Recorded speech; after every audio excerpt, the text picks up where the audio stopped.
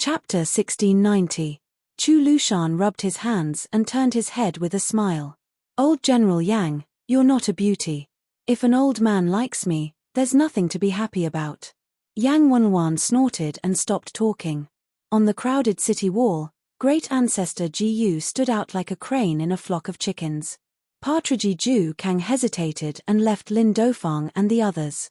He walked to great ancestor Ji alone, but there was still a distance between them. Great ancestor Ji showed no signs of speaking.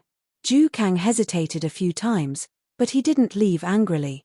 His tone was stiff as he said sarcastically, "Deputy Commander Ji, aren't you always tough? You clearly didn't want His Highness to lead the army south to the Central Plains. Why were you willing to be a mute last night?" Great ancestor Ji smiled and said, "Sir Ju, what reason do you want to hear? Do you want me to admit that I'm a fence-sitter?" Ju Kang was also straightforward. He nodded and said, "If you say so, I'll go down the city wall and find some wine to drink." Great ancestor Ji said calmly, "Then I'll have to disappoint Sir Ju. I didn't stop His Highness because I didn't say anything righteous, but I didn't have any dirty thoughts. I don't need to prove anything in Beiliang." Partridge tilted his head and picked his ears. He sneered and said, "This is what Deputy Commander Ji should say. Unfortunately, His Highness has already left the city." Great ancestor Ji said to himself, "Which old man hasn't been young? Who doesn't have one or two girls they like? I have one, but I missed her back then. That's why I've lived to this age. I don't know if it was because I wasn't suitable for her or because I was timid. Sir Ju, you're a famous husband and wife who help each other in difficult times. I don't think you understand." Ju Kang was silent for a long time. He exhaled heavily and said in a low voice, "We've been husband and wife for a long time. Naturally, we should treat each other with respect. In fact, when we were young, there was also a fire between us." Great ancestor Ji sighed and said, "At least they've been together. That's better than me."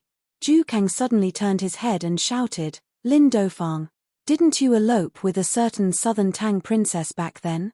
Our Commander Ji said that he actually loved that princess before. From Commander Gu's tone, the two of them had an unclear relationship in the early years. "Why don't the two of you talk about it?" Lin Dafang widened his eyes and said, "What? You with the surname Ji, you better explain yourself." Liu Yuanji was immediately amused.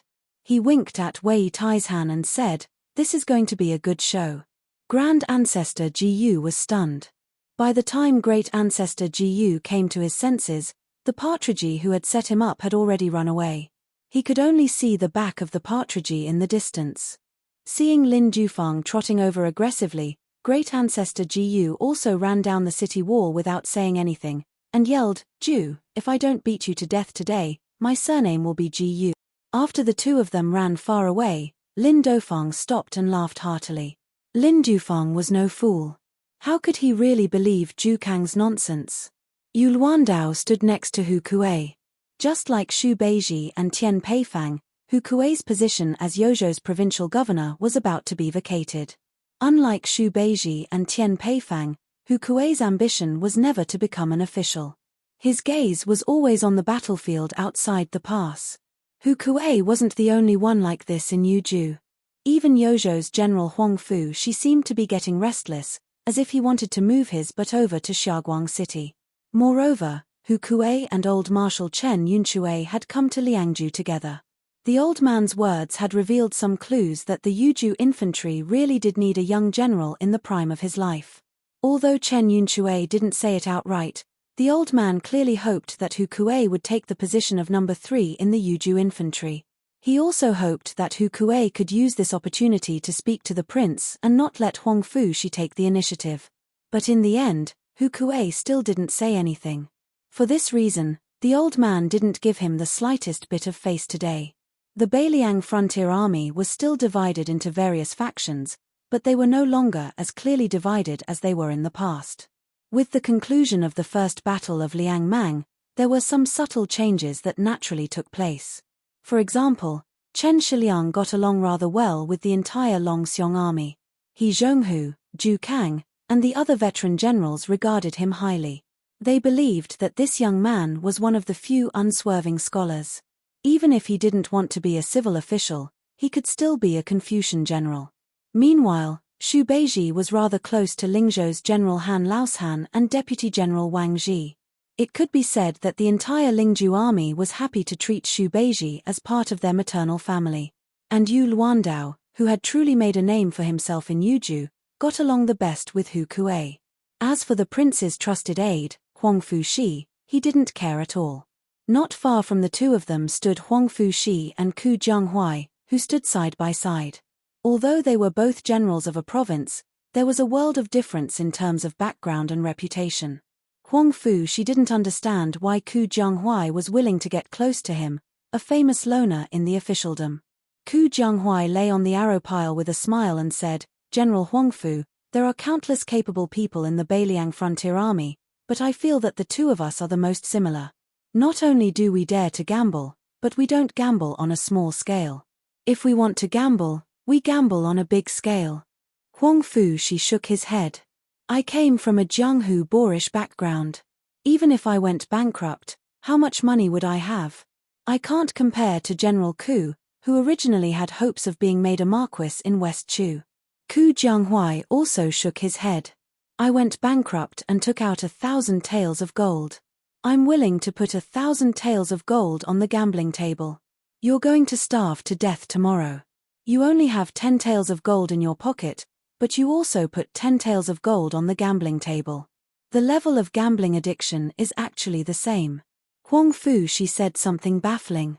"Perhaps there is no difference in the level of gambling addiction. I just don't know what Ku Jianghuai's gambling character is like." Chapter 1691. Ku Jianghuai turned his head to look at the Yuzhou general who had both praise and blame in Beiliang. He asked with a smile, "What, is the general worried for the prince that if I become a slave to 2 families today, I might go to Beimang tomorrow and become a slave to 3 families?" Huang Fuxi's expression was normal. "General Ku, I did not say that, nor do I dare say it." Ku Jianghuai dismissed it with a smile and asked, after hearing General Huang Fu's story, "I am very curious as to why you are so loyal to Hsu Fengnian. Can you tell me?" Huang Fuxi smiled insincerely. "General Ku, my words are not pleasant to the ears. Please don't take offense. The two of us are not that close.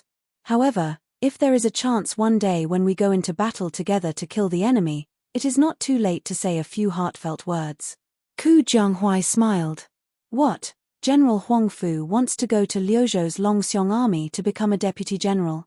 Without waiting for Huang Fuxi to reply, Ku Jianghuai had already asked and answered his own question. General of Yuzhou and deputy general of the Longxiong army are equal positions. However, in Beiliang, the cavalry of the Liangzhu border army looks down on the infantry of the Liangzhu border army looks down on the Yuzhou army, and the Yuzhou army looks down on the Lingzhou army, which does not even have a decent border. The Longxiong army is an elite force pulled out from the Liangzhu cavalry at the border, and the deputy general with real power in the Longxiong army. Of course, the Yuzhou general cannot be compared to the Yuzhou general who has his hands and feet tied. Then, I will congratulate General Huang Fu on your promotion. It seems that I will not have to wait too long to hear General Huang Fu's heartfelt words. Huang Fuxi secretly glanced at Hu Kuei, the corners of his mouth rising. General Ku is indeed sharper than others. Ku Jianghuai said with a smile, "I like hearing these words. It has been a long time since I have heard someone praise me to my face." Huang Fuxi nodded. "Let me say this first. When I go to Liuzhou to take up my duties, perhaps it will be difficult for General Ku not to hear it." Ku Jianghuai laughed and said, "Bring it on." Suddenly, Ku Jianghuai, who was chatting happily with Ku Jianghuai, heard someone call out to him. It was Yu Luandao, whom he regarded as his mortal enemy. Compared to the lukewarm attitude Ku Jianghuai had toward Xie Shibian back in Guangling Road, Yu Luandao, who was also a descendant of a powerful family and had made a name for himself at a young age, disliked Yu Luandao very much. Presumably, Yu Luandao had the same attitude toward him. Two tigers could not live on the same mountain, which should be referring to Ku Jianghuai and Yu Luandao. However, the two of them would only fight in secret and never openly. Hearing Yu Luandao's shout, Ku Jianghuai smiled and turned his head to ask, General Yu, what can I do for you? The one who spoke was not Yu Luandao, but Hu Kuei. The latter walked a few steps closer and asked softly, Ku Jianghuai, regarding the 3 plans of West Chu going up north, down south, and west, I have thought about it for a long time, but I dare not make any rash assertions. After all, I am not a citizen of West Chu and have been away from the Central Plains for more than a decade. I am far from General Ku's grasp of West Chu's situation. Ku Jianghuai did not hesitate in the slightest. He said straightforwardly, if I am in charge of West Chu, naturally I will go up north and fight to the death with Lu Shengxiang. To say something off-topic, I have always guessed that Cao Changqing and the 2 Liao's Jiyu Jiantang, and even Beimang's Wang Sui have reached some kind of consensus. If Xie Shi is in Cao Changqing's position, I reckon he will cross the Guangling River to the south, do his best to defeat the southern border army, which has already been betrayed by Wu Zhongshuan, and then try to conquer the area along the river. If he cannot even defend the Guangling River, then he will retreat again and again, retreating into the miasma-filled Shiwen mountain range. When Beimang and Li Yang are beaten half to death, then he will find an opportunity to run out. Today he will pick up sesame seeds, tomorrow he will nibble on watermelon rind, and this kind of pitiful accumulation of little drops into an ocean. But in the end, whether he can succeed or not, he can no longer rely on himself, he can only rely on his own life. As for what Cao Changqing himself thinks, I can't figure it out, and I don't feel like thinking about it. In any case, I have always felt that this great officer has already gone crazy. Hu Kuei was the kind of warrior who was born for the battlefield. Being provoked by Ku Jianghuai, he unconsciously began to point and gesticulate on the battlements. West Chu has now been surrounded like dumplings. To the east is Song Li, the turtle dove occupying the magpie's nest. To the south is Yang Kai's King Zhao Bing, who has just personally set out, as well as Nailan Yusi, who is standing behind this old vassal king. To the west is the southern expedition Great General Wu Zhongshuan's 100,000 elite troops who broke away from the southern border under his command. They must not be underestimated. Moreover, now that he is the Minister of War in Liyang, the army provisions have been greatly tilted. Together with the King of Jing and Zhao Zun, the military administrator Wen Taiyi, and the Jidushi Ma Zhongxian, it is as if they have become Wu Zhongshuan's Ministry of Revenue officials on the Western Front. As for the Northern Front, Lu Shengxiang has begun to behave like the earliest spring and autumn war, fighting without following the rules. Plus, there is Chen Zhibao and those 10,000 Western Shu infantrymen who appear and disappear unpredictably. Therefore, West Chu's Northern Front is suffering the most. General Ku, according to your opinion, if we head north, how should we fight? Should we first look for Chen Zhibao's infantry or Lu Shengxiang's cavalry? If we use Xie Shi's troops heading south, wouldn't we be playing right into the hands of the Liang imperial court? After speaking for a long time, when Hu Kuei raised his head, he saw a young face rolling his eyes. Very quickly, he laughed self-deprecatingly. Hu Kuei no longer wanted to be treated coldly.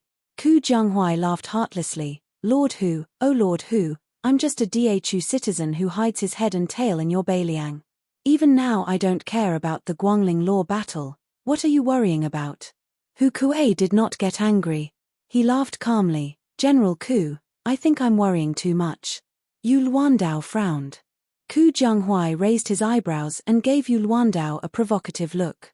In Beiliang, among the civil officials, there were Song Dongming and Bai Yu, as well as Xu Beiji and Chen Shiliang. It seemed that among the military generals, there was another pair of enemies, Ku Jianghuai and Yu Luandao. It was the beginning of spring in the 3rd year of Shangfu. Perhaps after the sounds of firecrackers in various parts of the Central Plains, there was still time to clean up the House of Red. 10,000 great snow dragon cavalry came down to Jiangnan. Other than the 800 Phoenix battalions, there was also the 100 cavalry and 100 swords of the Wu family. There was Yuan Zuozong, Yu Luandao, Hong Yu, and Hong Shuwen. There was the king of Beiliang. Hsu Fengnian. Chapter 1692.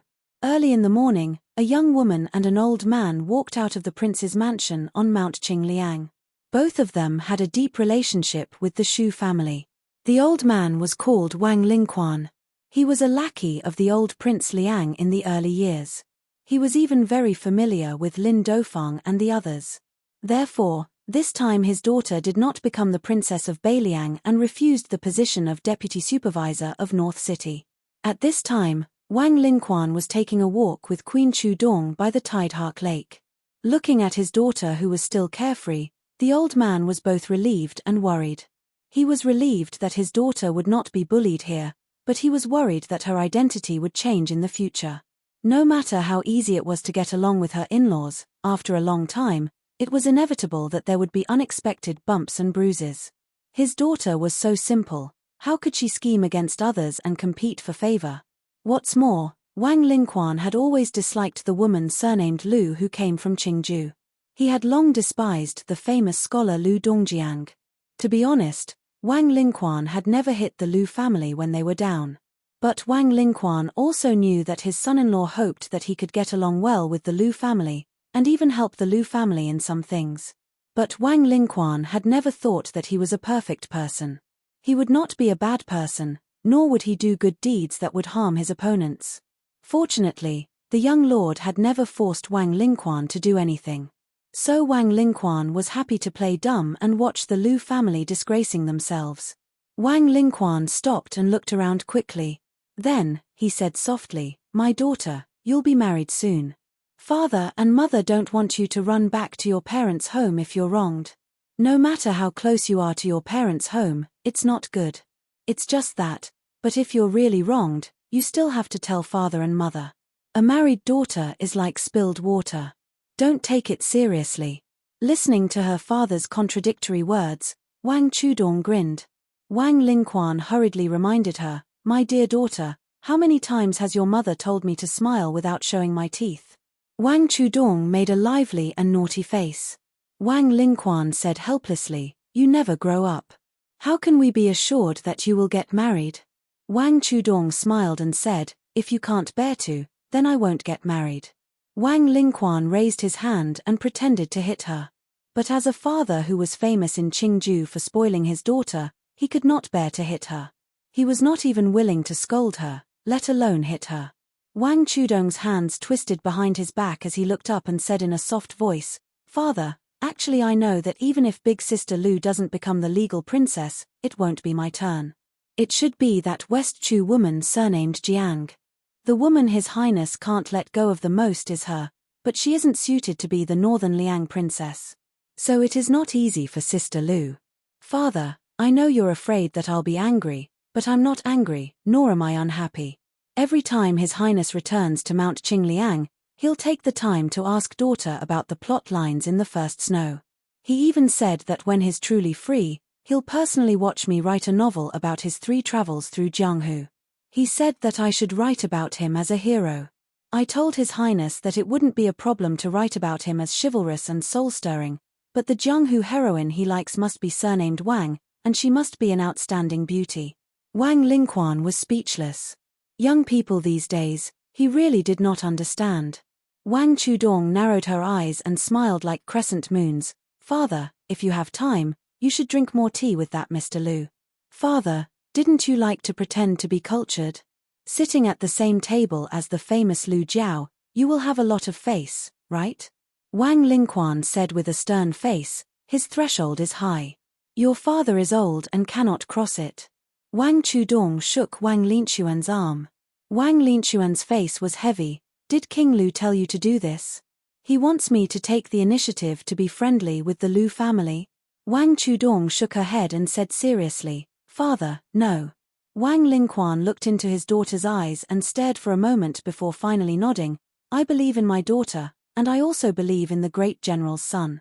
Wang Chudong wrinkled her nose and said, "Wrong, wrong. Believing in our Beiliang's king also means believing in your son-in-law." Wang Lingquan did not know whether to laugh or cry. He said helplessly, "Father will listen to you." Wang Chudong suddenly said carefully, "Father, can we really treat the Lu family as relatives in the future? The kind that is neither close nor far, the kind that is just icing on the cake?" Wang Lingquan sighed and rubbed his daughter's head. "I know, I'll take care of it. I'm afraid that Lu Jiao won't appreciate my good intentions and might even misunderstand that I have ulterior motives. Forget it, forget it. Father also knows that being on good terms with the Lu family, in the end, is for my daughter to be here. It is better to be friends here. It's just that in the past, I always felt that there was something stuck in my heart. Father is too narrow-minded. Wang Chudong lowered her head. Father, it is your daughter who has wronged you. Wang Lingquan smiled happily. Silly daughter. Unless it is a girl who is not sensible at all, there is no daughter in the world who can let father be wronged. Who says that daughters will always side with outsiders when they grow up? Our family is not like that. Father is very happy, really. Wang Chudong smiled brightly. Wang Lingquan said in a low voice, Daughter, your mother is right. Between women, if there is no competition, there is a big competition. Wang Chudong smiled like a little fox who had just cultivated in the deep mountains and forests. Father, what did you say? I didn't hear you. Wang Lingquan laughed and did not say anything else. The Lu mansion was decorated with lanterns and colored banners. It was reasonable, but definitely unexpected, to welcome a rare guest. Lu Chengyang was the future Beiliang's princess consort with a simple carriage and simple entourage. The servants of the Lu mansion, who did not share the surname of the Lu family, kept this woman's indifferent relationship with the Beiliang's officialdom a secret. Even the arrogant Lu family members no longer regarded this cruel and merciless woman as part of their family. They were all afraid and resentful, and their feelings were complicated. In the first year of the auspicious talisman, the Lu family was still well off in Beiliang.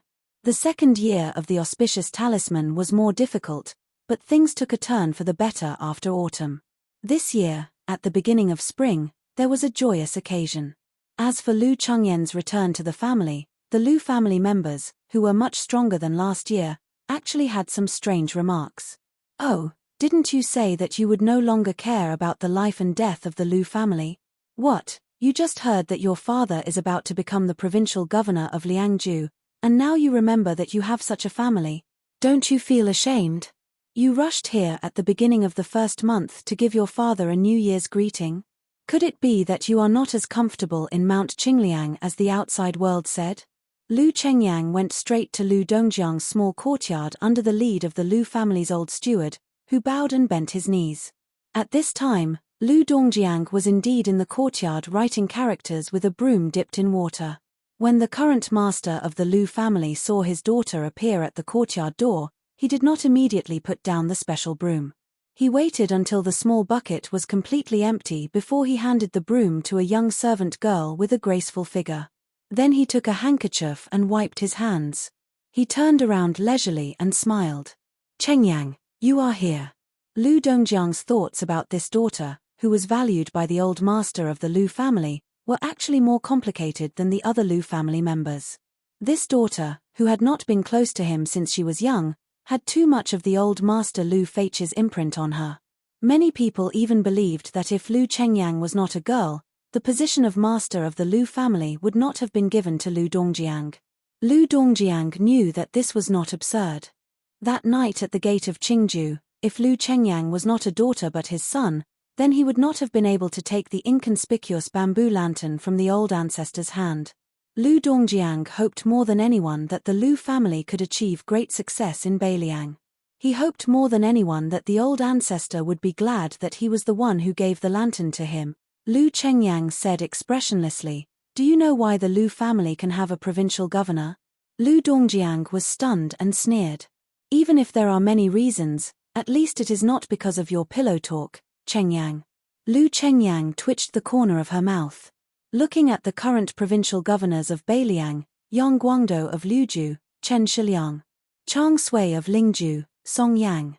As for Yuzhu, the position of provincial governor has been vacant for 2 years. There is only provincial governor Hu Kuei. Lu Dongjiang answered with confidence and smiled. Now Liangju, which is 1 level higher than the other 3 provinces, has also been vacant for a long time. The provincial governor of Liangju, Tian Peifang, and the deputy administrator, Song Dongming, have a good relationship with your father. Although there is no drinking and drinking, the friendship between gentlemen is as clear as water. Chapter 1693. Lu Chengyang stared at the man she hadn't called Dad for a long time. Her eyes were dark and gloomy, and there was deep sorrow in them. She asked, "Does the Lu family know that the Shu family, which has retreated time and time again, will start to reason with the Lu family instead of being sentimental after having a secondary grade 2 governor of Liangju? Do you know that your actions are equivalent to monopolizing the fate of 2 generations of the Lu family?" Lu Dongjiang said angrily, "Lu Chengyang, don't forget that I'm your father." Lu Chengyang smiled bitterly and said, "Lu Dongjiang, if I really forgot, why would I come here? Don't you realize that the reason why I didn't hesitate to break off relations with the Lu family and act like we won't interact with each other for the rest of our lives is to make him feel guilty towards the Lu family? Do you think he doesn't know about my selfishness? It's not that he doesn't know, but that he pretends not to know. Do you really think that Tian Peifang, that old fox, and Song Dongming, that great talent who could support the government of a country, would treat you as someone who would help the people just because you are good at handwriting in Lu Dongjiang? Are you stupid or are they stupid? Is there no one in the Lu family who isn't blind?" It was unknown whether it was anger, fear, or regret. Lu Dongjiang stretched out a trembling finger and pointed at the woman who was becoming more and more unfamiliar. "Lu Chengyang, you bastard. Get out of the Lu family." Lu Chengyang actually laughed. "Don't worry, I'll get out. But before that, I want to take away the ancestor's portrait from the ancestral hall. I'm afraid that he won't be able to rest in peace if he looks at this family every day." Lu Dongjiang glared at her. "You dare?" Lu Chengyang narrowed her eyes and said coldly, "Lu Dongjiang, from the moment I decided to come here today, I no longer consider myself a member of the Lu family. I'm just a daughter-in-law of the Shu family. So if you still want to be the Liangju provincial governor, shut up." Lu Chengyang repeated, "Shut up, do you hear me?" Lu Dongjiang's face was ashen, but for some reason, he could not utter a single vicious word. In the small courtyard, not far from the father and daughter, the beautiful servant girl that Lu Dongjiang had just taken in from Yanji County was already scared half to death. She wished she could close her eyes and cover her ears as she squatted on the ground. On this day, Lu Chengyang calmly leaves the Lu family with a scroll in her hand. No one sees her off. When Lu Chengyang sat in the carriage, she held the portrait of her ancestor tightly, lowered her head, and bit her arm to prevent herself from crying out loud. She did not want the coachman, who was the chief steward of the prince's mansion, Song Yu, to hear it. Suddenly, not only did the carriage not immediately head for Mount Qingliang, it seemed to have met Lu Chengyang by chance before she left the house. It also seemed like a steward who had suddenly decided to act as the future Wang Fei's coachman. He lightly knocked on the curtain. Lu Chengyang suppressed her sobs and asked softly, "Steward Song, what's wrong?" Through the curtain of the carriage, Song Yu said, "Before His Highness left, he told me to give Princess a small brocade pouch when Princess returned to her parents' home and then to Mount Qingliang." A corner of the curtain of the carriage was gently lifted. Song Yu handed over an exquisite brocade pouch that he had carefully kept. Lu Chengyang opened the brocade pouch in confusion. There was only one piece of paper inside with one sentence written on it. Lu Chengyang burst into tears. This lucky woman who was said to be a match made in heaven with the young king, this foolish woman who had once secretly lit the life-exchanging lantern and used her life to exchange for his life, this strong woman who had single-handedly shouldered the fate of the family after the death of her ancestor, this crazy woman who could make her father shut up, for the first time in her life, cried without restraint. On that piece of paper, the handwriting was familiar and meticulous. It said, "Don't cry, we are family in this life." On this day, the civil and military officials of Great Peace City, who had just finished celebrating the New Year, were all frowning on their way to the first morning court of the New Year. Even the Duke of Yang, Gao Shiji, and the Marquis of Huayang, Song Downing, looked serious after getting off the carriage. In reality, the two of them had already entered the palace last night to see the emperor. Not only them, but the prominent officials of the 3 provinces and 6 ministries had also gathered. Although the young emperor appeared calm and only said that 10,000 cavalrymen from northern Liang had charged into Hezhou under the banner of Jingnan and Guangling, his tone was light and casual. However, the emperor was suppressing his anger. Everyone present could clearly see it.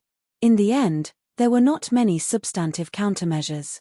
Among them, the Assistant Minister of Rights, Jin Lanting, suggested that the Assistant Minister of War, Xu Gong, withdraw from the Lianglia border and lead the elite troops of the capital to Guangling Path to reinforce the south conquering commander Lu Shengxiang.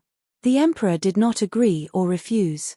The assistant minister of war, Tang Taihuang, suggested that the court order the Jeju general, Yuan Tingshan, to go down south to Guangling and advance together with the troops of assistant minister Xu Gong.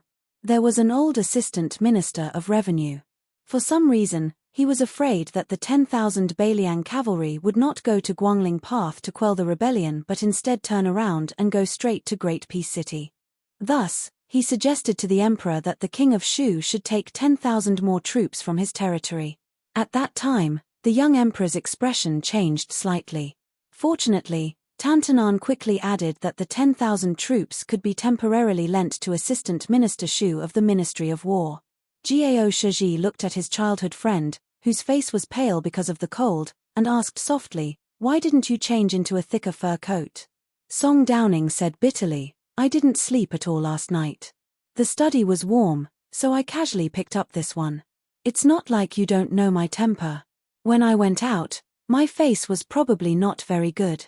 How would the servants of the manor dare to come near me and ask for trouble?" Without another word, Gao Shiji took off the fur coat on his body and switched it with Song Downing. Like a servant of the Marquis of Huayang, he personally helped the Marquis in front of him change. Song Downing said softly, "Old Gao, if there is a day when Great Peace City can see the smoke of war and we have to go to the top of the city wall to shoot the enemy, will you die first or will I die first?" Gao Shiji spat a few times and said angrily, "It's the new year, can you not say such unlucky things?" Song Downing laughed and said, "Just take it as a child's words carry no harm, a child's words carry no harm, haha." Gao Shiji lowered his voice and said, "I can't guarantee anything else, but even if Liao Jiu Gentang rebelled, Beiliang Hsu Fengnian would not attack Great Peace City." Song Downing asked curiously, "Is it really as the rumors say, that Hsu Fengnian really went to save a girl from West Chu? I originally didn't believe it and just thought it was a joke." Gao Shiji bared his teeth and said, "That guy, what can't he do? Can a normal person take on Ng Tai and Cao Changqing? Can a normal person kill their way in and out of the Imperial Astronomer?" Song Downing stopped and asked in a low voice, "Is the girl's identity as the rumors say, the Empress of West Chu?" Gao Shiji shook his head and said, "That's hard to say. Only the heavens know if it's true or false." Song Downing asked, "Gao Shiji, do you know when the news of the Beiliang Shu family hiding the fallen princess of Da Chu spread in Great Peace City?" Gao Shiji had a headache and said, "In fact, this kind of rumor has been around for a long time. It's just that it didn't spread widely at that time, so it didn't cause any big waves. But last winter, it suddenly started to stir in the city and got out of hand. Your Marquis Fu has strict rules, so you don't have to listen. You don't want to hear this kind of unpresentable rumor." Song Downing sank into deep thought. Gao Shiji smiled and said, "What is there to think about? In my view, it's definitely that Jin Lanting who doesn't grow his beard that is stirring up trouble. Gao Tingshu and Wu Tsongxian are running errands and cannot escape. I'm puzzled, why does this Beiliang person hate Beiliang more than us, the people of Jingdo?" Song Downing sighed softly and said, "The people of the countryside have to fight for water with the same village, the colleagues in the officialdom have to fight for the same chair. It's all the same. In any case, when some scholars are unreasonable, you can't say anything." Gao Shiji was puzzled and said, "Aren't you a scholar?" Song Downing glared and said, "It's the new year, why are you scolding people?" Gao Shiji was instantly speechless. Mother ****Ker, the people beside us are the best scholars in Liyang. Even if you are the Marquis of Huayang, if these words get out, let's see if you won't be drowned in spit." Gao Shiji and Song Downing walked side by side. "Downing, do you think that the boy of the Shu family will really rebel?" Song Downing smiled and asked, "Scared?" Gao Shiji muttered, "The Beiliang cavalry in the west, the Beimang barbarians in the north, and the West Chu Cao Changqing in the south. If it's really like this, aren't you scared?" Song Downing said playfully, "Who was it that just said that the Beiliang definitely won't come to Great Peace City for free?" Gao Shiji said with a bitter face, "The affairs of the world are hard to predict. If the young man surnamed Shu really is that kind of infatuated person who doesn't want the country and wants the beauty, then it's over. Song Downing's face was not much better. Tell me the truth, what are you scared of? Jiao Shuji's face turned red, and he said in a low voice, what's there to be scared of about the Beimang and West Chu? I'm scared that the Beiliang won't defend the country. Jiao Shuji originally thought that after saying this, he would be laughed at by his good brothers. He did not think that the Marquis of Huayang would say softly, I'm also scared of the Beiliang cavalry. Do you think that in today's imperial court, who really isn't scared? Chapter 1694. In today's court assembly, Jin Lanting, who had kept a low profile at the end of the second year of Shangfu, suddenly became the loudest official in the court. Even Tang Taizhuang from the Ministry of War lost his limelight. Under Jin Lanting's suggestion, the court passed a series of policies without a small court assembly. Among them, Assistant Minister Xu Gong of the Ministry of War, who had helped the emperor patrol the two borderlands of Liaodong and made great military achievements last year in assisting Jiyu Jiantang, was finally able to withdraw from the cold palace of Liaodong. Not only did he successfully return from outside the Great Pass, he also led 20,000 elite troops from the capital to the south to reinforce Lushengxiang.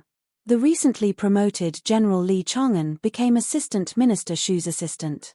Young officials from the Ministry of War, such as Jiao Ting, Xu Kong, Zhenrong, followed the two officials out of the capital to gain experience and finally had a chance to make a name for themselves. Jiju General Yuan Tingshan led 10,000 troops each to leave the border and enter the Central Plains through the Great Pass, advancing side by side with Xu Gong's army. Then there was the imperial edict to Western Shu, ordering the king of Shu, Chen Zhibao, to transfer 10,000 elite troops from the Shu lands to participate in suppressing the rebellion in Guangling. These troops would be jointly commanded by Xu Gong and Chen Zhibao. Compared to Jin Lanting's loyalty to the country and his ability to solve problems for the court, the Imperial College's Yarrow Beifeng's suggestion at the end of the court assembly immediately made the already heavy atmosphere in the court even more silent. This great scholar of Confucianism, who came from the northwest, suggested that the matter of the transport should be related to the transport. Jingan magistrate Wen Taiyi had just arrived in the region, and the government affairs were already heavy. It should be handed over to the transport officials to handle the specific matters. Wen Taiyi only needed to grasp the overall situation. If it was in the past, there would be countless civil officials and generals who would jump out to refute the left chancellor even if the emperor didn't say anything. However, today, the young emperor was sitting on the dragon throne high above without saying a word. His line of sight wandered around. However, as far as he could see, there were only officials who lowered their heads in silence. There wasn't a single official who stood out and spoke heroic words. In the end, the young emperor approached from afar. He slowly retracted his gaze and rested it on a group of officials from the 6 ministries. In the end, someone finally stood out. It was Chen Wang of Menxia province. Chen Wang did not completely overturn Yarrow Beifeng's suggestion. Instead, he proposed a compromise. First, the Ministry of Personnel would strictly examine the resumes of the main officials of the transport. Once the court had finalized the candidates, the administrator Wen Taiyi would let go of the burden. For the time being, Wen Taiyi would still be fully in charge of the transport of Guangling. After the court session ended, the emperor had no intention of holding a small court session. Thus, all the officials left the hall and went straight to the various yamen. Jin Lanting, who had become a laughingstock in the officialdom at the end of last year, could finally hold his head high today. Needless to say, some of the officials who had forgotten to pay a New Year's visit because of too many trivial matters would flock over and line up outside the assistant minister's residence. Of course, the list of gifts would be the same. Yarrow Beifeng didn't have any officials around him today. The old man didn't mind and didn't rush down the stairs. He stared blankly at the imperial road in his field of vision, which seemed to be bound behind the door. A young voice sounded beside the old man, "Left Chancellor, your stove is cold.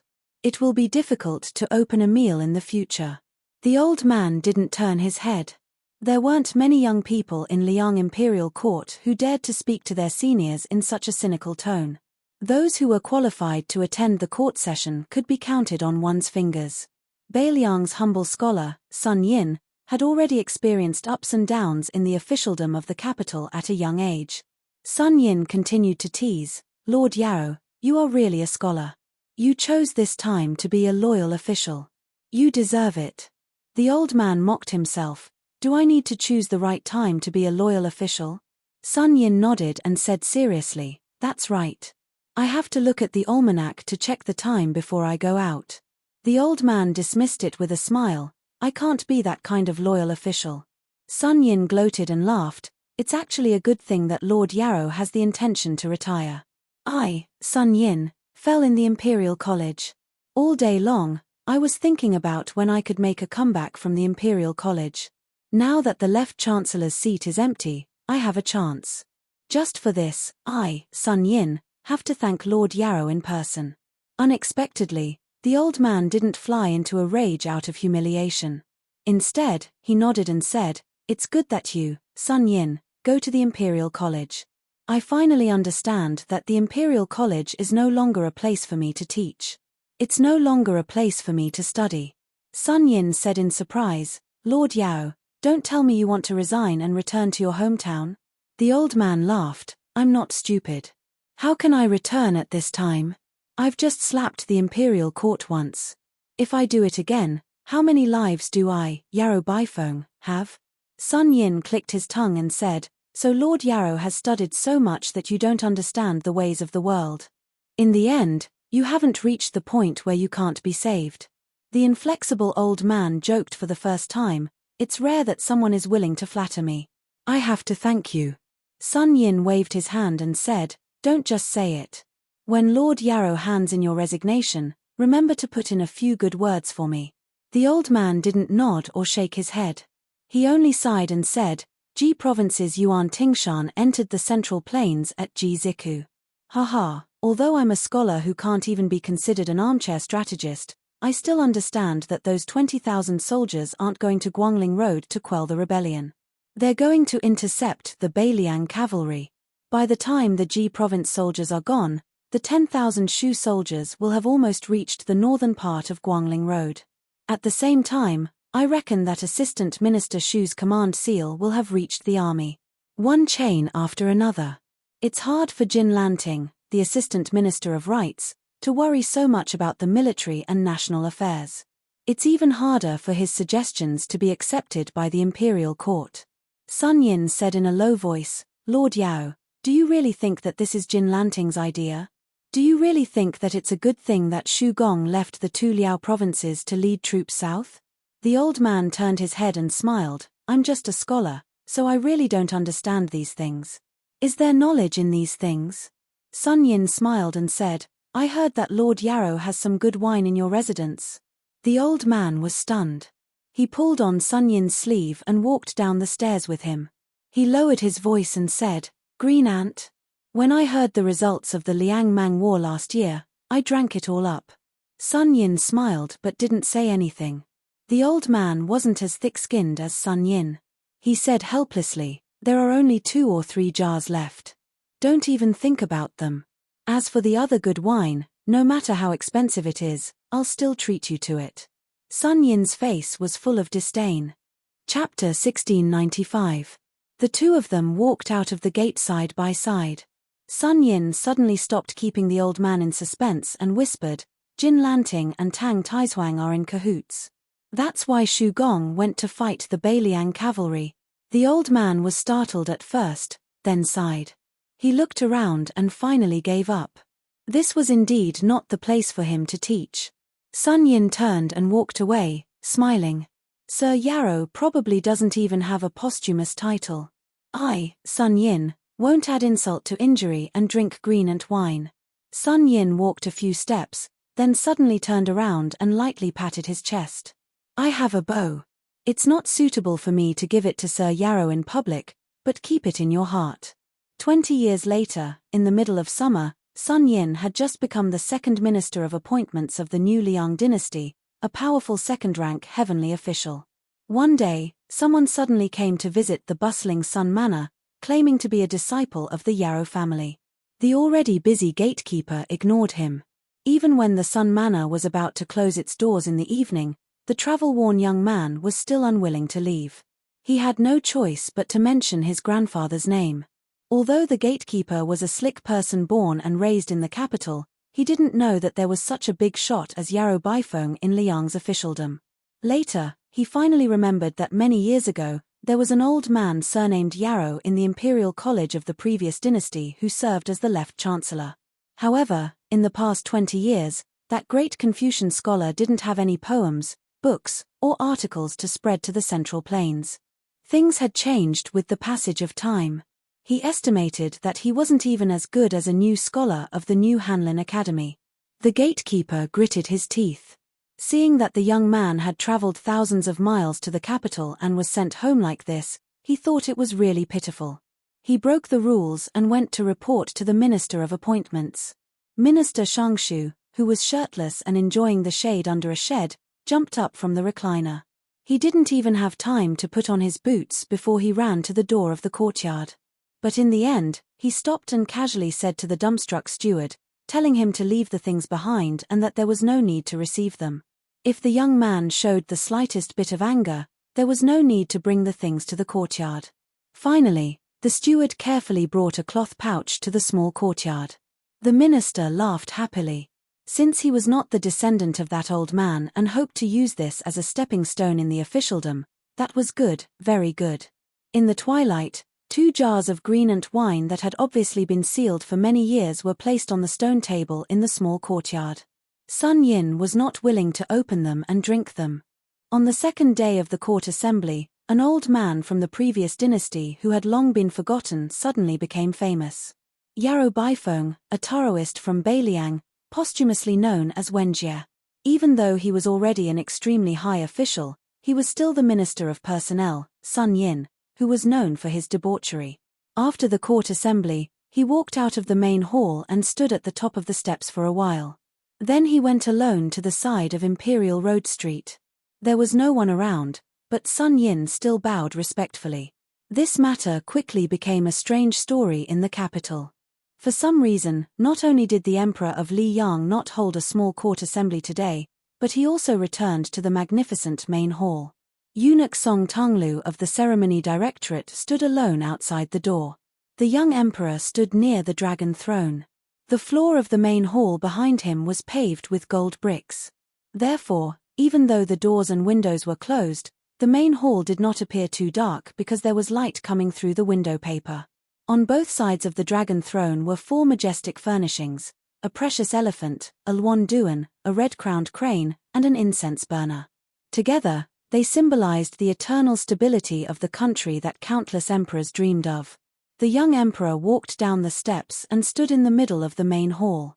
The so-called gold bricks under his feet were actually not made of gold. They were the tribute bricks from the Guangling Manufacturing Bureau, which had the reputation of silent steps, like jade chimes. Zhao Zhuan looked up and saw that the pillars of the main hall were made of nanjiao wood cut from the deep mountains of Nanjiao. In the early years, the imperial censor of Liyang complained that 1,000 people enter the mountains, but half leave the mountains. Later, in the hands of the late emperor, the pillars of the emperor of Liyang's palace were all replaced with the easier-to-cut liadong pine wood. Zhao Zhuan walked to the front of a pillar and reached out to touch the glorious pillar with the pattern of a golden cloud dragon painted with powder.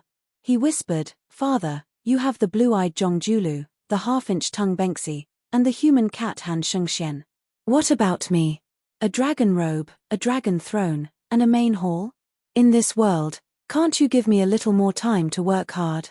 10 years, no, just 5 years. I can make Beiliang, Nanjiang, and Beimang disappear. I can make those traitors have no place to stand and let the people of Liyang enjoy peace forever. Father, I don't trust anyone now. Qi Yanglong, Huan Wen, and Jiyu Jiantang, Lu Shengxiang, are the young people you deliberately suppressed and left for me to promote. Song Li, Sun Yin, and the others, I don't trust any of them.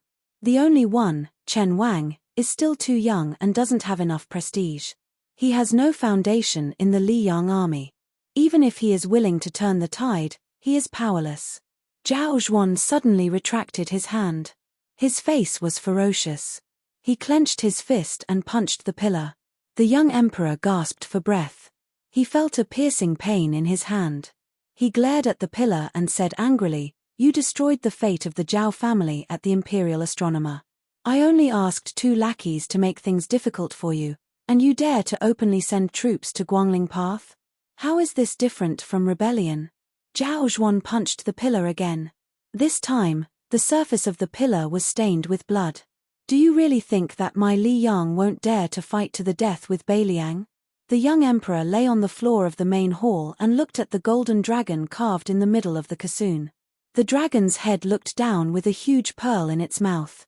Looking at the huge luminous pearl, the young emperor couldn't help but think of his sister, Princess Sui Zhu, Zhao Fengya. Princess Sui Zhu of the Zhao family of Li Yang was dead, but Zhao Fengya was still alive. This was probably the only thing that the young man of the Shu family of Beiliang had done that Zhao Zhuan didn't hate so much. The exhausted young emperor closed his eyes and thought of the stupid parrot raised by the empress. It turned out that the so-called sovereign of the 9 and 5 was also a bird in a cage. Chapter 1696. East Sea Martial Emperor City. Ever since the young man with the surname Jiang stopped training his physique, this place had lost its backbone. It quickly turned from the holy land of the pugilistic world that everyone yearned for into an ordinary city. There was no white-robed old man Wang Xianji, who looked down on the world with disdain. There was no Cao Zhongqing who sat alone on a tall building to watch the battle. There was no Deng Tai'er who rode on a donkey and carried a peach branch. There was no Suatia Valley with a sword hanging over the city wall. There was no groom Lin Ya and the others. There was also no Duke of Northern Liang who carried a bowl and walked up to the city wall. Although there had yet to be an official army stationed in Martial Emperor City, the people in the city knew that it was only a matter of time.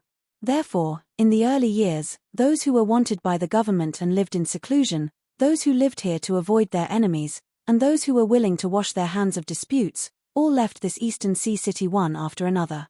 A slender figure suddenly appeared at the top of the city wall where the tide was breaking. Not far away, the tide surged like an army of thousands of men and horses.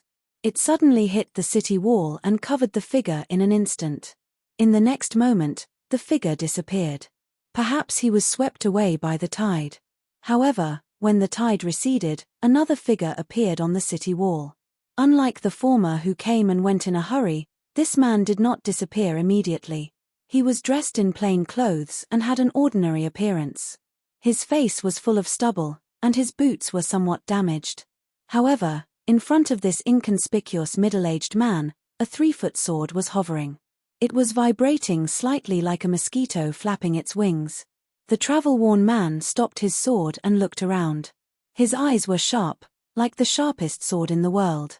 One flying sword for 100 miles, from the imperial astronomer of Great Peace City to the snow mountains of Liaodong, then from Liaodong to Liaodong, then from Liaodong to Liaodong, then from Liaodong back to the capital, all the way south until here.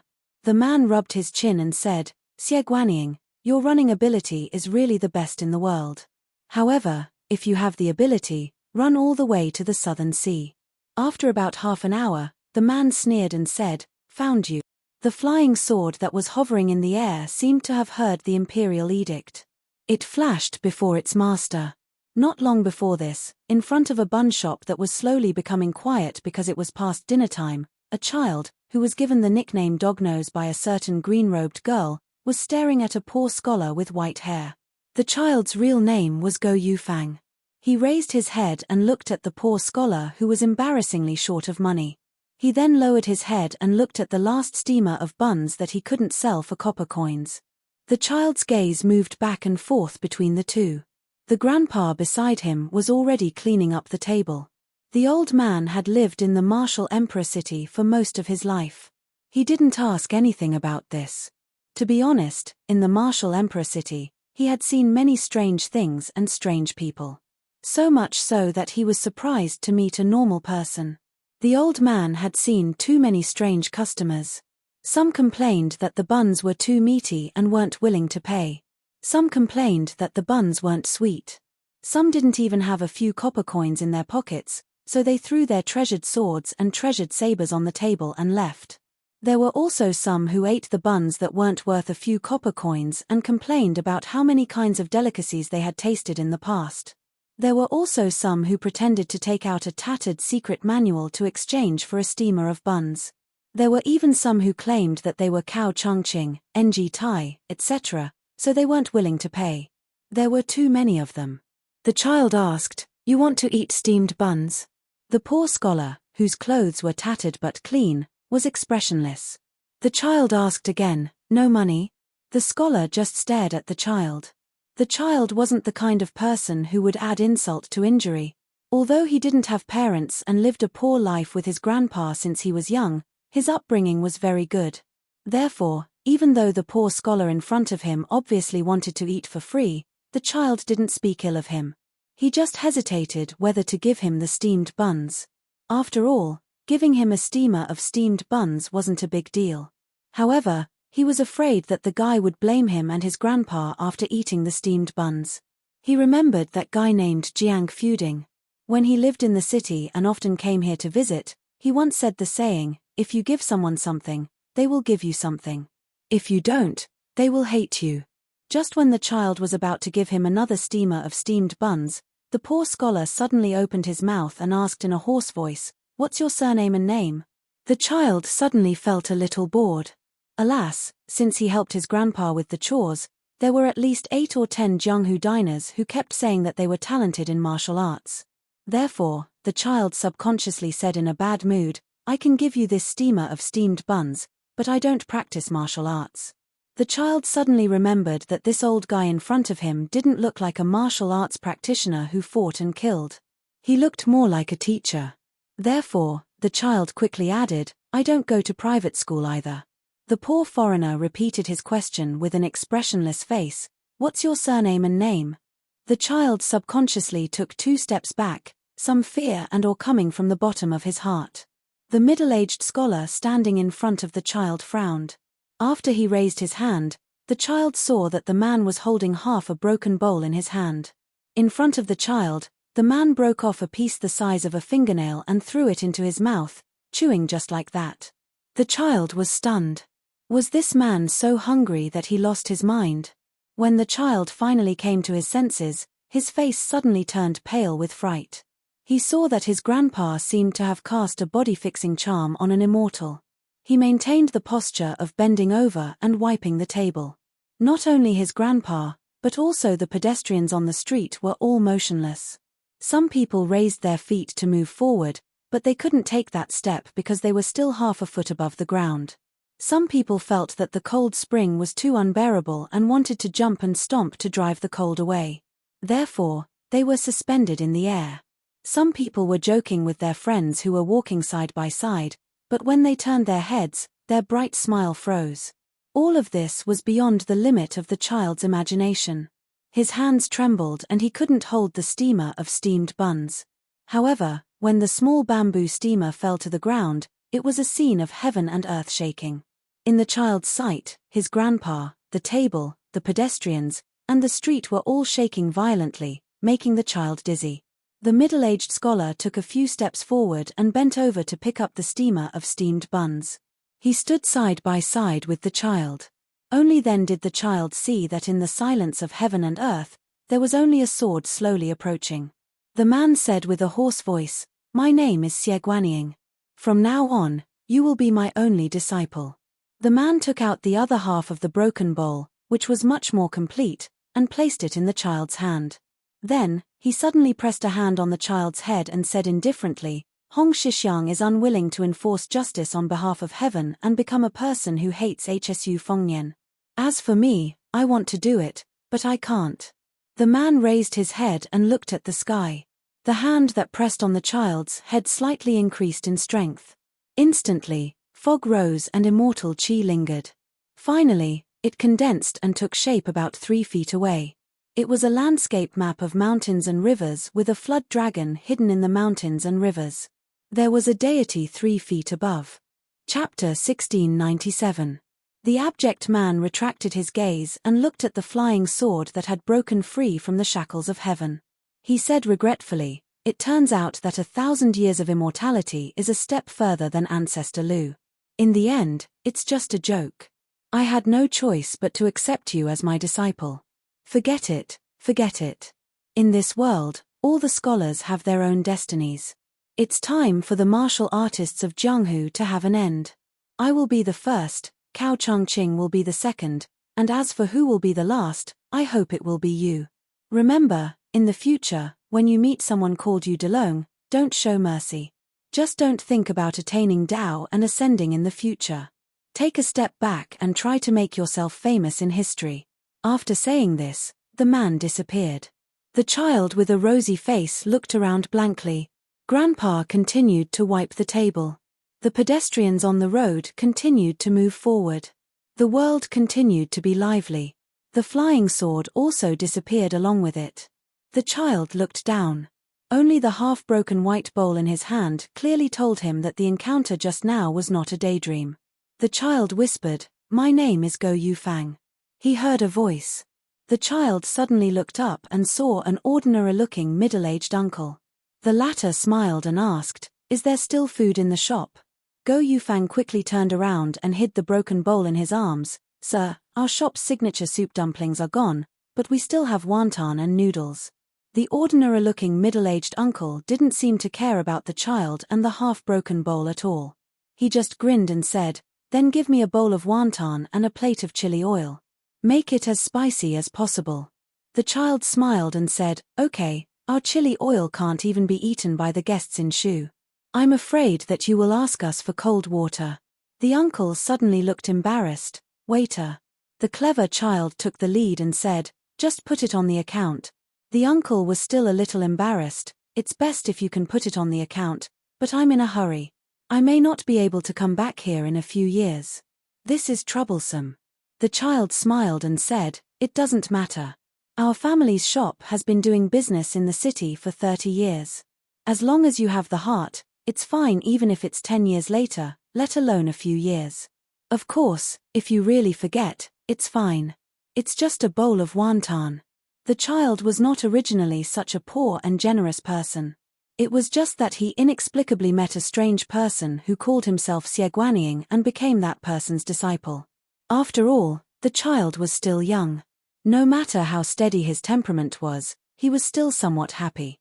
The uncle glanced at the child and suddenly reached out to pinch the child's shoulder and arm a few times.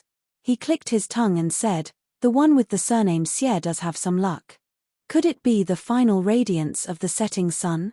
You can pick up scraps like this. Otherwise, even I, Ng Tai, would be offended." The uncle squinted his eyes and chuckled, "Little brother, I see that you have a good constitution." The corner of the child's mouth twitched as he said helplessly, "Sir, I really don't practice martial arts. Please don't take me in as a disciple. It's just a bowl of wontons." "Grandpa, this guest wants a bowl of wontons." The grandpa on the other side responded and went to get busy. The uncle waved his hand and said, "Don't worry, I already have a disciple. That kid likes to get jealous. If he knew, he would roll his eyes at me. However, I don't have the habit of eating for free. The one with the surname Xie used half a bowl to exchange for your basket of buns. Then I, Ng Tai, will use a box of new swords to exchange for your bowl of wontons." After saying this, the uncle took out a small wooden box without any explanation. It was made of ordinary white wood. At first glance, it was obvious that it was not a precious item. Whether the items inside were valuable or not was even more obvious. The middle-aged man's face was clearly a little embarrassed. The sword box that he gave to His Royal Highness was a top-quality red sandalwood that he stole from the Wu family's sword tomb. When he wandered the Jianghu, where would he go to make money? However, the sword box was very different. The pocket-sized flying swords hidden in the box definitely did not drop in value. Ng Tai threw the wooden box to the child and said, "Little brother, your strength is actually enough. When you have time, play with the items in the small box more often. I'm sure you'll be able to figure out the knack of it very quickly." The flying swords were very sharp. Moreover, if Ng Tai used a little trick, they would be able to open the box and move. They would definitely drink blood and recognize him as their master. Ordinary martial artists did not have the unique strength that the child had. Even if their entire body was covered in blood, they would still not be able to command the sword. Ng Tai was not in a hurry to kill Xie Guanying. Instead, he leisurely sat at the table and waited for the bowl of wontons. When the bowl of wontons was brought over, the child gathered his courage and carefully asked, "Senior, I just thought about it. I think you're actually the peach blossom sword god, right?" Ng Tai was not surprised at all. He nodded and said, "The one with the surname Xie caused such a big commotion. I'm sure you saw the flying sword that entered the city. That's why you asked, right?" The child scratched his head and said, "Didn't Senior Sword God say his name just now?" Ng Tai was speechless. He lowered his head and ate the wontons. As he ate, he was even more unwilling to raise his head. He had accidentally poured all the chili oil into the wontons. Now, he was sweating profusely and could not take it anymore. However, it was too difficult for the Peach Blossom Sword God to ask Ng Tai to use his chi to hide his embarrassment. To put it bluntly, it was not in line with his original intention and sword intent. To put it bluntly, it was because Ng Tai did not have the demeanor of an expert. Ng Tai finally finished eating the big bowl of wontons with great difficulty. Only then did he feel relieved. He raised his head and said seriously, "Little brother, if you pick up and practice the sword in the future and decide to walk down the path of the sword, then you have to remember that the sword is not a saber. Even if you have already left the battlefield and given up your position to the saber, and even in the future, when you are in the imperial court and officials like to wear sabers as decorations, regardless of the changes in the world, the sword is still the sword. The sword has two edges. Therefore, when you use the sword against your enemies, other than killing with one edge, you can also use the other for self-reflection." At this point, Ng Tai's expression changed slightly. "Let's not talk about this anymore. I have something to do. If fate wills it, we'll meet again in the future. Also, you juniors do not have to take the grudges of the elders seriously. Live as you should. In the Jianghu, no matter how other martial artists live, we, who use the sword, cannot have too much hostility. Otherwise, even if your cultivation is divine, you will not be considered a true immortal." Ng Tai stood up and turned around. He quickly exhaled. This spicy oil was truly formidable.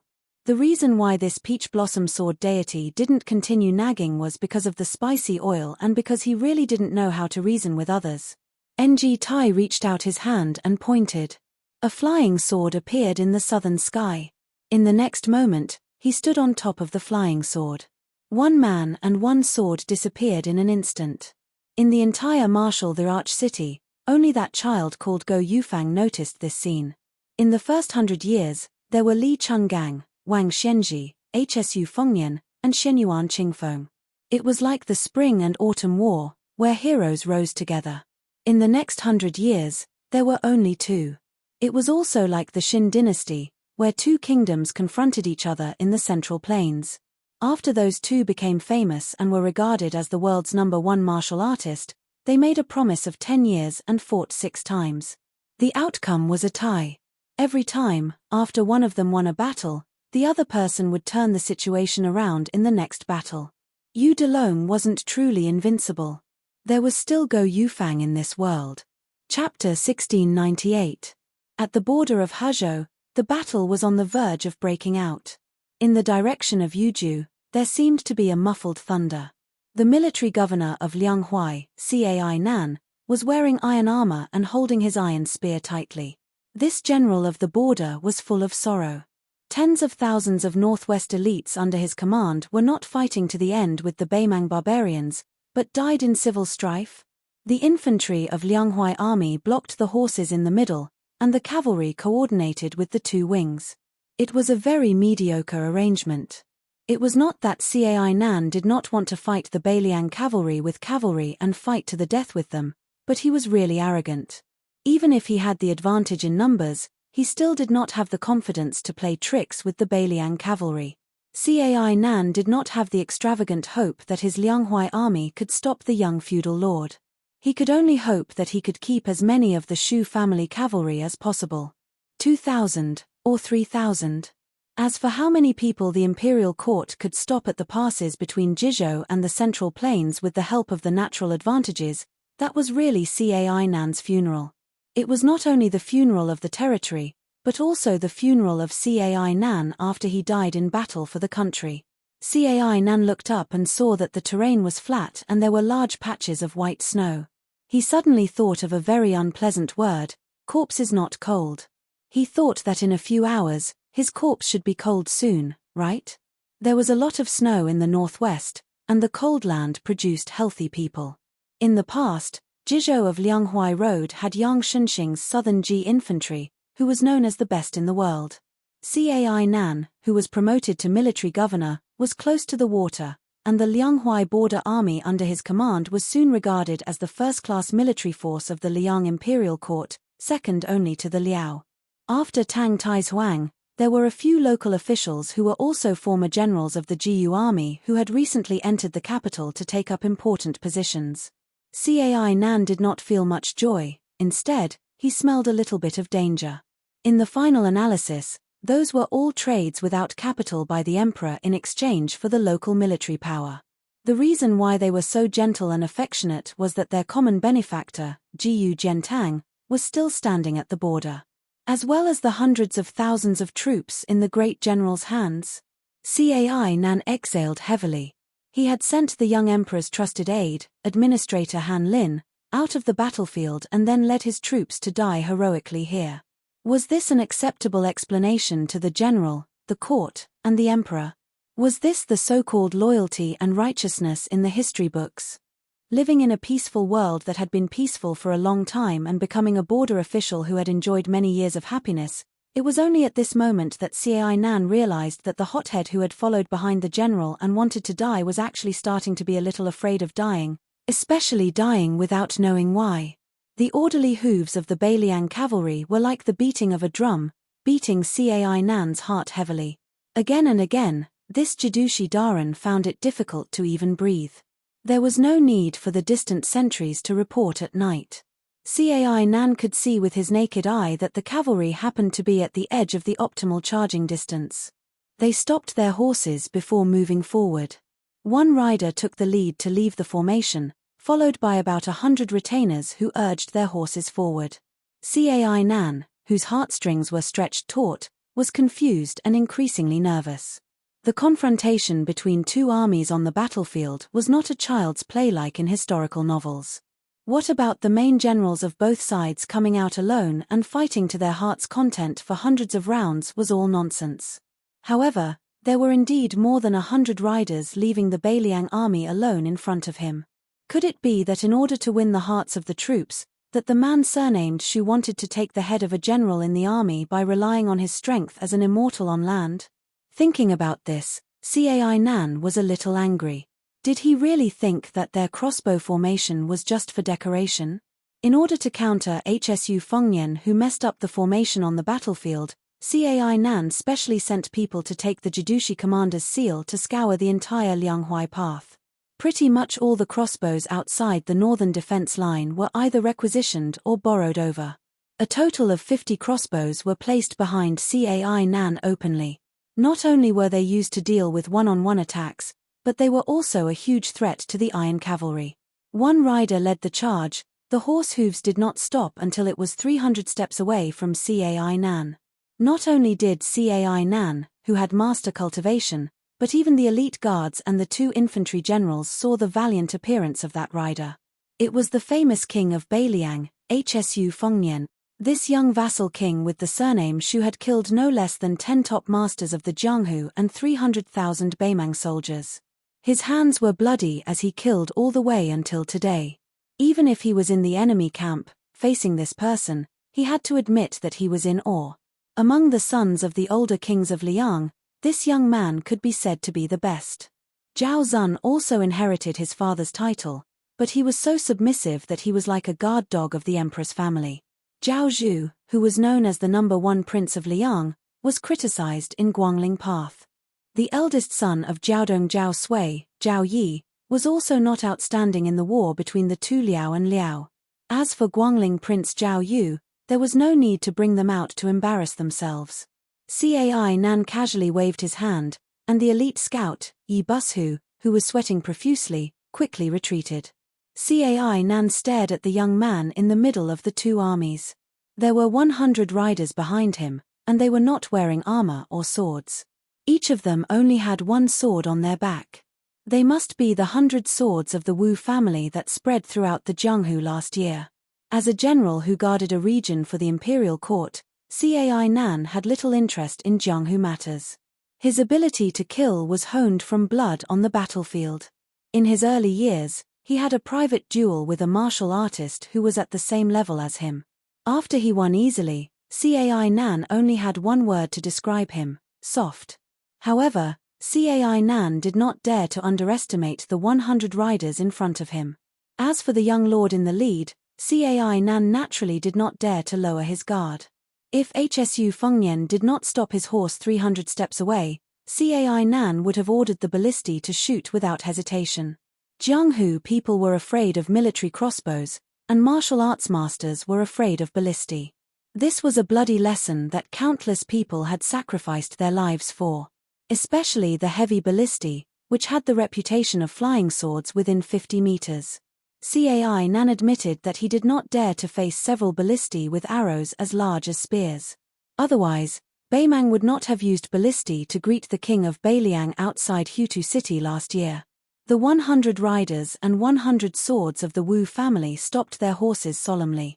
This was the first time they had returned to the Central Plains after leaving the sword tomb of the Wu family and entering Beiliang.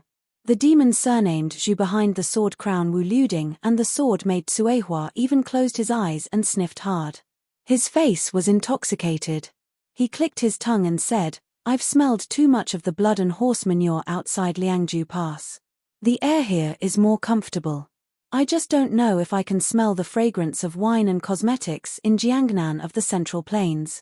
Hsu Fengnian was only 2 horses away from the swordsman of the Wu family, whose real name was Zhu Huang. He smiled and said, "According to the previous agreement, as long as you follow this king all the way south to a place where you can see the walls of the capital of West Chu, the 100 of you can regain your freedom. After that, whether you go to Jianghu to make a comeback or find a beautiful place to hide your names, this king will not care, and neither will the Wu family." Chapter 1699.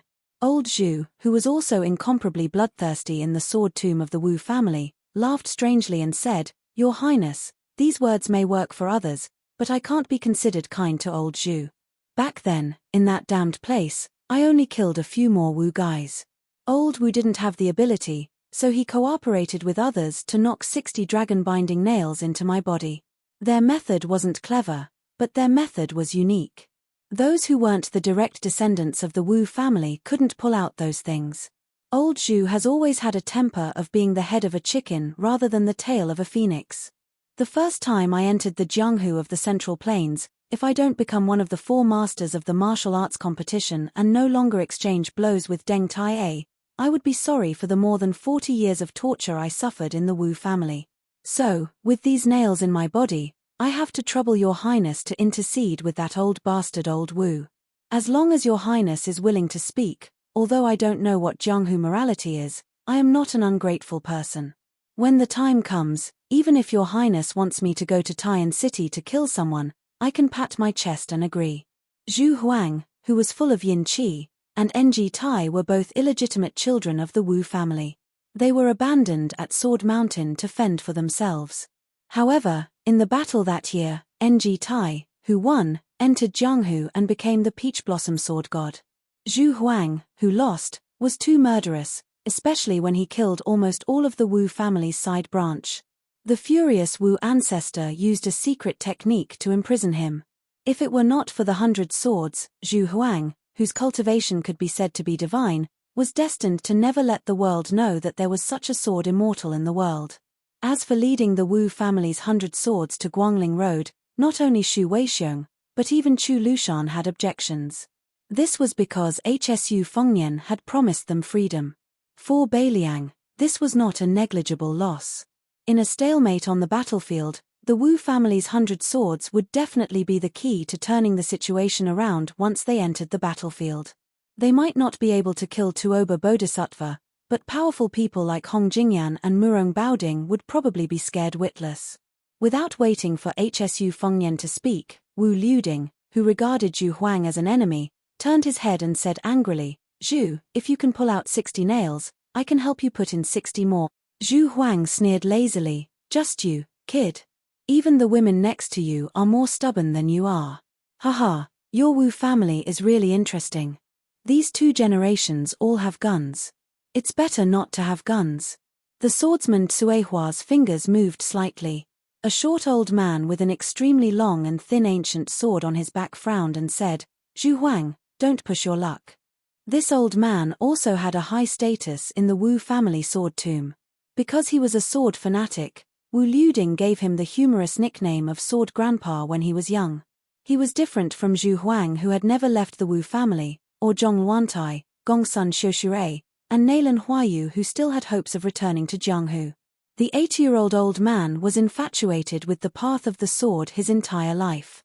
It was just that he was limited by his own foundation and cultivation. He only had a head full of unique sword insights and a belly full of sword knowledge, but he was still unable to personally carry a sword to practice.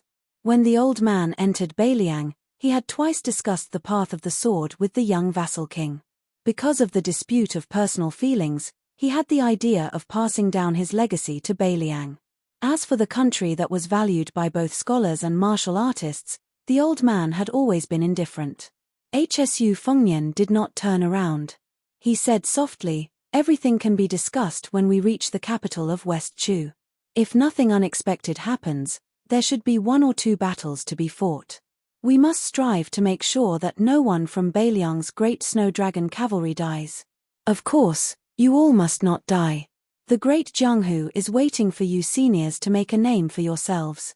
Wu Liuding said unhappily, leave some seeds for Jianghu, right? I find it strange. This kind of puffing oneself up at one's own cost, no matter how outsiders look at it, is it that when it comes to you, it seems particularly heroic? Hsu Fengnian turned his head and glanced at the young sword crown prince who had opposed him from beginning to end. He did not haggle over every ounce. On the other hand, Hong Shuwen, a former member of the Phoenix Battalion who had followed the king of Beiliang, sneered and said, our king is more handsome than you, and his skills are several levels higher than yours. Are you not convinced? Wu Liuding said with a smile that did not reach his eyes, so what if I'm not convinced? Hong Shuwen said with a face of righteousness, not convinced. Then why don't you spar with our king? Hsu Fengnian did not pay attention to the quarrel between the two.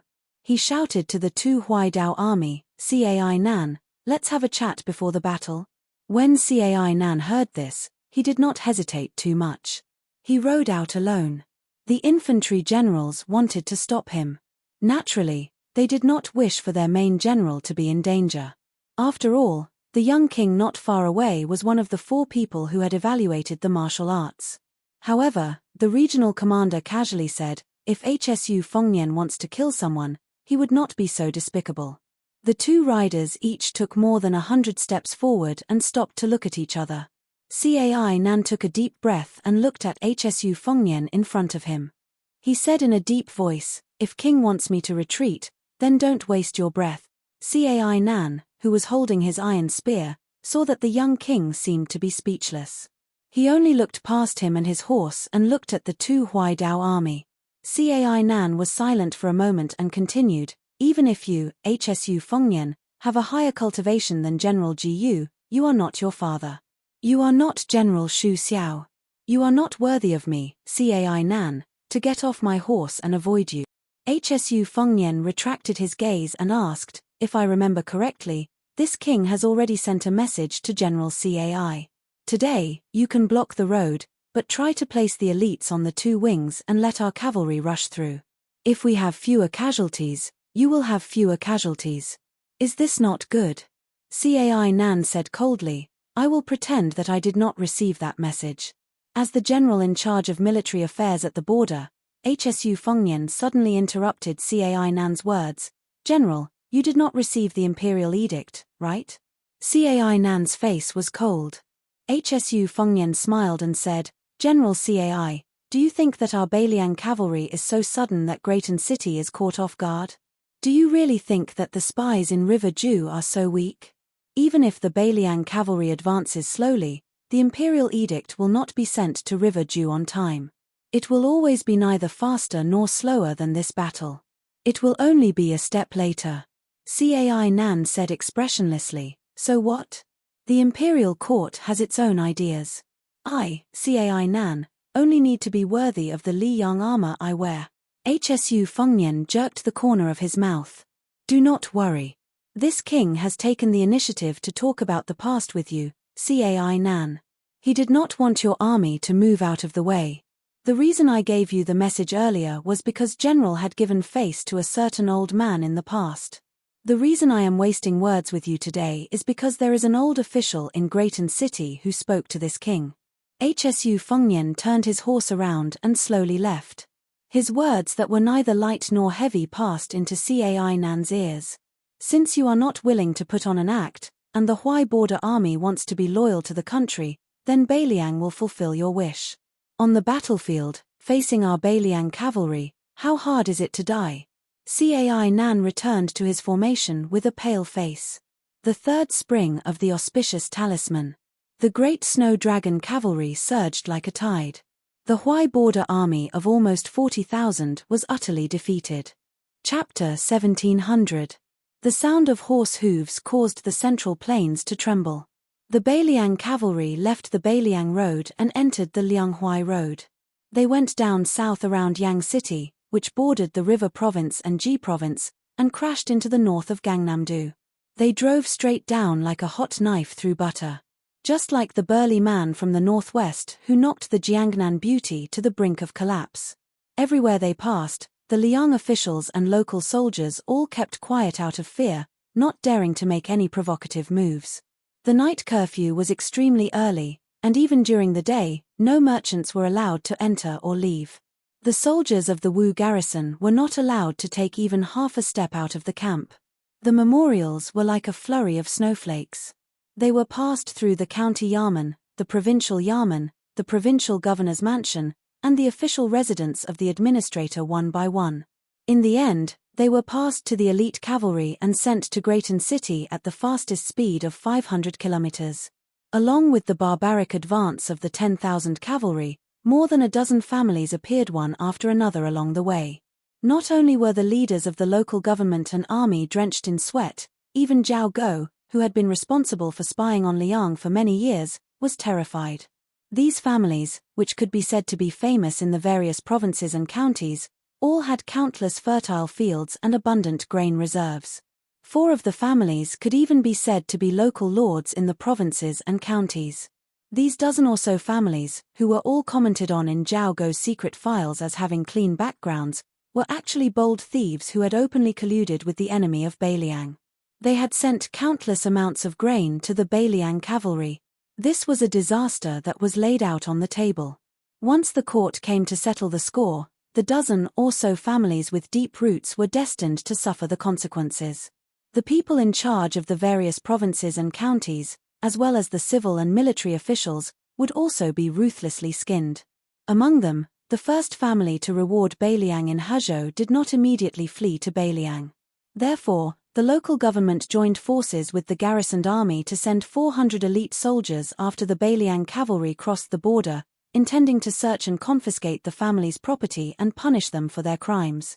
The old family head of this family moved a chair and sat on the steps of the door, basking in the warm early spring sun. There were 2 cold sabers on his knees. The old one was the war saber he had used when he followed the old Prince Liang, Xu Xiao, to conquer West Chu. For so many years, even the most favored grandson of the family did not know that his grandfather had collected this saber. The brighter scabbard was the saber of the 6th generation of the Xu family. It was the newest cold saber, which was personally gifted by the new Prince Liang not long ago. The old man faced the 400 young and strong martial artists of the county. He smiled and raised his new cold blade. He only said one sentence, and then everyone came and went in a hurry. In the end, they didn't even dare to say a word of threat. The old man in his twilight years said, "His Highness wants me to pass on a message to you. For every person who dies in the Song residence today, 10,000 soldiers in the county will die. If you cannot gather 10,000 heads, then the Beiliang cavalry will go to other counties and provinces to borrow heads." After saying this, The old man with a head full of white hair bent down and picked up a jug of wine by his feet. He looked at the retreating figures and drank mouthful after mouthful of wine, muttering to himself indistinctly. The old man was like an old dog without teeth. Even though he could no longer howl, he still gave off a unique aura. This was probably what scholars read about in books, the aura of a tiger that could swallow 10,000 miles. After Cai Nan, the Jidushi of Lianghuai Road stepped forward. The second person who dared to block the road was not a warrior who led the army to war, nor was he a civil official who was in charge of a region. He was a scholar who had retired and returned to his hometown for many years. He took out the 6th-rank official uniform from the bottom of the box and put it on. He stood alone on the road. His trembling family could not stop this crazy old man. Half of the family moved overnight to the remote ancestral home in the countryside, and half of the family hid at home and did not go out. Only the most useless second son of the old man, a poor scholar who had never been able to pass the Duran examination in his life, had no courage and only filial piety. Therefore, he stood on the road with a face full of fear, waiting to collect his father's body and carry it home. After that, when the cavalry surged past, only the father and son who sat dejectedly on the side of the road crying bitterly were left. Among the cavalry of Wu family, Nailan Huayu was following behind them. She could not resist her strong curiosity and quickly rode to the side of the young vassal lord. This Grandmaster of the Sword who had won the Beauty Award consecutively asked with a smile, "Your Highness, what's going on?" Hsu Fengnian hesitated for a moment, but still shook his head. He did not have the desire to chat. He had just received a secret report from the gerfalcon that had accompanied him for many years. In addition to Yuan Tingshan leading the elite cavalry of Ji Bei through Jizuku to stop them, Shu had also transferred 20,000 soldiers and horses to Guangling Road. The commander-in-chief was Wu Qi, who had left the Shu family in a fit of anger after the Battle of West Wall. His deputy was one of the few generals who had chosen to leave Beiliang with Chen Zhibao. He was a young valiant general who had once stood out in the frontier army, and his name was Che Yi. Whether it was Ninga Mei, who had once dealt with this young man, or Han Laoshan, the general of Lingju who was now in charge of guarding the southern gate of Beiliang, they all had a high opinion of this young man. They all thought that Che Yi was not inferior to Ku Jianghuai and Yu Luandao. The valiant swordswoman did not want to give up and wanted to get to the bottom of it. Hsu Fengnian was in a daze, as if he did not hear Nailan Huayu's nagging. Wu Liuding said helplessly, "Auntie, can we be a little more reserved?" Nailan Huayu rolled her eyes and said, "Oh, now you know how to be reserved. When we were young, who was the one who rubbed against my chest with all his might, saying things like I'm so scared of thunder and rain, I need to find a place to hide, the winter weather is so cold, my face is so cold." Wu Liuding carefully glanced at Suehua beside him, and then quickly smiled apologetically at Nailan Huayu and begged for mercy. "Auntie, I'm afraid of you. About what happened just now, when we got married, Grandpa Jian and Grandpa Shu were always together. I think he must know the inside story. You can ask him." The old man who was discussing swordsmanship with Zhong Luantai and Liu Zhenji laughed and said, "There's nothing strange about it. His Highness just asked him if he wanted to fight for the reputation of the scholarly community and send him off before his death." Then Hong Shu Wen pulled out his saber and acted as if he was going to spur his horse to kill. Chapter 1701. The high-spirited young master of apricot sword furnace in the past, now the taciturn middle-aged swordsman Yu Zhuowu, interjected, "Cultivate the body, govern the country, and bring peace to the world, these are the family teachings of the Confucian ancestors. If you can't even be a good person, how can you be a good official? Don't even mention governing the world and helping the people. What I hate the most is this kind of literati fishing for fame. For the sake of leaving their names in history, they conduct themselves without any bottom line to speak of. Especially that previous Grand Secretary of Liang by Yang his especially not a good thing." Hsu Fengnian suddenly came back to his senses. He turned his head and said, "It's hard to say about others, but only Zhong Julu, in my eyes, is a true scholar. If there can be one in 100 years, it would be a blessing for the entire world." Yu Zhuowu didn't blindly agree with Hsu Fengnian just because he was the king of Beiliang. He still persisted in his opinion. He shook his head and said, "He can even kill his own children, and I reckon he's in the right. This kind of person, even if he's an honest and upright official who doesn't corrupt or disturb the people, can't be much better. Hsu Fengnian didn't argue with him either, only brushing it off with a laugh. History was like a book. Some pages were extremely heavy. The hand that flipped the pages might not be able to flip them over without constantly pointing. The torch was passed down to the next generation. The person who held the torch might burn his arm, not even hesitating to immolate himself, all for the sake of bitterly waiting for the younger generation to take over the torch.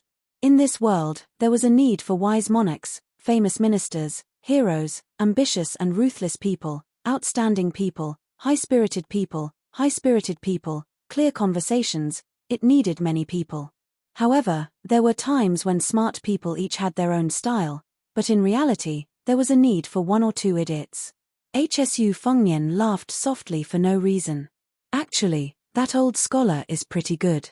He blocks the road as a minister, makes way as a father. It's a pity he's not from our Beiliang. Hong Shuwen, who had the nickname of a madman in the military, said heartlessly, Your Highness, our Beiliang has armored cavalry, cold blades, strong crossbows, and big horses. It's already enough. Hsu Fengnian whispered, I hope there will be a day when it won't be enough. Hong Shuwen, who had been following Hsu Fengnian the whole way, suddenly sighed, Wang Ye, if only I were a woman. Wu Liuding suddenly felt his hair stand on end. He crossed his arms in front of his chest and said angrily, Madman Hong, it's fine if you want to flatter me, but can you at least have some shame? Kui Hua smiled knowingly. Hong Shuwen angrily said, Lousy is a woman. Can't I go to Wu Tonggan to serve tea to His Highness? What are you thinking about with 6 big vats? Then, Hong Shuwen turned his head and said with a mischievous smile, Sister Tsuehua, you have to be careful when you stay with this kind of pervert whose head is full of improper thoughts. But fortunately, Sister Tsuehua, your swordsmanship is better than 6 big vats. If he dares to touch you, you can cut off 3 of his legs. When the time comes, I will pick up one of them and make it into a dish to go with wine. Not only Wu Liuding couldn't take it anymore, Liu Zhenji, Zhong Luantai, and the other men also couldn't take it. They all laughed and scolded Hong Shuwen for having such a strong taste. Kui Hua, who liked to close her eyes all day long, slightly opened them. She looked at Hong Shuwen and slowly said, What if one isn't enough to go with wine? How about I add yours? Hong Shuwen subconsciously covered his crotch and said awkwardly, Sister Tsuehua, there's no need. There's really no need. I just stopped drinking. After talking and laughing, Hsu Fengnian narrowed his eyes and raised his head. Then, he quickly raised an arm. An extraordinary bird of prey slanted down and stopped on Hsu Fengnian's arm. After Hsu Fengnian read the secret letter in the bamboo joint, the gerfalcon that had accompanied its master on 3 trips to Jianghu and 2 trips to the capital, lowered its head and intimately pecked the back of Hsu Fengnian's hand. Then, it flapped its wings and flew away. Hsu Fengnian called Yuan Zhuozong with a complicated expression. He said softly, Brother Yuan, the main force of West Chu is under the command of Xie Shibian. She personally led the troops and began to break through the encirclement in the west. Cao Changqing has quietly left for Great Peace City alone. Yuan Zhuozong was stunned and asked, Cao Changqing is going north alone? Hsu Fengnian nodded heavily. Yuan Zhuozong sighed, why did this official, who was known to be good at ending things, end up in such a mess at the last moment? Xu Fengnian said with a low voice, I can only make a rough guess. Cao Zhongqing might have chosen to betray many people in the end. Perhaps there was the Northern Mang Southern Dynasty's great clans who were enduring humiliation, Wang Sui who suddenly made a comeback, and even Jiyu Jiantang who had endured in the imperial court and the Tu Liao for many years. In order to restore the country, Cao Changqing had worked hard for 20 years. Unexpectedly, he was able to let go of it. Hsu Fengnian did not continue. Yuan Zhuozong was, after all, a person who knew a lot of inside information. He asked, Is the rumor about West Chu that my foster father told me in the early years true? Hsu Fengnian suddenly smiled. It is said that scholars are the most heartless. Fortunately, there was Cao Changqing who told the world that scholars can also be the most infatuated. Yuan Zhuozong wanted to say something but stopped. For the first time, Hsu Fengnian was a little embarrassed. He stared at Yuan Zhuozong and obviously did not want Yuan Zhuozong to say anything. Yuan Zhuozong, who was always serious, smiled but did not say anything. After a moment of silence, Yuan Zhuozong could not help but say something. However, he did not use the honorific Your Highness as usual. Instead, he called him Xiaonian, which sounded like a family. Xiaonian, no matter what others think, I am very happy that you led the army to the south. The reason is very simple. I think this is what my foster father's eldest son should do. Hsu Fengnian was a little helpless. This kind of unreasonableness was indeed Xu Xiao's style. Birds of a feather flock together. Yuan Zhuozong quickly added with a smile, of course, the Central Plains has not heard the sound of the horses of the Xu family for 20 years. We have to teach them a lesson. Yuan Zhuozong raised his head and looked into the distance. My foster father said that the only sound louder than thunder in the world is the sound of the horses of Beiliang. Hsu Fengnian whispered, Xu Xiao would not say such heroic words. It must be my master who said it first. Then he borrowed it and did not return it. He also privately told my master not to say that he plagiarized it. Yuan Zhuozong was suddenly speechless. He rubbed his chin. Now that you mention it, it is possible.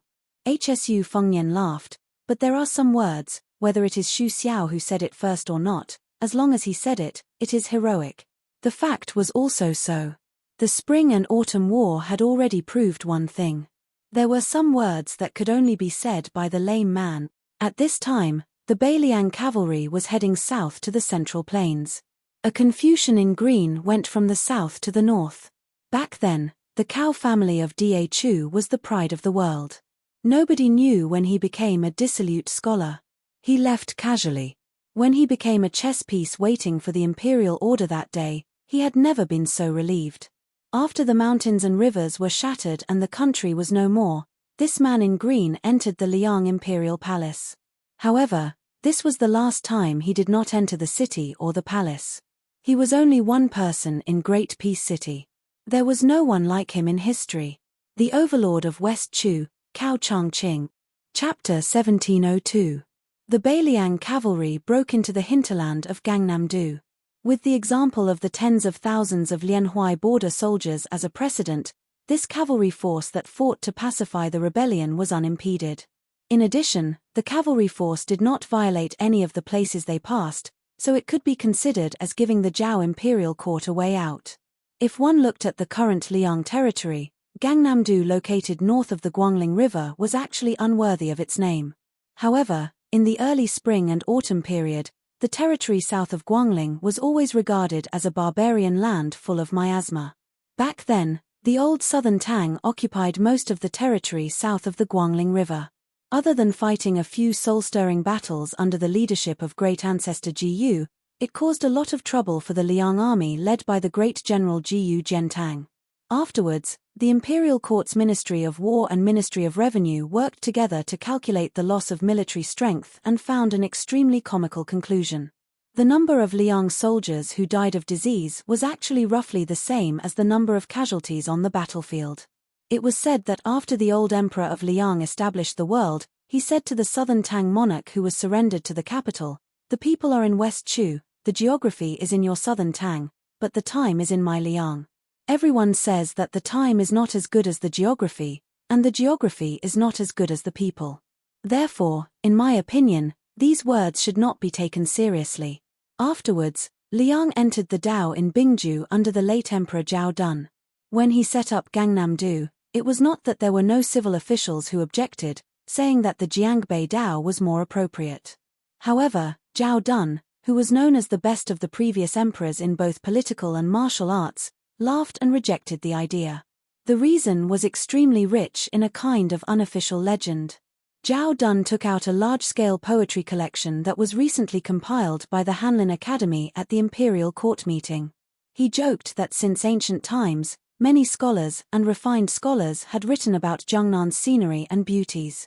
Could it be that when the later generations read this book, they had to make a turn? He had no choice but to look at the annotation that said, in ancient times, Jiangnan was today's Jiangbei. Moreover, the character Bei had too strong of a tone. It was too much of a bummer. In the Gangnam-do, which had a flourishing culture, this Bailiang cavalry with their armor clattered and their horses sturdy looked particularly out of place. Hong Shu-wen and his group of young Bailiang barbarians, born and raised in the northwest, were particularly unaccustomed to the environment. They said that the ground here was soft and uncomfortable, so much so that even the hooves of the horses did not make a sound when they stepped on it. Not to mention that they were in the desert outside the Great Pass, where the dust and dirt would rise when the horses whipped their whips, and the charming and gentle scenery of tall grass and flying orioles on both sides of the official road. Hong Shu-wen and the others did not find it pleasing at all. They only felt stifled in their chests, unable to move their hands and feet. Compared to these young warriors who were used to the wind and snow of the northwest, Yuan Zhuozong and a group of great snow dragon cavalry who had experienced the wars of the spring and autumn period when they were young were much calmer. This army of cavalries marched day and night. In Yuju Province, River Province, and Ji Province, they didn't purposely pursue speed. However, when they headed south to the Central Plains, they moved extremely fast. Nevertheless, the complicated rules set by Northern Liang Border Army were still unshakable. In order to build an invincible army of cavalries, strong soldiers, armors, horses, provisions, military law, and battlefields were indispensable. For the past 20 years, the whetstone for the Bailiang frontier cavalry had always been the Baimang army. For example, the opponents of the crossbowmen in Liangju were mostly valiant enemies like Dongzhuo's Wuya Lanzi. This gave the Bailiang frontier army a very interesting misconception, which was that they had greatly overestimated the overall strength of the armies under the heavens. This was precisely the opposite of the so-called elite armies in Liang, especially in the Central Plains. For example, Yang Shenxing's Jiju infantry had always looked down on Yang Wanwan's infantry. The Prince of Guangling Zhao Yi's cavalry firmly believed that they had the strength to contend against the Bailiang cavalry. The Qingju army of the Jinggan Road also never took the Bailiang cavalry seriously. There had once been a leading general who said, "So what if they were steel cavalry? Just because they wore a few jin of iron on their bodies, they were steel cavalry?" Moreover, in Bailiang, that desolate and impoverished place, how could half of the soldiers wear armor? Then, when this great snow dragon cavalry appeared before the eyes of the Central Plains, all levels of society closed their doors, closed their cities, and closed their camps. Of course, they also shut their mouths while they were at it. In the deep curtain of night, near a scenic spot called Shuangluan Pond in Gangnam-do's five-colored county, the cavalry stopped and rested for 6 hours. Bailiang's roaming scouts were still in groups, casting a net in all directions, returning 10 li away. Before they began their reconnaissance, every roaming cavalry commander would receive a topographic map from the hands of a marking officer. The map was extremely precise and rigorous. Not only did it mark out the names of the mountains, rivers, and passes, in many cases, it even recorded the locations of villages and outposts. It was clear that this was definitely not a map that had been gathered at the last minute, and it was even less likely that it had been borrowed from the local government or army.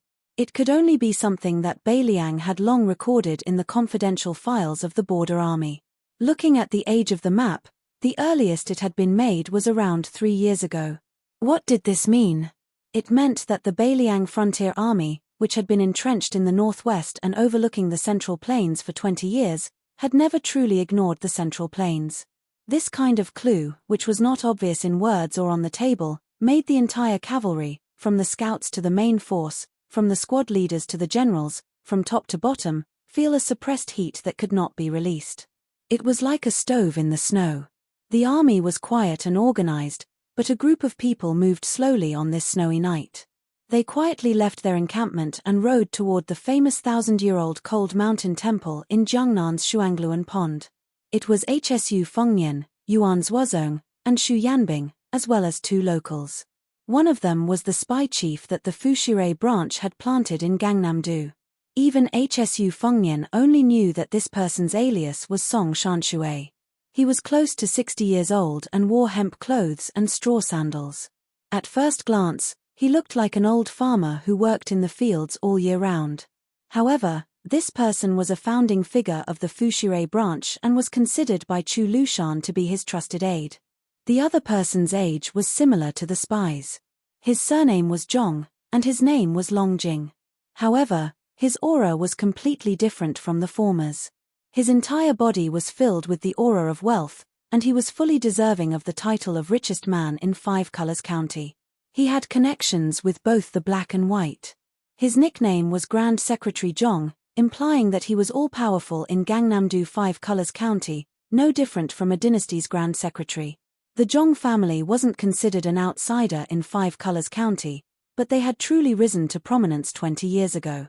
Before, they could only be considered a wealthy family within a county. Under Zhong Longjing's leadership, they began to soar. After becoming rich and extravagant, they didn't forget to repay their hometown, generously supporting over 100 poor scholars. In order to take care of Zhong Longjing, who hadn't ridden for many years, the group didn't walk quickly. This made Grand Secretary Zhong feel very uneasy. He had originally arranged for his trusted retainer to come on a carriage, but the young vassal king suddenly had the idea of going to Cold Mountain Temple to enjoy the scenery. Even the honorable commander of Beiliang's cavalry, Yuan Zhuozong, was riding a horse. Zhong Longjing didn't dare to go on a carriage alone. Back then, he had transformed from a brave and strong young military officer in the Shu family's army. After being immersed in the officialdom for more than 20 years in Five Colors County, many of the edges and corners of the battlefield had already been worn away.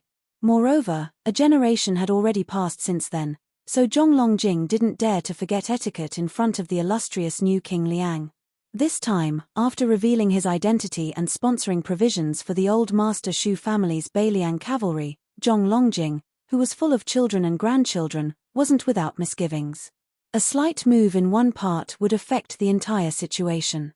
In reality, all aspects of the family, both inside and outside, were stirred up. Let's not talk about the recent events, just the Zhong family's humble and concubine-born children who had lent a helping hand in the early years were now officials dressed in green silk.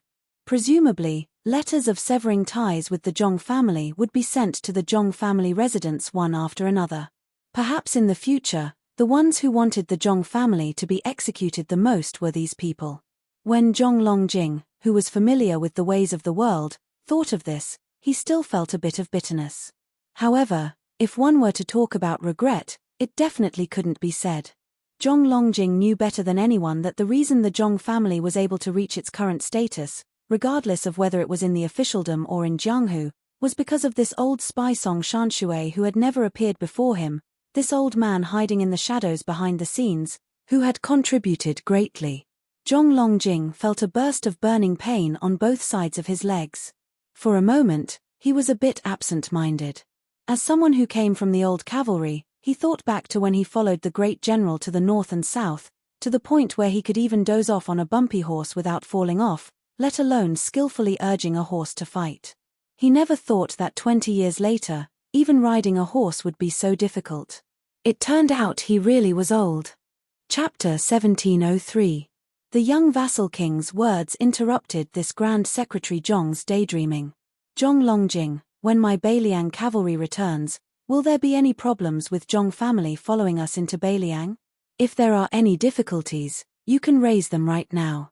Preparing for a rainy day is always better than being flustered when the time comes. Also, I'll say the ugly words first. Even if Beiliang cavalry goes to Guanglingdao battlefield, as long as they remain in the Central Plains, normally speaking, no one will dare touch your Zhong family. However, if you don't move into Liang, your entire family will be in a grim situation of enemies on all sides. Don't expect old friends to remember old friendships. When the time comes, even if the imperial court doesn't say anything, the local government and local troops will be moved. That is why if there are young disciples in your family who feel lucky, it's best if you explain things clearly to them. If they don't understand, you have to make them understand even if you have to fight them. Of course, just like the previous 16 families, I can guarantee that after Zhong family moves into Beiliang's territory, I don't dare say that your life will be more comfortable than your original place, but it definitely won't be that much worse. Regardless of whether it is the civil or martial path, Beiliang will open its doors wide. I've already spoken to Chu Lushan and Song Dongming. The government and military will squeeze out 50 or so positions for you. After splitting it up, each family will be able to get at least 3 positions, the lowest official position will still be a secondary rank 5 official. When he spoke up to hear, Hsu Fengnian said in self-mockery, secondary rank 5, even if it is a bit higher, for your county's influential families, it is indeed a bit shabby. That is why I can also privately promise you that if it isn't Lingzhou's local troops, but rather the border army outside the pass, the official rank can be a level higher. If it isn't Liangzhou's government, but Liuzhou's Yamen, it can also be an extra level higher. Liang Mang's second great battle is about to begin. The pros and cons of this, you all can decide for yourselves. Zhong Longjing was just about to say something when Hsu Fengnian suddenly turned around to look at this old soldier who hadn't forgotten about the Shu family for 20 years. He first said, including your 5 color counties Zhong family, my Beiliang cavalry's journey here, a total of 17 families, all of you didn't hesitate to take the risk of being executed. I, Hsu Fengnian, am extremely grateful to you all. I will also do my best to defeat Beiliang so that you won't have any worries. Zhong Longjing was speechless, his expression complicated. The Zhong family had been in 5 color county and even in the entire state for many years. This time, as the head of the family, he had insisted on doing things his own way. In the future, there would definitely be a fierce backlash from both inside and outside the family. However, in the end, the Zhong family had nowhere to go in Liang. It was no longer a matter of whether they could live comfortably or not. If they wanted to live, they could only retreat step by step into Beiliang's territory. Recently, Zhong Longjing had often asked himself. The Zhong family's descendants were starting a new family in a completely unfamiliar place. Even if the young vassal king and Beiliang officials were willing to open a back door and let the younger generation of the family take a shortcut, it was hard to say whether it would go smoothly or not, and whether it would go far or near. The old spy Song Shanshui was also speechless. After all, compared to Zhong Longjing, who only lived in a remote corner, he wanted to know more inside stories. In fact, after the Beiliang cavalry left the vassal king's territory, there were not 17 families who were supported by the Fu Shui house along the way, but 24. The 4 families in Hazhou and Jiju all stepped forward without hesitation and completely broke with the imperial court. However, as they went further south, there were people who began to change their minds. For example, there were 2 families in the northern part of Gangnam-do. One of them was an old soldier of the Shu family, whose previous head had passed away many years ago. This time, they chose to pretend to be deaf and mute. Later, that family even secretly contacted Zhao Go through the government, trying to draw a clear line with Beiliang. The old head of the latter family was still alive. After that, 6 more families successively made similar choices. Song Shanshui believed that the further away they were from Beiliang, the more treacherous families would choose to protect themselves. However, what Song Shanshui found strange was that the Fu Shui house did not make any moves. Originally, the old spy thought that they would deal with this group of white-eyed wolves in the future. However, after following the new Prince Liang tonight and hearing with his own eyes, the ruthless old spy suddenly felt a little uncertain. His intuition told him that it was more likely that they would mind their own business from now on. Song Shanshui, who used to be a scout, felt a little regretful. He felt aggrieved for Beiliang. However, the old spy was not disappointed in Beiliang, especially that young man. Song Shanshui felt a little familiar with this young vassal king who was like thunder in Liang. Not to mention the soldiers who had died on the battlefield. When had General Xu Xiao ever mistreated anyone who was still alive? When had he ever haggled over every little thing? In all these years, there were as many vassal families as there were hairs on a cow in Beiliang. There were many hedonistic sons who did evil.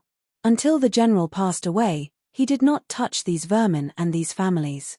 He only did his best to build the Beiliang Frontier Army, an elite force that guarded the gate.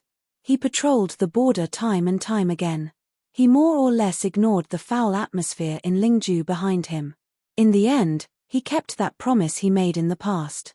When I, Xu Xiao, obtain riches and honor, I will ensure that the old brothers under me will enjoy the riches and honor with me. Was it that if Liang Mang did not fight, the new Prince Liang, Hsu Fengnian, would not make such a big fuss in Lingzhou's officialdom?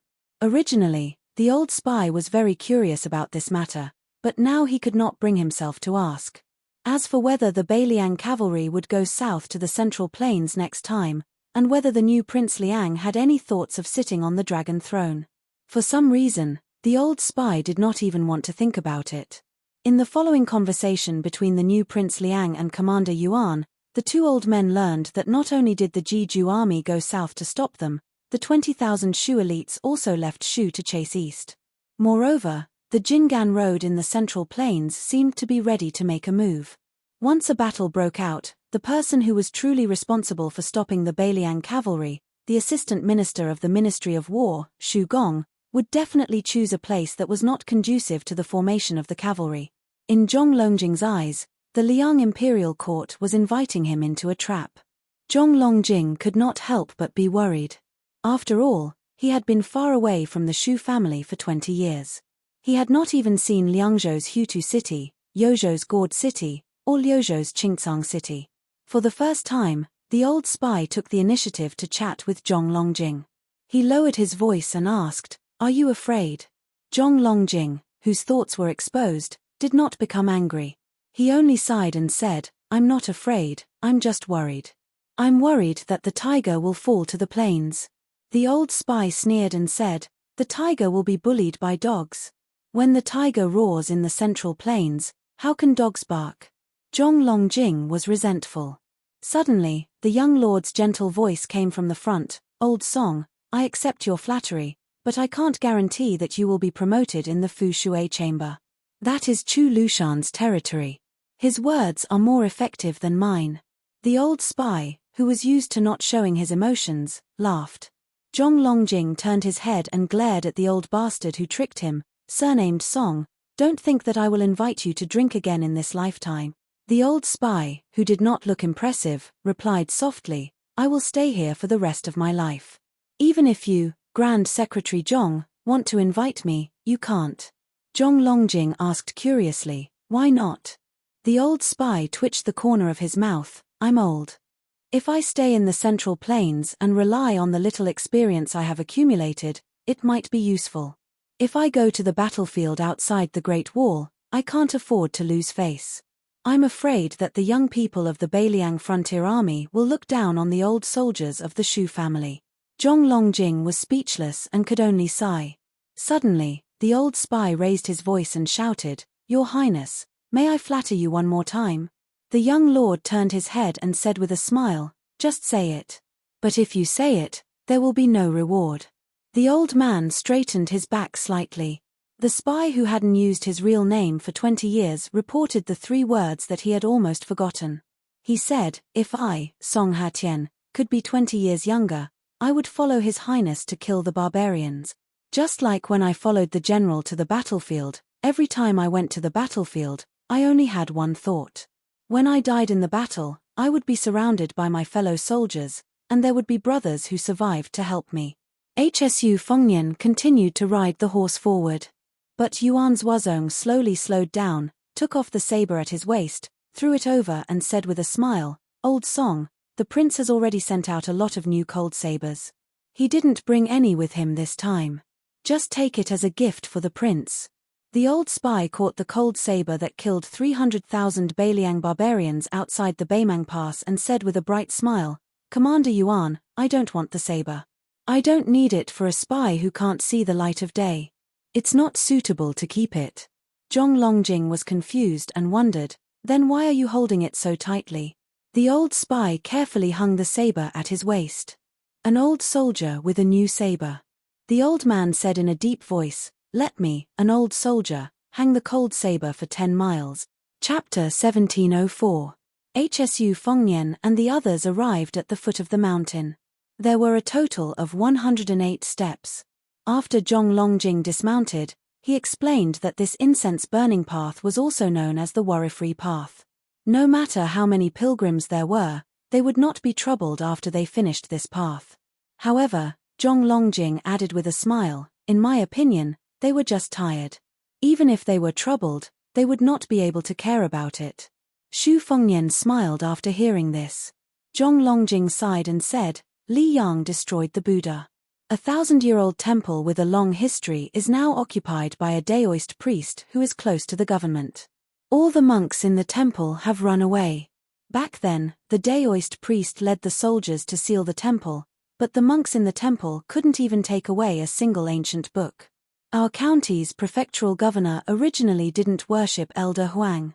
In his early years, even his nickname was related to Buddhism. His name was always Fugitive Zen Old Man.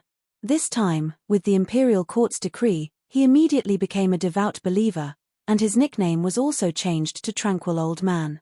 It's said that not long ago, he successfully established a relationship with the capital's great spiritual master, Wu Lingsu.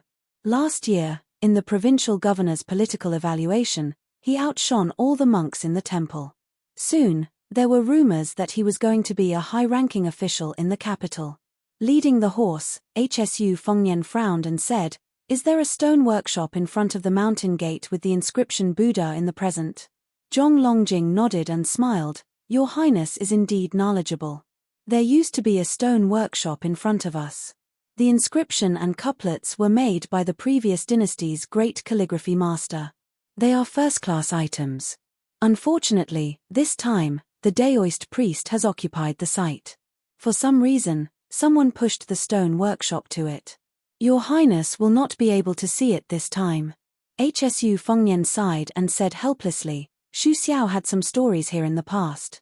This time, we are passing through the five-colored county.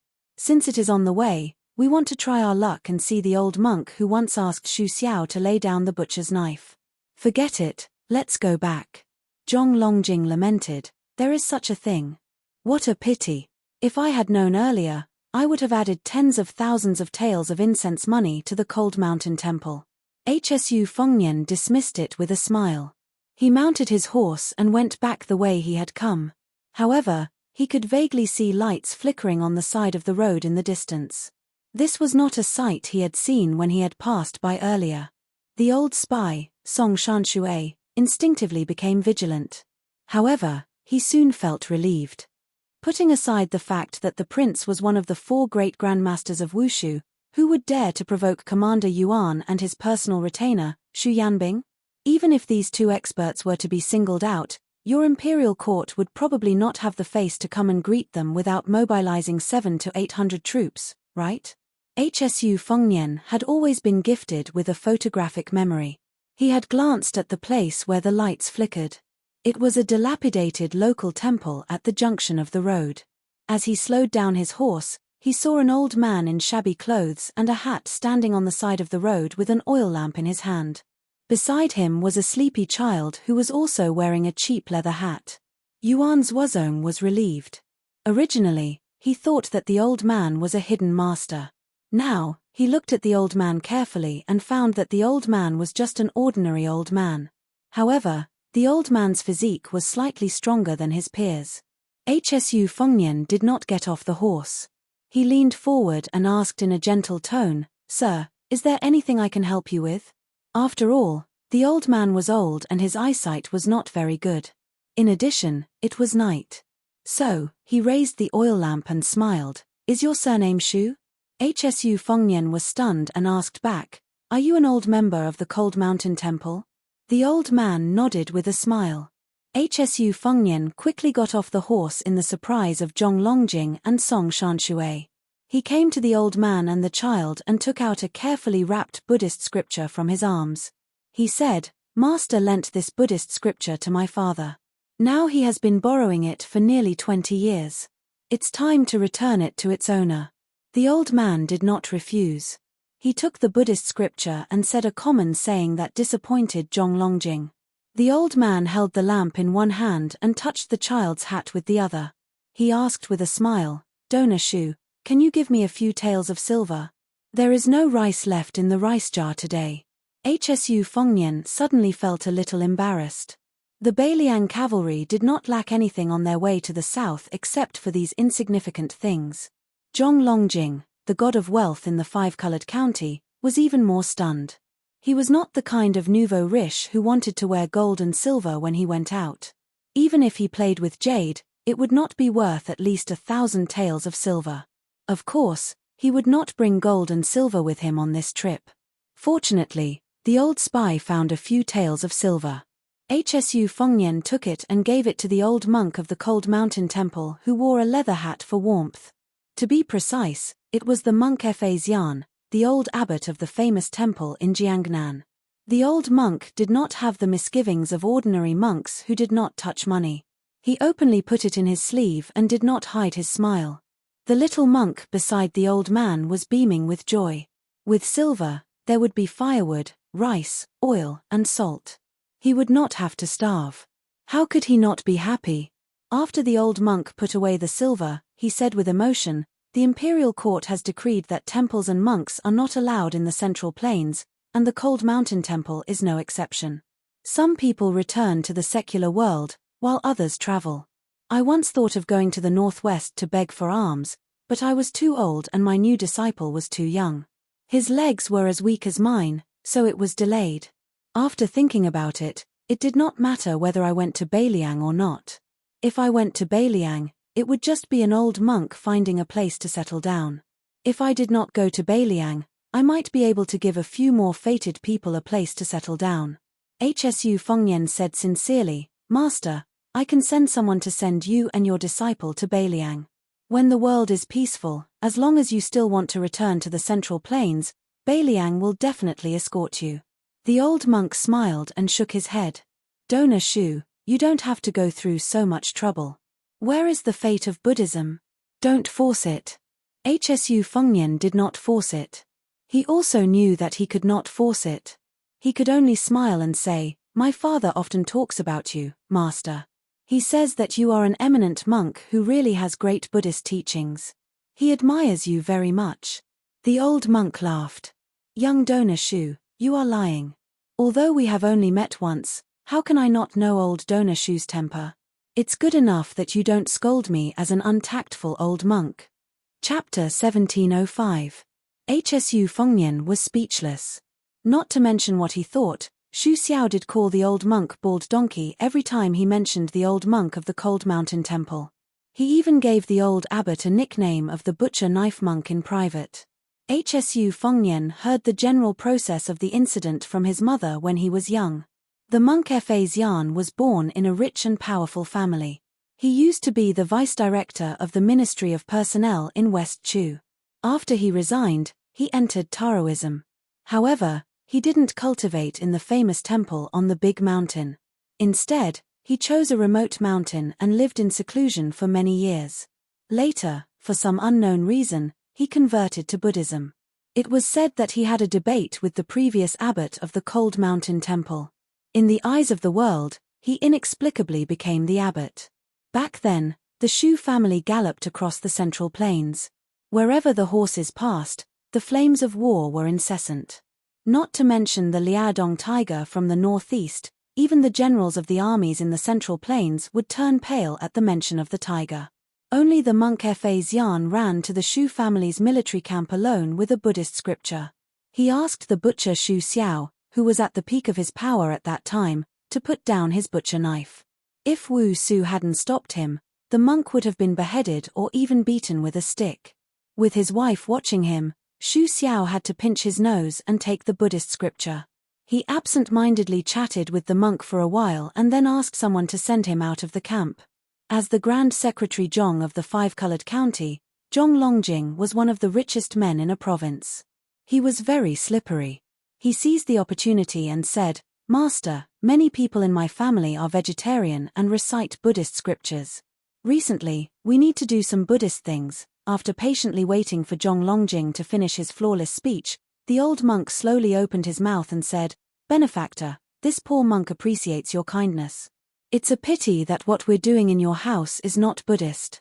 Just when Zhong Longjing thought this matter was completely over, the old monk unexpectedly changed the topic and said with a smile, "But we still have to go. What if we meet the destined person?" Yuan Zuozong and Xu Yanbing looked at each other. Hsu Fengnian was not surprised by this. He said with sincere regret, "The reason for the imperial court's annihilation of Buddhism is complicated. I won't talk about it, but I really hope that you can teach more people about Buddhism." The old monk who was struggling to carry the oil lamp switched his other hand and said calmly, "It's one thing if I don't talk about the Dharma. It's another how many people I talk about it to, And it's another how many people listen to the Dharma. Whether there are Buddhist temples, Buddha statues, Buddhist scriptures, monks, and even Buddhas and Western heaven in this world is actually not the most important thing. The old monk paused for a moment and looked at the young man in front of him. It depends on whether there is a space in the hearts of all living beings to place the Buddhist Dharma. As long as the Buddhist Dharma exists, the temple exists. As long as the monks exist, Buddha exists. Without Dharma, even if everyone in the world is a monk, what's the point? Hsu Fengnian nodded. What the old monk said was a bit big. But as long as there was a place for people to settle down, it was the truth. The Buddhist Dharma in the heart of the old monk was the habitat between the very big and the very small. In the past, Hsu Fengnian hated boastful scholars and was tired of those fortune-tellers. Now that he thought about it, it was probably because he couldn't stand those kinds of unrealistic words, especially the former. They knew the truth but didn't know the reason, as if they had already told you the truth. What to do next was up to you. When he was still in His Royal Highness, Hsu Fengnian had a lot of opinions about the so-called literati and civil officials. But before and after the hereditary succession, even though he had 2 unpleasant experiences in the capital, his impression of the scholars in Liyang changed more and more. Among them were Chancellor Wang, Huang Shong, Han Guzi, Qi Yanglong, and so on. These were important figures who didn't blindly view Beiliang as an enemy. Of course, there were also pillars of the imperial court like Zhong Julu and Huan Wen who had always had the intention of removing the vassals from Beiliang. Then Hsu Fengnian began to think about a question. Could it be that when the young scholars grew older and had more experience, they could also grow into pillars of the imperial court worthy of anyone's admiration and the backbone of the country? The monk Fa Xian glanced at the people around Hsu Fengnian and withdrew his warm smile. He asked indifferently, Benefactor Shu, Beiliang has already started an uprising. Are they determined to rebel? Hsu Fengnian shook his head and said, they are not rebelling. The old monk who wore a leather hat and didn't wear a kasaya, so he didn't show his identity as a monk. He was a little surprised and continued to ask, is the prince receiving an imperial edict to quell the rebellion? Hsu Fengnian still shook his head and said, there is an imperial edict from Great Peace City, but I definitely can't see it. Probably the Jidushi Cai Nan and the administrator Han Lin who are now bedridden have already received the imperial edict.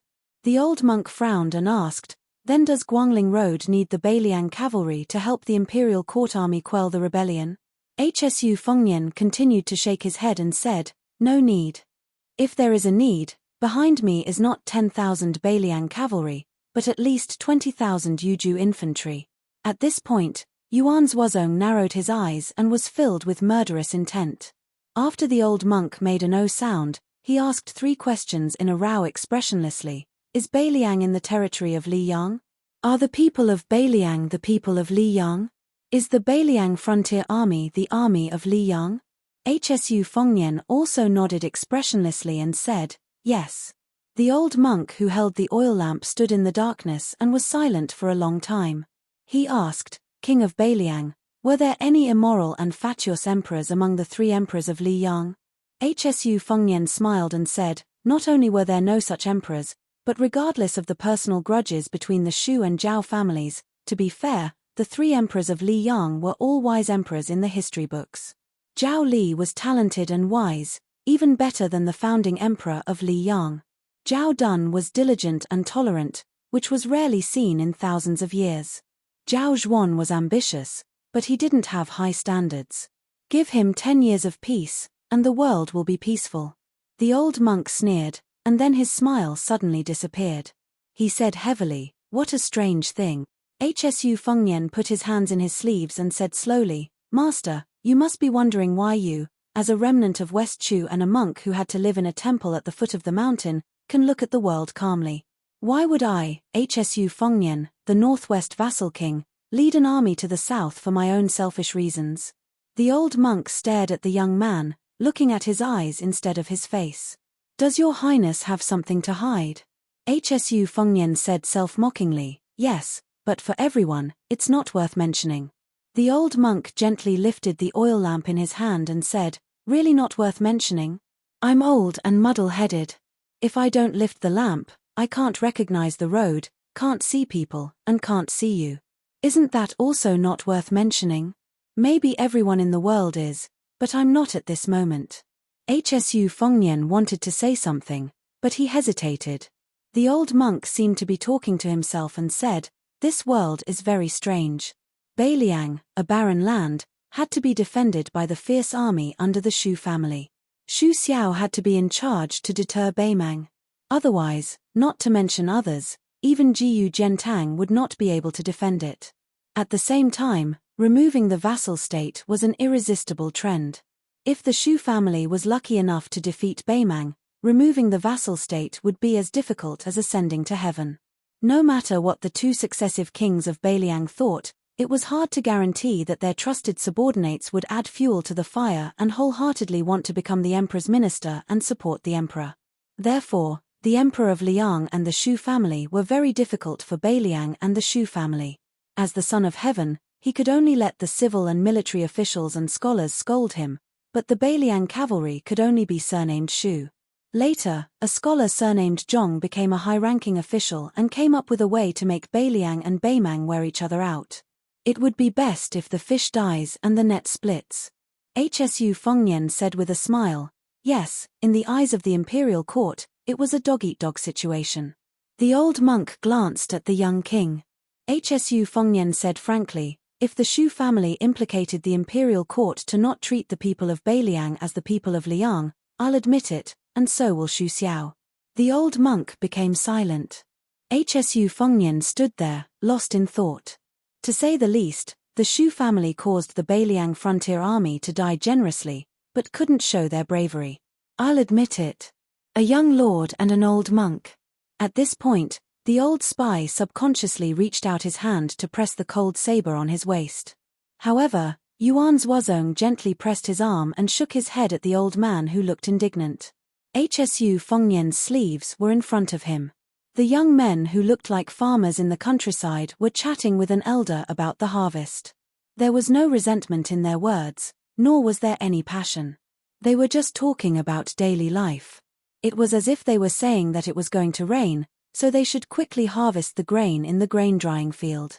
There was a lot of rain this spring, so there should be more grain this year than last year. Chapter 1706. Hsu Fengnian said softly, "Before Beimang went south to the Central Plains, there were two paths they could choose from. One was to enter Beimang and occupy Shishu, going east from the west and looking down. The other was to go south from Jizhou and enter the Central Plains. That was why they entered Dafeng dynasty's capital 3 times. Now there are 3 paths. Other than attacking Beiliang's Jizhou, there are 2 more Liao. The reason is simple. Liang's capital is too far north. Emperor Zhao Li used the reason that the monarch should guard the border to reject the suggestion of moving the capital south to Guangling River. Therefore, according to common sense, Beimang's army can attack Liaodong. As long as they win, they can go straight to Great Peace City. It's almost a one-time thing." The old monk said with a smile, "Your Highness, you can say but now."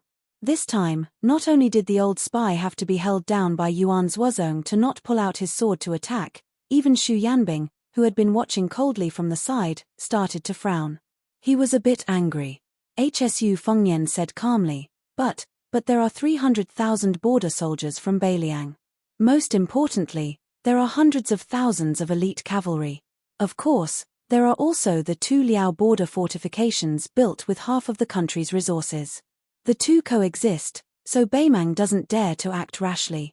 Once they attack Great Peace City for more than a month, Beiliang's cavalry can use the northern border with Jizhou as the core as support to attack Liaodong. In this way, Beimang's army can only fight like a cornered beast. When the army from the south of Liang arrives, Beimang will have no chance of winning. As for Beimang's army using Jizhou as a breakthrough point, even the country's scholars who only know how to talk about strategy on paper know that it's a move that only fools would do. In that case, does it mean that our northern Liang border army is duty-bound to Liyang and the Central Plains, and that our contributions cannot go unnoticed? The old monk asked back, "Isn't it?" Hsu Fengnian smiled, "No, it's not. The key is that both the imperial court and Beiliang think that the Beiliang cavalry is the private army of the Shu family. They only recognize the Shu flag, not the imperial edict or the emperor of the Zhao family. Then, there was a question that was placed on the table of the Shu and Zhao families. Neither side could avoid it. Xu Xiao had thought about this question back then. If his eldest son was an embroidered pillow who neither followed his father nor his mother, then could he go to Tian City and be a prince consort who enjoyed himself regardless of the wind and rain? Or go to the Central Plains and change to a random vassal state and become a prince of Taiping? I think the late emperor of Liang, Zhao Duan, had thought about this problem many times. How could he ensure that Beimang and Beiliang would fight to the death and that Beiliang's military power would be stable? Could he change the surname of the unruly Beiliang and change the master? Many people in the Central Plains have said that during the Spring and Autumn War, if it were Jiyu Zhentang, who debuted later than Xu Xiao, he could still destroy the 6 states. However, because Xu Xiao destroyed 6 of the 8 states of Spring and Autumn outside of Liang, Jiyu Zhentang could only helplessly follow behind the Shu family's army and pick up scraps. There was nothing he could do about it. After all, he was younger than Xu Xiao by more than 10 years and joined the army 10 years later. Otherwise, Great General Jiyu Zhentang wouldn't have stopped at 2 states. Perhaps Great Master would be unable to resist asking, "Isn't that so?" The old monk couldn't help but laugh. Even the little monk, who was confused from the beginning to the end, felt amused. Yuan Zuozong smiled knowingly. Xu Yanbing also loosened his frown. Xu Fengnian sighed. There was a smile at the corner of his mouth, and there was a rare sense of pride. He shook his head and said, "The answer is yes and no. Because if it were Jiyu Zhentang, he wouldn't have been able to win the Battle of Western Fortress, let alone defeat West Chu, which was still capable of fighting after being defeated." The old monk didn't express his opinion. Apparently, he was skeptical. Although the old man was a remnant of West Chu, he had resigned long ago and became an itinerant man in Jianghu. At first, he was a civil official who liked to talk and was not good at military affairs. He was deeply hurt by the war between the 2 states, but he didn't have a deep understanding of it. Hsu Fengnian held back his laughter and said, "It was Jiyu Zhentang himself who said that he couldn't win the Battle of Western Fortress, and he said it to Xu Xiao when there was no one around." The old monk, who was a little embarrassed, subconsciously raised his arm as if he wanted to touch the bald head, but he only touched the old leather hat. Hsu Fengnian suddenly asked, "Great Master, why did you say that only Xu Xiao could guard the northwest of Yonghuichu?" The old monk didn't hide anything and said, "It was something that Dragon General Xu Gong, who was from the Gangnam-do Gumu Shu family, told me. I know what it is, but I don't know why, so I borrowed it." Hsu Fengnian smiled bitterly and said, "To tell you the truth, Xu Gong, the assistant minister of the Ministry of War, was the general who stopped the Beiliang cavalry from going to Guangling." The old monk was speechless.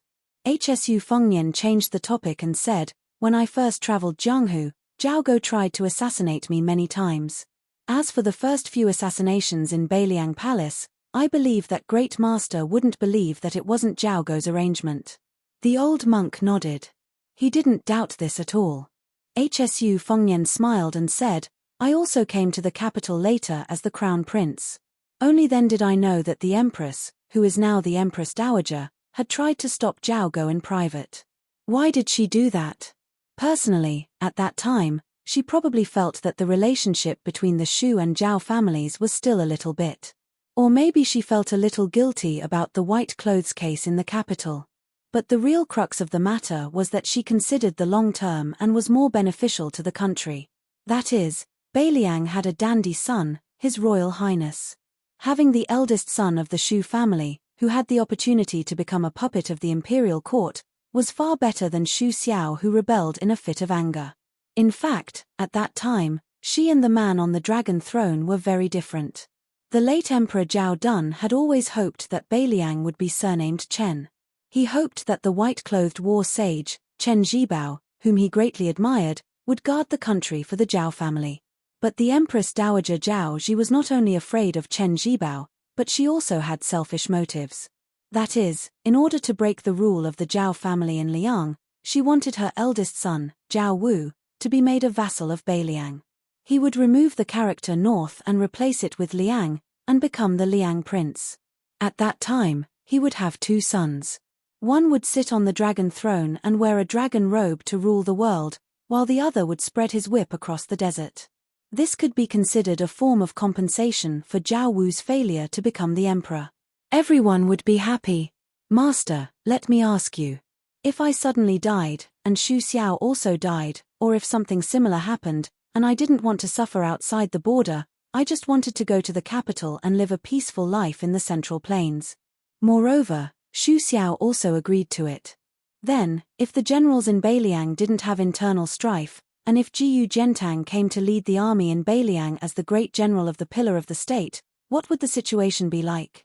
Although I don't know about military affairs, I think it would be a good thing. If Jiyu Zhentang led the Beiliang frontier army to fight to the death, the imperial court would also promise to let Jiyu Zhentang be conferred the title of king after his death. However, it probably wouldn't be hereditary. Otherwise, it would be the second Shu family. After all, I also know about the matter of the army's morale. It is built through continuous fighting, and also through the deaths of people. Yes, it's indeed the best ending. Then, if I take a step back and say that Xu Xiao and I are dead at the same time, will the generals in Beiliang obey Jiyu Zhentang's command? Well, I don't dare to make a presumption. The night fell into silence. Yuan Zhuozong said indifferently, Master, can you trust that I will say something fair? The old monk was a little surprised and smiled. So you are General Yuan Baixiong, who fought in the princess's tomb. Tell me, this penniless monk believes you. Yuan Zhuozong said slowly, under the premise that my adoptive father and the prince ordered me not to make any trouble, I will only say the words of the old men in Beiliang. I will leave Beiliang and may go to the western regions. I will never enter the central plains of Beiliang again. As for the other 2 adoptive sons, Chu Lushan will establish himself as king in Liuzhu. He may even go to Beimang after his adoptive father's death. Qi Dang will take off his armor and become a retainer for the prince. Among those commander-in-chief commanders of the northern Liang border army's cavalry, Yang Wenwan might run straight to Mount Qing Liang to risk her life. Even if she didn't go, most likely she would die of anger. If she didn't die of anger, she would shut herself in and not come out. Chen Yunxue, Zhu Kang, He Zhonghu, and the others all left the border army. Among the young generals, Liu Jianyu, Hu Kuei, Shi Fu, Ninga Mei, Wang Lingbao, Li Mofen, and others would all leave the frontier army. In the end, among those who stayed in the border army, there was no need to think about the old man. Only people like Cao Xiaojiao could be considered useful. Once these people leave, even if Jiyu Zhentang brings all his old subordinates from the spring and autumn period to Beiliang, even if the framework of the 300,000 border army is still there, I think the fighting power will be less than half of the original. Maybe you will think that half of the fighting power will still be 150,000 soldiers. With the addition of Cai Nan's army, someone's Western Shu, the support of grain and endless reinforcements from the Central Plains, such as the Qingju army, you can even mobilize the capital army to the northwest. In the end, you still have a chance to stall the Beimang army and slowly exhaust Beimang's national strength, right? It was the 3rd time that the old monk said this tonight. Is it not? Yuan Zhuozong took a deep breath and sneered, is it? Of course not. You know, in the Battle of Liangmang, Beiliang defeated Beimang by a fluke. Why, when you heard that only 100,000 Beiliang died and only 30 Beimang died, you think it was easy to win? I don't mind telling you the truth. At that time, Beiliang was fighting on 3 fronts. As long as one front collapsed, the whole line would be defeated. At that time, it was not only 100,000 Beiliang that died, but also 300,000 border soldiers plus 300,000. Hsu Fengnian looked up at the night sky and murmured in a low voice that only he could hear, only 100,000 died.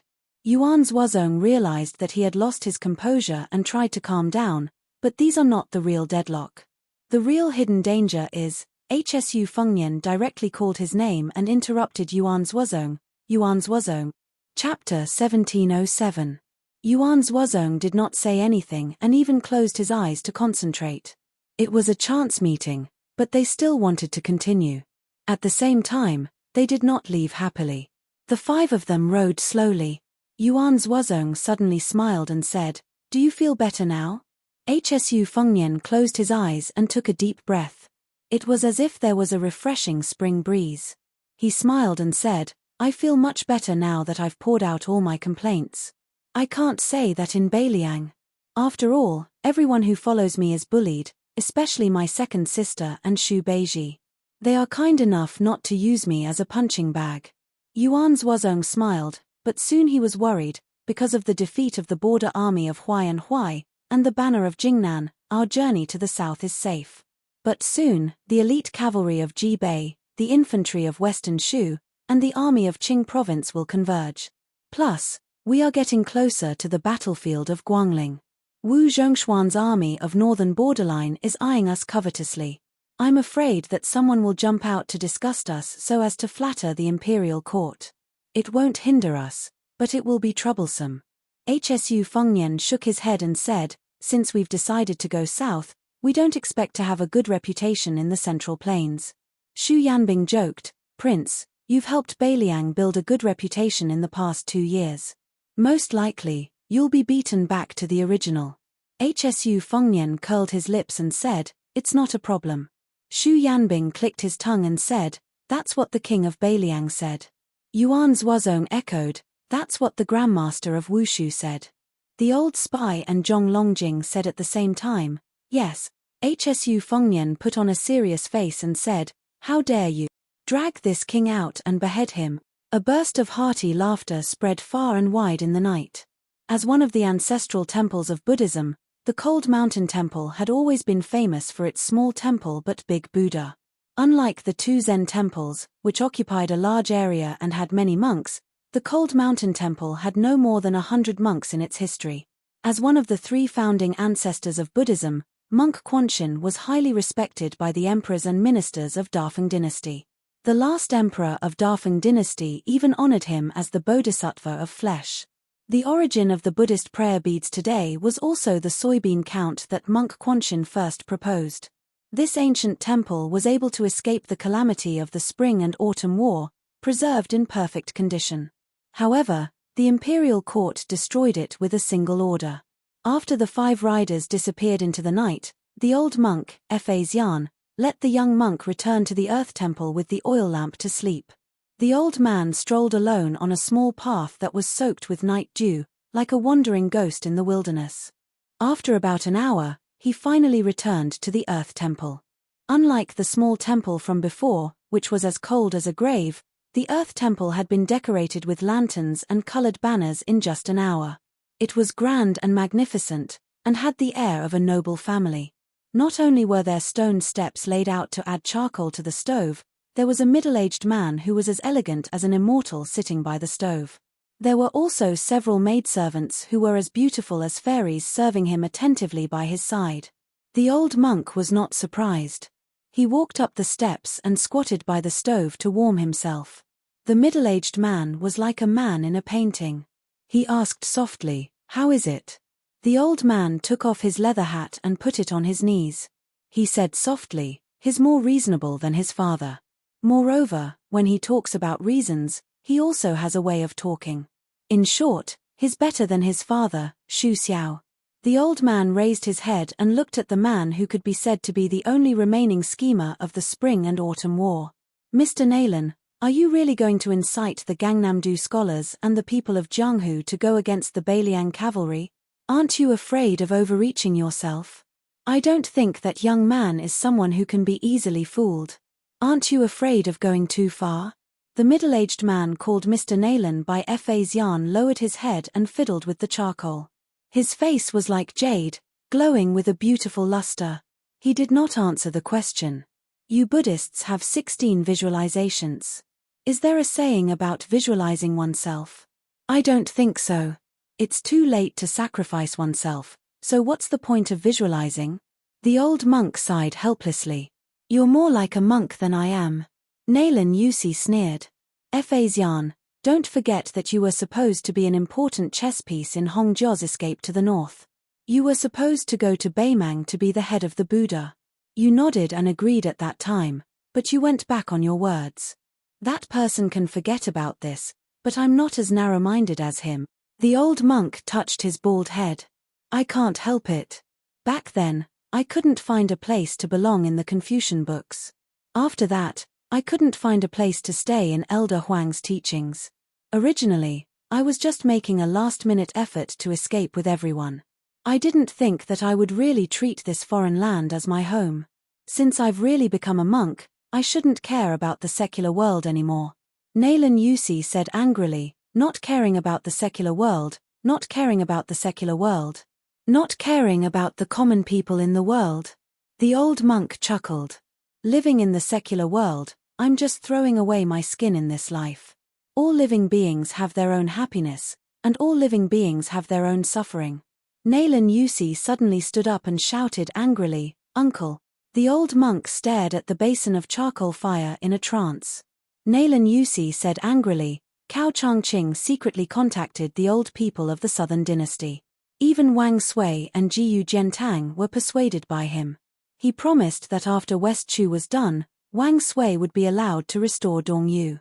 He promised that Jiyu Jiantang would become the most powerful person in the world, not just the Liang pillar state that Xu Xiao didn't want. Once the Central Plains were pacified and Beimang was annexed, he also promised that the Jiang family of West Chu would only exist for one generation. Then, Jiang Yi would abdicate and the descendants of the Jiyu family would be the emperor. This was the end of the spring and autumn period that Cao Changqing had set in his heart. The old monk sighed. All living beings are suffering. Naylan Yusi stood on the steps and pursed his lips. His eyes were gloomy. The old monk no longer called the younger generation of the family teacher. Instead, he asked straightforwardly, You forced Hsu Fengnian to oppose the imperial court and forced the Central Plains to regard Beiliang as an enemy. Are you plotting for King Zhao Bing or Crown Prince Zhao Zhu of Yang Dynasty? Naylan Yusi's face was cold and hard. He said in a deep voice, As long as Beimang loses the power to go south in the future, the Shu family with the powerful army will not be allowed in Liang. Beiliang, which is like a feudal town, will not be allowed to exist in the world. This is the general trend. Anyone who becomes the emperor will do the same thing. Not to mention the current emperor, Zhao Zhuan, even if Zhao Zhu, who is assisted by Naylan Yusi, becomes the emperor, even if he and Hsu Fengnian have been sworn brothers since childhood, as long as Hsu Fengnian is still the king of Beiliang, the situation of Beiliang won't change at all. It might even be worse than 20 years ago. Liang can't do anything to the Beiliang cavalry now, but it doesn't mean that it will still be helpless 5 or 10 years later. Monk Fa Xian flipped his palm and changed his palm to the back of his hand to warm the fire. Your plan is quite long-term. You even took into account the friendship between Hsu Fengnian and your young strategist. But let me ask you, it's the principle of an emperor to get rid of the hounds when they're dead. So is it also the principle of a desperate dog? The old monk didn't wait for Naylan Yusi to speak and continued, Why didn't Beiliang send its left and right cavalry to go south to the Central Plains? Why did it have to be the core of Beiliang cavalry, the great snow dragon cavalry? Was it this 10,000 cavalry that went deep into the hinterland? Was it that young king's impulsiveness? Did he want to show off the power of the Shu family and show off in front of his neighbor, the Central Plains? I don't think so. The Shu family has been outside the Northwest Pass for 20 years and has fought with the Beimang barbarians for 20 years. They have never coveted the Central Plains, whether in the past or in the future. Especially the 20 families that you said are secretly relying on Beiliang. They are openly appearing in the eyes of the imperial court. In this way, isn't Beiliang telling Great Peace City that they are not rebelling this time? Using the banner of pacifying Great Peace City, they are taking a step back. In this way, they are taking another step back. Beiliang's propriety is obvious. Now, you, Naylan Yusi, want to break the propriety of both sides. Aren't you afraid that your actions will reduce the relationship between Hsu Fengnian and Zhao Zhu? At that time, Zhao Zhu will reveal his dagger. Do you really think that Hsu Fengnian won't rebel in anger? At that time, Beimang will most likely be crippled. Who will win the Central Plains? Maybe Hsu Fengnian's Beiliang cavalry will be able to go all out. The old monk suddenly stopped talking and slowly turned his head. He looked at the slender figure with a face full of shock. You. You, Nalan Yusi, want Hsu Fengnian to be the emperor? Nalan Yusi didn't admit or deny it.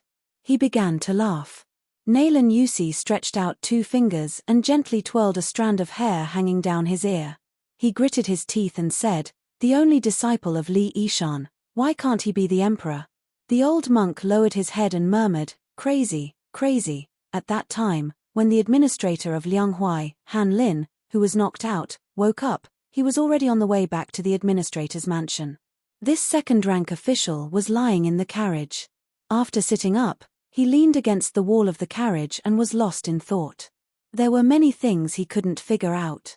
Just like how he couldn't figure out why his teacher didn't choose Zhao Yuling or Yin Maochun in Zhonglu, but only chose Wang Xiongui, who obviously didn't have the prime minister's temperament, as his successor. Now, Han Lin, who was placed high hopes on by the imperial court, also couldn't figure out why the young man personally led the troops to the south to wade in the muddy water when there was a progress in the transportation of water and the imperial court had already loosened up. It was true that it was the duty of the vassal king to quell the rebellion, but now the emperor was not so miserable that he couldn't even send an imperial edict out of the capital. How could the Beiliang cavalry dare to leave the territory without permission? Han Lin also couldn't figure out why Jidushi Cai Nan, who didn't have any personal friendship with him, wanted to withdraw himself and safely stay away from this monstrous storm that was enough to end his official career, instead of dragging him into the water and suffering together. Only at this moment did Han Lin, who had been promoted step by step in the capital's officialdom, understand one thing. No matter how knowledgeable a scholar was, he was not the same as a group of warriors on the battlefield, because you never knew what shocking action they would do next. Han Lin lifted the curtain of the carriage and looked at the vast expanse of white snow outside. He felt cold all over. He felt a little guilty for Cai Nan, but he hated the king of Beiliang who didn't follow the rules. Chapter 1708. Han Lin thought that if Cai Nan did not die from this disaster, even if he had to bear the risk of being suspected by the court, he would still drink and chat merrily with this former general of Jiyu Jiantang's. However, Han Lin quickly felt desolate. How could Cai Nan, as the main general, not die under the charge of such a powerful cavalry? Han Lin sighed softly, and then his gaze became determined. He decided that as long as he was an official in the Huai River, he would take care of Cai Nan's family. However, the administrator certainly would not have thought that Cai Nan had not actually died in battle. Instead, he had been seriously ill and unconscious for many days. That bed was not in the Cai family's residence, but in the army's tent. From this, one could see the severity of his injuries, to the point where he could not withstand even the slightest jolt of the carriage. So much so that when the eunuchs of the ceremony directorate who had rushed all the way from the capital to Hezhou to announce the imperial edict entered the tent with the rhinoceros horn shaft, they also smelled the strong smell of medicine and the unconcealable smell of blood. In reality, before lifting the curtain, the eunuch had already seen the wives and children of the regional commanders. All of them were in a state of panic. They were worried that the life and death of the backbone of their families was unknown, and they were also worried that the court would be furious and punish them. Along the way, although most of the big military tents were just fleeting glimpses, the mournful scene of everyone being in a daze could not be faked. It was the kind of mournful army that had suffered a great defeat, and it must have been a crushing defeat. As one of the 8 eunuchs of the ceremony directorate, whose seniority could not be considered the oldest in the imperial palace of Great Peace City, it was far from his turn to announce the edicts of a major second-rank border official. However, this time, the announcement of the edict was clearly an evil task that all the important figures in red python robes had tacitly agreed upon. The head of the ceremony directorate, Song Tonglu, could not leave the Son of Heaven's side. As the second-in-command eunuch, according to the law, he could only hold up the white jade scroll edicts. Otherwise, it would be too shameful. Next was the official eunuch. Of the 8 eunuchs, he was the one with the least seniority and backing.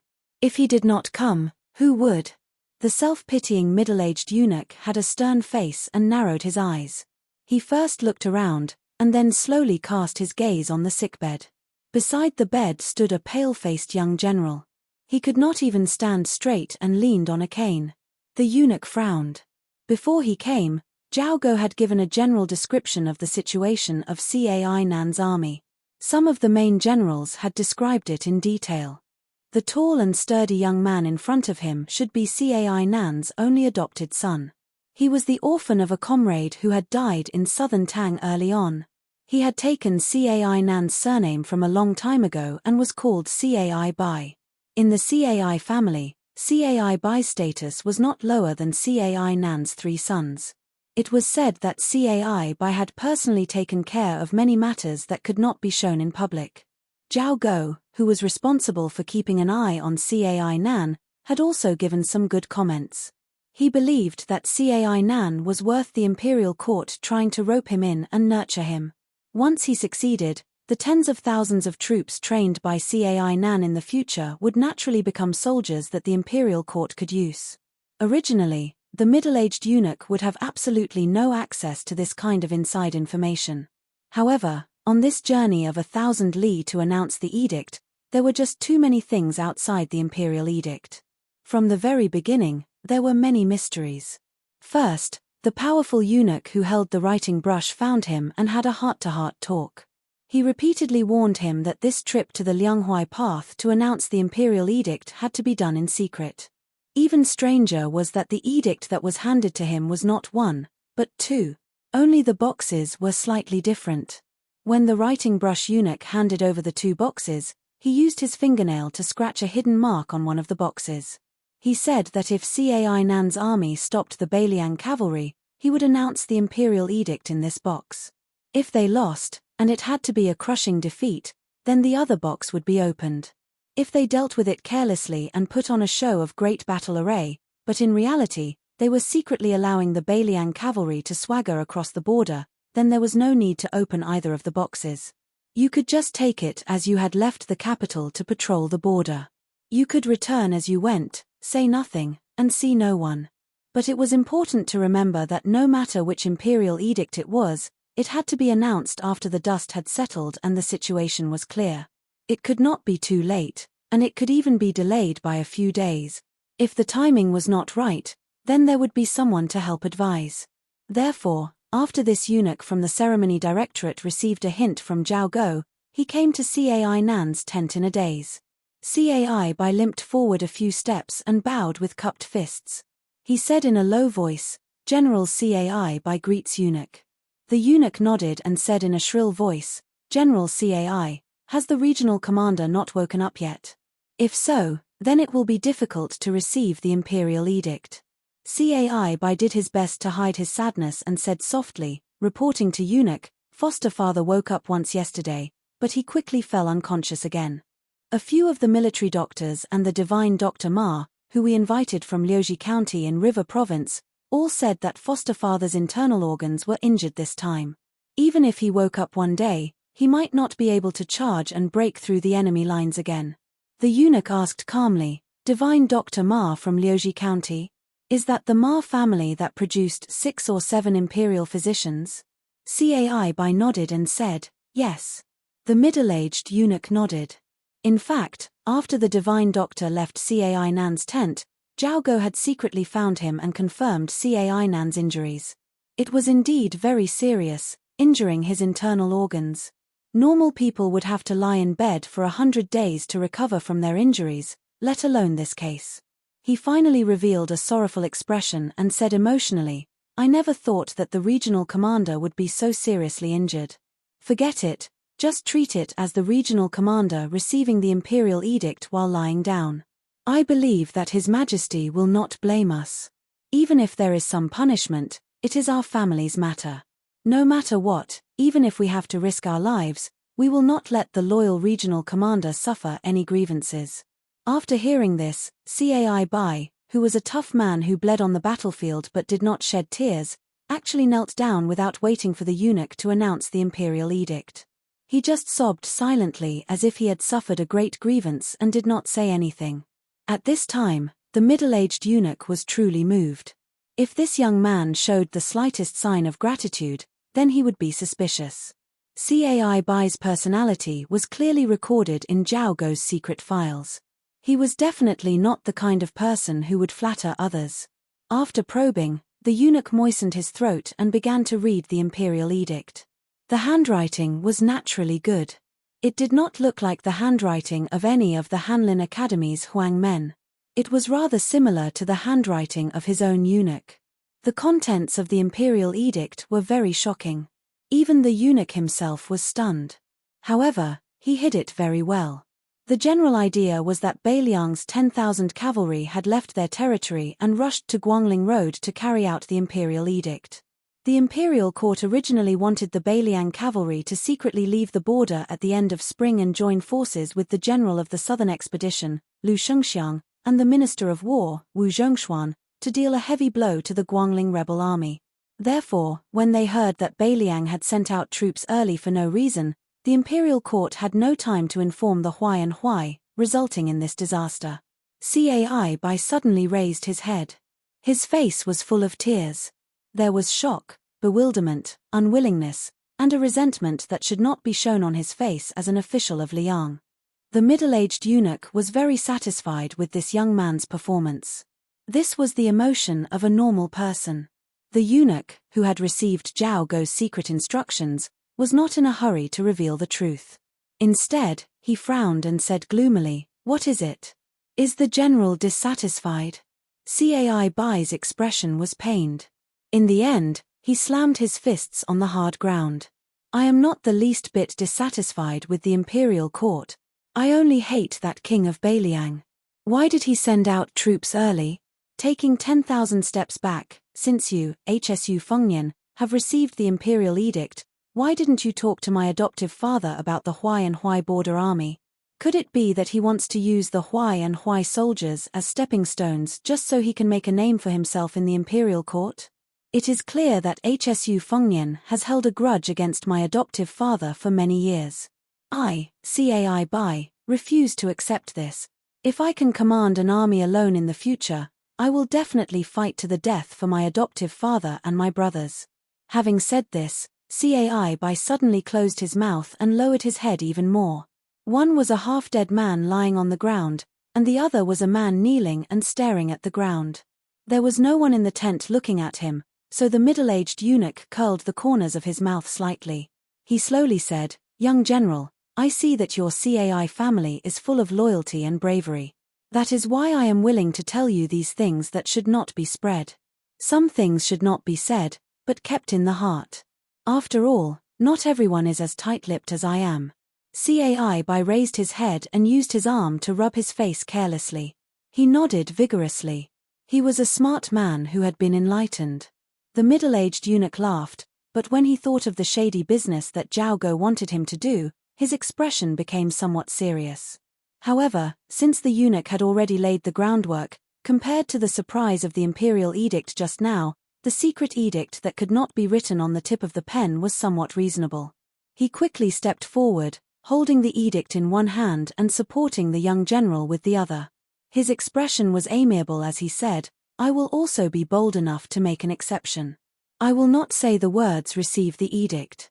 Young general, just take it." After Cai Bai solemnly received the imperial edict with both hands, the eunuch lowered his voice and said, "Young general, in addition to the imperial edict in your hands, there is actually another imperial edict from His Majesty's mouth. Although there are not many words, you must listen carefully." After a moment of surprise, Cai Bai immediately knelt again. The middle-aged eunuch said in a low voice, "The Huai Jidushi Cai Nan is granted the title of Count Zhongyi." This time, Cai Bai raised his head. His expression was completely different, one of surprise and gratitude. Chapter 1709.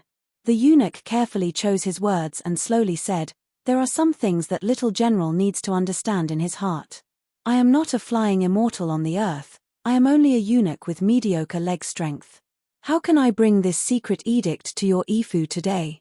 Is it not because His Majesty, as soon as he learned that the Beiliang barbarians had sent troops ahead of time, thought that your adoptive father and the elites of the two Huai would bravely stop them? Did he think that there would be a day like this? Otherwise, how could your Cai family have such a grand edict of imperial grace?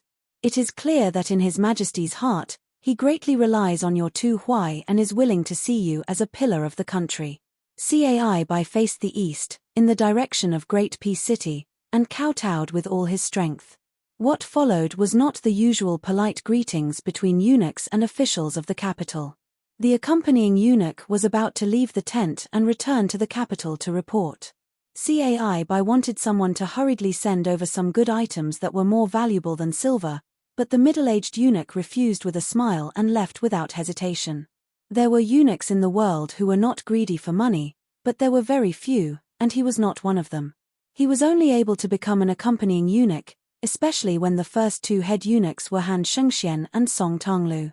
He should understand that sometimes, when dealing with people, not taking money would not only be able to sleep soundly, but it was actually more valuable than taking money.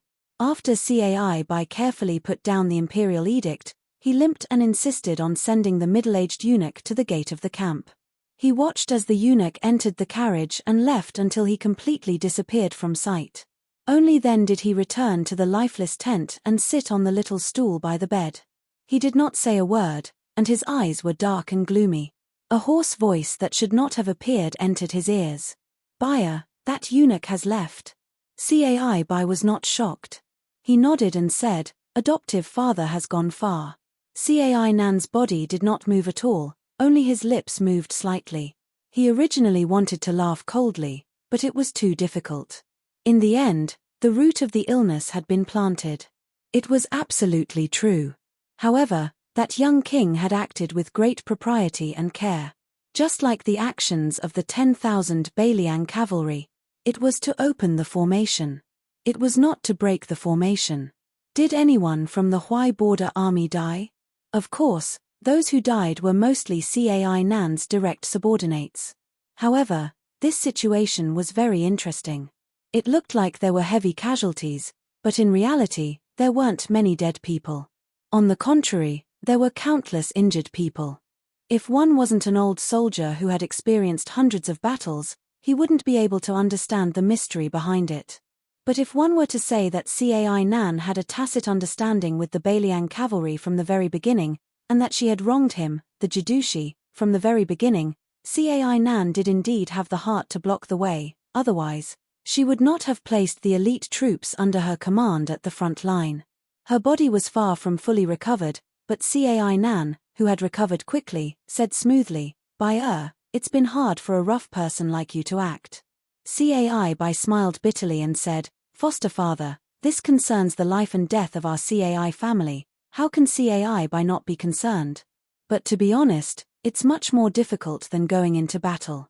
Cai Nan asked, after hearing the two imperial edicts, "What are your thoughts?" Cai said with mixed feelings, "If I didn't know beforehand that the Bailiang would not be allowed to go down south, and with the strange actions of the Bailiang cavalry, Cai would really have believed that eunuch's nonsense today." Cai Nan, who was lying on the bed, stared straight at the top of the tent. "It's said that the fox grieves for the rabbit's death. Although I don't know what our great general is thinking, I do have such thoughts. For so many years, I've seen the methods Li Yang used to deal with the Bailiang, both on the surface and under the surface, one after another. It's inevitable that my heart is beating like a drum. Why do you think foster father was able to hold military power at the border all this time? Is it because I, Cai Nan, have great ability to lead troops into battle? From what I see, my ability isn't small, but it's really not that great. Compared to Lu Shengxiang, Xu Gong, and the others, I'm still a little inferior. The reason why I was promoted all the way to become a provincial governor is actually because of two people. One is a great general, and the other is a great general." The last sentence sounded like nonsense, but Cai knew that not only was it not nonsense, but the meaning behind it was rich. Not only could it make one's jaw drop, it could also make one's hair stand on end. The first great general was said to be foster father's benefactor, the second pillar of the Liyang dynasty, Jiyu Zhentang. The second great general was the old Prince Liang, Xu Xiao, who was called the butcher of the spring and autumn period. Cai Nan said in a low voice, "But even if I feel sorrow in my heart, I, Cai Nan, only have reverence for the old Emperor Zhao Li and the late Emperor Zhao Dun. I don't have the slightest bit of rebellious thoughts." Why? It's simple, because they're powerful. Regardless of the internal reasons, they were still able to suppress the two great generals, suppress the civil and military officials of the imperial court. Zhao Li was able to make Xu Xiao willingly help him conquer the world, and even helped Li Yang fight Beimang to defend the world until his death. After his death, he was able to make our great General Ji Yu wear an official's robe instead of armor, and sit on a bench in that cramped Ministry of War's Yamen for no less than 20 years. Zhao Dun wasn't bad either. He wanted that Grand Secretary Zhong, who had the power to overturn the world, to die, and Bai Yang obediently died. After Zhao Dun died, he similarly left behind a large amount of property for the current emperor. It's just a pity that although Zhao Dun had his personal grudges, they were generally harmless to national affairs. In Zhao Zhuan's hands, he couldn't control the scale. However, you can't say that the young emperor is really wrong in this kind of matter. The affairs of the world are like this, we can only explain it as fate making fools of people.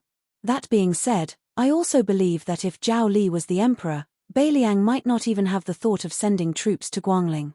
As for Zhao Dun, he would have delivered the imperial edict to our hands much earlier, and definitely wouldn't be so hesitant. Cai Bai said hesitantly, although I don't have a good impression of the young emperor, if it were me, I'm afraid I would have done even worse. Cai Nan made a sound of agreement. Zhao Zhuan isn't bad. As long as he's given time, he might have done even better than his father and grandfather. However, in the end, he's still a bit inexperienced. In addition to the current imperial court, with Bai Yang death and Tantanan's seemingly unchanged, I reckon he's more or less disheartened. Although there's still Qi Yanglong, who was left to our Liang by the previous emperor, compared to this Shangyin Academy Grand Chancellor who came out of seclusion halfway, especially Yuan Benx's benefactor, Zhao Zhuan naturally trusts Chen Wang, who he personally promoted. Unfortunately, at the same time, he won't place too much importance on Chen Wang's opinion at crucial moments. This is because Chen Wang is young, and the emperor is also young. Without Xu Xiao in the northwest, Beimang immediately attacked. Without Yuan Benxi and Zhong Julu in the imperial court, problems also arose. I'm guessing that if Zhao Zhuan could be more magnanimous in the matter of the water transport, then HSU Fengnian would have at least done some superficial work for this inexplicable dispatch of troops, such as sending someone to Great Peace City to request an imperial edict. However, in the bottom of the young emperor's heart, he still hopes to use our Huai and Huai border armies to weigh the weight of the Beiliang cavalry, to see how much of an exaggeration there is. Now, it's a mess, and the imperial court doesn't have a tinker like Bai Yang. As long as I think of this in the past 2 days, the bit of anger in my heart will lessen. Then Cai Nan sighed and said, if Qi Yanglong and Huan Wen don't say a few words of justice at this time, Liang, which has a great situation, will probably really be in big trouble. Cai Bai didn't understand. Cai Nan didn't explain anything. His hoarse and deep voice became even more vague. This time, adoptive father barely escaped death. After thinking about it, there's something I should tell you, but adoptive father hasn't really thought it through. You can think about it yourself. Cai Bai leaned forward and said in a low voice, adoptive father, speak, I'm listening. Cai Nan's tone was calm. Openly guard against the Beiliang Shu family, secretly guard against Chen Zhibao. Be a good general on the border, great things can be expected. This is the only secret letter that the general has given me in all these years. It's a message, not written on paper. Cai Bai's pale face became even paler, but it quickly turned a sickly red. Cai Nan closed his eyes and said tiredly, after dying once, I found that now, looking at it, that young man surnamed Shu is still the most interesting, the others are just like that. That's right, Bai when I really receive the imperial edict of being conferred the title of Count Zhongyi, you can lead the army. As for whether you can become a Jidushi, that will depend on your own ability. Adoptive father can't help much. Don't try to persuade me. Maybe I feel that there's no meaning in it. Cai Nan didn't say anything and just kept his eyes open. His ears could vaguely hear the drums of the war of the spring and autumn period, his eyes could vaguely see the smoke of the war of the spring and autumn period, and his heart could vaguely see the bravery of his youth. During the reign of Yonghui, the world only knew that there was a Zhonglu Jiyu Lu in the imperial court, but they didn't know that there was a strategist who lived at the edge of the palace. Until now, in the year of the auspicious talisman, The civil and military officials still didn't know that there was a blind guest in a secluded house not far from Yuan Banks's residence. His surname was Lu, and his name was Shu. He only had a personal maid to serve him. On this day, a young man with a special identity came to Lu Shu's residence.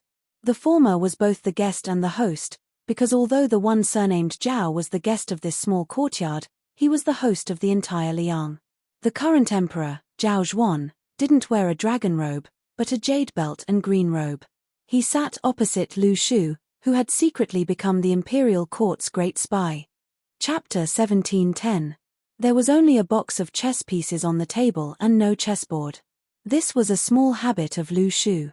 Regardless of whether he was flipping through a book or thinking, he would always have a box of chess pieces by his hand. If he had nothing to do, he would grab a handful of chess pieces and slowly rub them in his palm. Zhao Zhuan's tone was indifferent, but there was a hint of blame in his words. "Sir, why did you not only order Zhao Go to bide his time along the way? You even strictly ordered the local Jianghu people not to show their faces and not to obstruct the Beiliang cavalry." Lu Shu, who was holding a handful of cool chess pieces, moved his fingers slightly and made a squeaking sound. In the face of the angry reproach of the ruler of a country, this blind young man who had risen to the center of the dynasty overnight was expressionless. He slowly said, "Liang's face is not on such trivial matters. His Majesty's face is on the border battles between the Liao, Beiliang, and the Huai River. If His Majesty felt that he could tolerate anyone in the world except for Hsu Fengnian, so he wanted Lu Shu to act on impulse, then it's very simple. Although Zhao Go people have died, they are still a huge force that can call the wind and summon the rain. Not to mention stopping scholars and Jianghu people from causing trouble. When the Beiliang cavalry is on its way south, there will be people who will step forward bravely in every road, prefecture, county, and county. There will be people who will die under Beiliang's warblades and horses. What's so difficult about that?" Zhao Zhuan was silent, but the anger between his brows did not diminish. Lu Shu stretched out his arm and a chess piece leaked out from his palm and fell on the table. From a practical point of view, a family's wealth is a land's worth of soldiers and horses. From a hypocritical point of view, it's the people's hearts and the general trend of the world. Putting aside the future harvest, every bit used is a bit less. Although the Beiliang cavalry is marching south this time under the banner of pacifying the rebellion, in the eyes of the civil and military officials, it's the ambition of a wolf. In the eyes of the people of the Central Plains, it's the young king's domineering behavior. In the current situation, the worst situation is that Hsu Fengnian colluded with West Chu, ignoring the Beimang War, and reached an agreement with Cao Changqing to divide the Central Plains equally. For example, when Hsu Fengnian marries Empress Jiang Sai in the future, there will be a transition between the left hand and the right hand of the throne. Am I right? Zhao Zhuan nodded sullenly. It is as you said. Lu Shu smiled and said, "But then again, Your Majesty, ask yourself, will Northern Liang rebel?" Zhao Zhuan shook his head. That won't happen. Beiliang frontier army's 100,000 soldiers died outside the pass, and only a little more than 10,000 soldiers went to Guangling. Beiliang won't rebel. Lu Shu threw a few more chess pieces on the table. If that's the case, then the imperial court shouldn't force Beiliang to rebel. At the very least, they shouldn't appear themselves. Let Beiliang and Beimang fight to the death. You want Guangling's grain? Then I'll give it to you. Hsu Fengnian can't lower his face to ask the imperial court for the martyrs who died in battle. But the imperial court will give it to you. In the second battle of Liang Mang, you might not have enough soldiers. The imperial court will lend you the army of Huai Jidushi Cai Nan. If Cai Nan isn't enough, Jizhou also has the soldiers of Han Fang and Yang Huchen. Zhao Zhuan's brows furrowed tightly. Lu Shu calmly said, the imperial court shouldn't be thinking about how to guard against Beiliang, but how to separate Beiliang from the Shu family. Don't hope that the second generation of the Shu family will still be disloyal to the imperial court. Instead, think about how to make the young and strong generals of Beiliang not have the slightest disloyalty. Make them and the entire Beiliang Taoism sincerely believe that Beiliang is a Beiliang within the territory of Liang, and that the Shu family is only helping the imperial court manage and govern Beiliang. Even if one day Beiliang doesn't have the cavalry of the Shu family, even if the Battle of Liang Mang isn't going well, everyone in Beiliang, from the officials to the common people, will have a way out. If Beiliang doesn't have a foothold, then the imperial court will let them retreat to Huaijianghu, to Shujiao, and even all the way to Jiangnan. Zhao Zhuan's brows loosened slightly. If that's really the case, then it doesn't matter whether the Shu family rebels or not. Lu Shu laughed involuntarily. Your Majesty, you must remember that if you want the Beiliang Shu family to become water without a source, it's still too early. First, you have to rely on the imperial court's careful operation. If you're willing, you have to give something to Beiliang first. Second, you have to rely on the following Battle of Liang Mang. Third, you have to rely on the people of Beiliang slanting toward the imperial court. The imperial court can no longer regard them as uncivilized Beiliang barbarians, and can no longer restrict the scholars of Liangdi in the imperial examinations. Fourth, you have to rely on the officials of Beiliang who have a foothold in the imperial court. You can't do without Sun Yin, Yarrow Baifeng, and you can't only have people like Jin Lanting. Fifth, you have to rely on Liang to quickly let Xu Gong, Lu Sheng, and Song Li, who have clean backgrounds and can be of great use, stand out and quickly end the Battle of Guangling. Don't think about reducing the power of the local generals. When the water is too clear, there will be no fish. Once the generals in Liang are completely speechless, and the Beimang army is still in the north and hasn't suffered any damage to its foundation, don't tell me that in the end, you can only rely on the Shu family's iron cavalry to fight the war. In that case, won't the previous fourth become a joke? Zhao Zhuan picked up the chess pieces that Lu Shu had dropped from the table one by one. He gripped them tightly and sank into deep thought. Zhao Zhuan subconsciously imitated the movements of the blind young man. The chess pieces in his palms rubbed against each other. In the final analysis, teacher wants the imperial court to retreat in order to advance. Lu Shu said a rebellious sentence without hesitation. Yes, Your Majesty wants to retreat in order to advance. Zhao Zhuan smiled embarrassedly. Strangely, the young emperor didn't seem to be angry. Lu Shu suddenly asked, "Doesn't Your Majesty find it strange that with the foresight of Zhong Julu and Yuan Bengxi, why couldn't they think of such a crude method?" Zhao Zhuan's heart trembled. He laughed and said, "I only know that teacher's methods this time are definitely not crude." Lu Shu loosened his palms and the chess pieces fell to the table. "Seniors, it's just that you can't think of it that way. I believe that at that time, the two of them were mainly plotting against the Beiliang and not Hsu Fengnian. The same prescription used in different places has completely different effects." Zhao Zhuan said in disbelief, "Other than Xu Xiao, who else could it be?" Lu Shu raised his head, expressionless. Zhao Zhuan suddenly understood. Chen Zhibao. Lu Shu's words became more and more shocking. In the early years, no one would have thought that Hsu Fengnian could really be inherited. However, with the talents of Grand Secretary Zhong and teacher Yuan, they could still make up for it. It's a pity that the previous emperor didn't give Zhong Julu a chance, and Your Majesty didn't give teacher Yuan a chance either. Zhao Zhuan's face was gloomy. Lu Shu looked at the young emperor. "Actually, Your Majesty, you're here to denounce me, aren't you? You're angry about why I, Lu Shu, dared to act first and report later and granted Cai Nan the title of Count Zhongyi without authorization after taking over the power of Zhao Go." Zhao Zhuan laughed. "At first, I was indeed shocked and angry. I even had the thought of killing someone. However, after listening to teacher's digression, I felt much more at ease. However, I also don't want this to happen a second time." Lu Shu calmly shook his head and said, "It won't happen again. Your Majesty's trust in me has almost been used up. After all, I only have one head."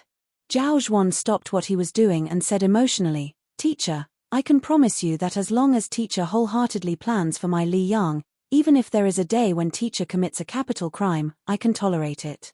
Tolerate it once. If teacher does not believe me, I can go to the ancestral temple and swear to the ancestors of the Zhao family." Lu Shu hurriedly waved his hand and said with a smile, "No need. Your Majesty is a good emperor, I am certain of this. Otherwise, why would a blind person like Lu Shu who is destined to never rise in his official career be willing to come to Great Peace City?" Zhao Zhuan asked in a small voice, "Teacher, I also know that there are some questions that should not be asked. In the history books, whenever an official answers a monarch's question, there has never been a good ending. However, I still hope that teacher can be honest with me." Lu Shu said faintly, "Since your majesty does not have many imperial sons, then you should be asking me who in the imperial court can succeed Qi Yanglong as the grand secretary of the dynasty. Will you tolerate that grand secretary growing up to become an emperor like Zhong Julu who has no political enemies in the court? With this question, does it mean that your majesty is not even at ease with Chen Wang? Then your majesty will truly be all alone." Zhao Zhuan said in a sincere tone, "It is not that I do not believe in Chen Wang."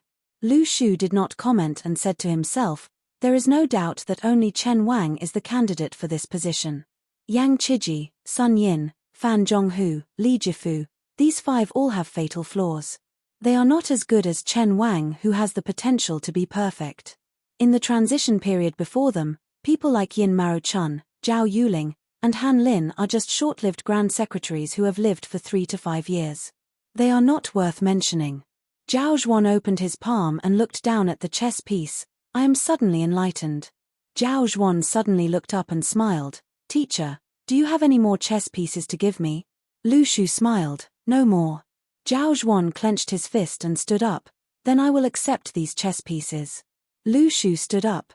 "Then I will not see you out." Zhao Zhuan laughed. "There is no need to see me out, but I will continue to give you chess pieces in the future. I hope that at the end of our lives, we can sit face to face like today, slowly count those chess pieces, talk about the past, and put them back into the box one by one. Wouldn't that be great?" Zhao Zhuan left quietly. The maidservant, Xinghua, who had followed Lu Shu from the Prince of Jing'an's estate to the capital, suddenly discovered that her teacher was sitting upright and still, but at some point, a lonely chess piece had appeared on the table. He had not given it to Emperor Zhao Zhuan. She asked curiously, "Teacher, why did you keep one for yourself?" Lu Shu said softly, "I did not keep it for myself, I kept it for someone else." The woman was horrified. Lu Shu stretched out his finger and gently pressed on the chess piece. "I will repay him with my life." Chapter 17:11. Along the way south, other than those towering mountains and precipitous ridges, there was almost no snow to be seen. The cold of spring was the most bone-chilling. If the Beiliang cavalry advanced 120 li to the southeast, it would be equivalent to entering the Guangling Road.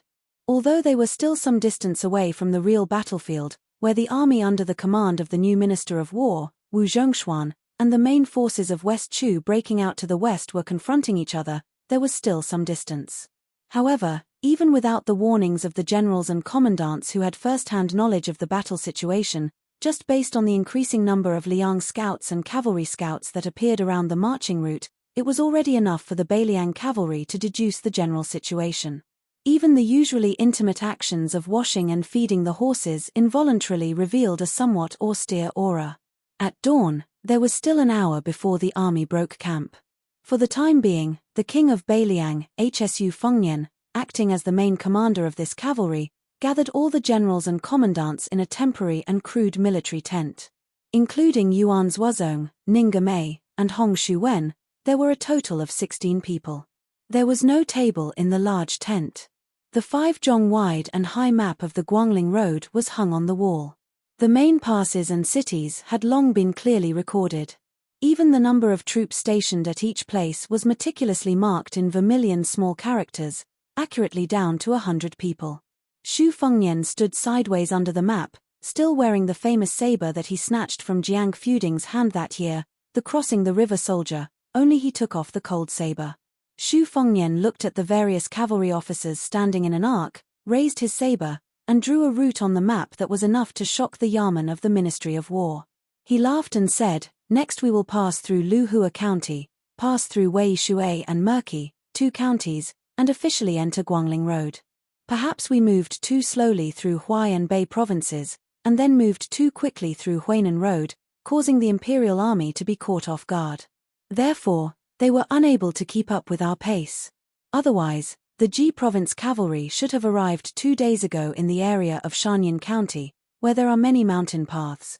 They would have first intercepted us, using Wufang and Free Cloud cities as a base to wait for reinforcements. When Xu Gong from the Ministry of War arrives, he would have allied with the local troops to defend this natural defensive line. This would have forced our army to advance more than 80 li to the south, and take a detour to the east to enter Guangling. However, in this way, we would have to collide with the Qing province troops that are rushing north. As long as there is a slight delay, the 20,000-strong army from western Shu would arrive. Hsu Fengnian paused here, and the corners of his mouth curled up. It is a pity that the hairy son-in-law of the Jiyu family is still a bit too slow. Therefore, I estimate that Assistant Minister Xu is already pointing at the Ji province general and spitting in his nose.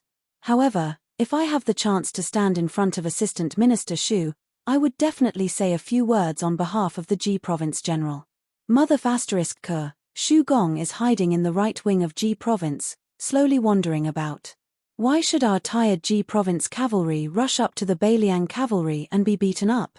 Who doesn't know that the great snow dragon can ride a horse and wear Beiliang armor, and when he dismounts his horse, he does not lose to the Yuju infantry in the slightest?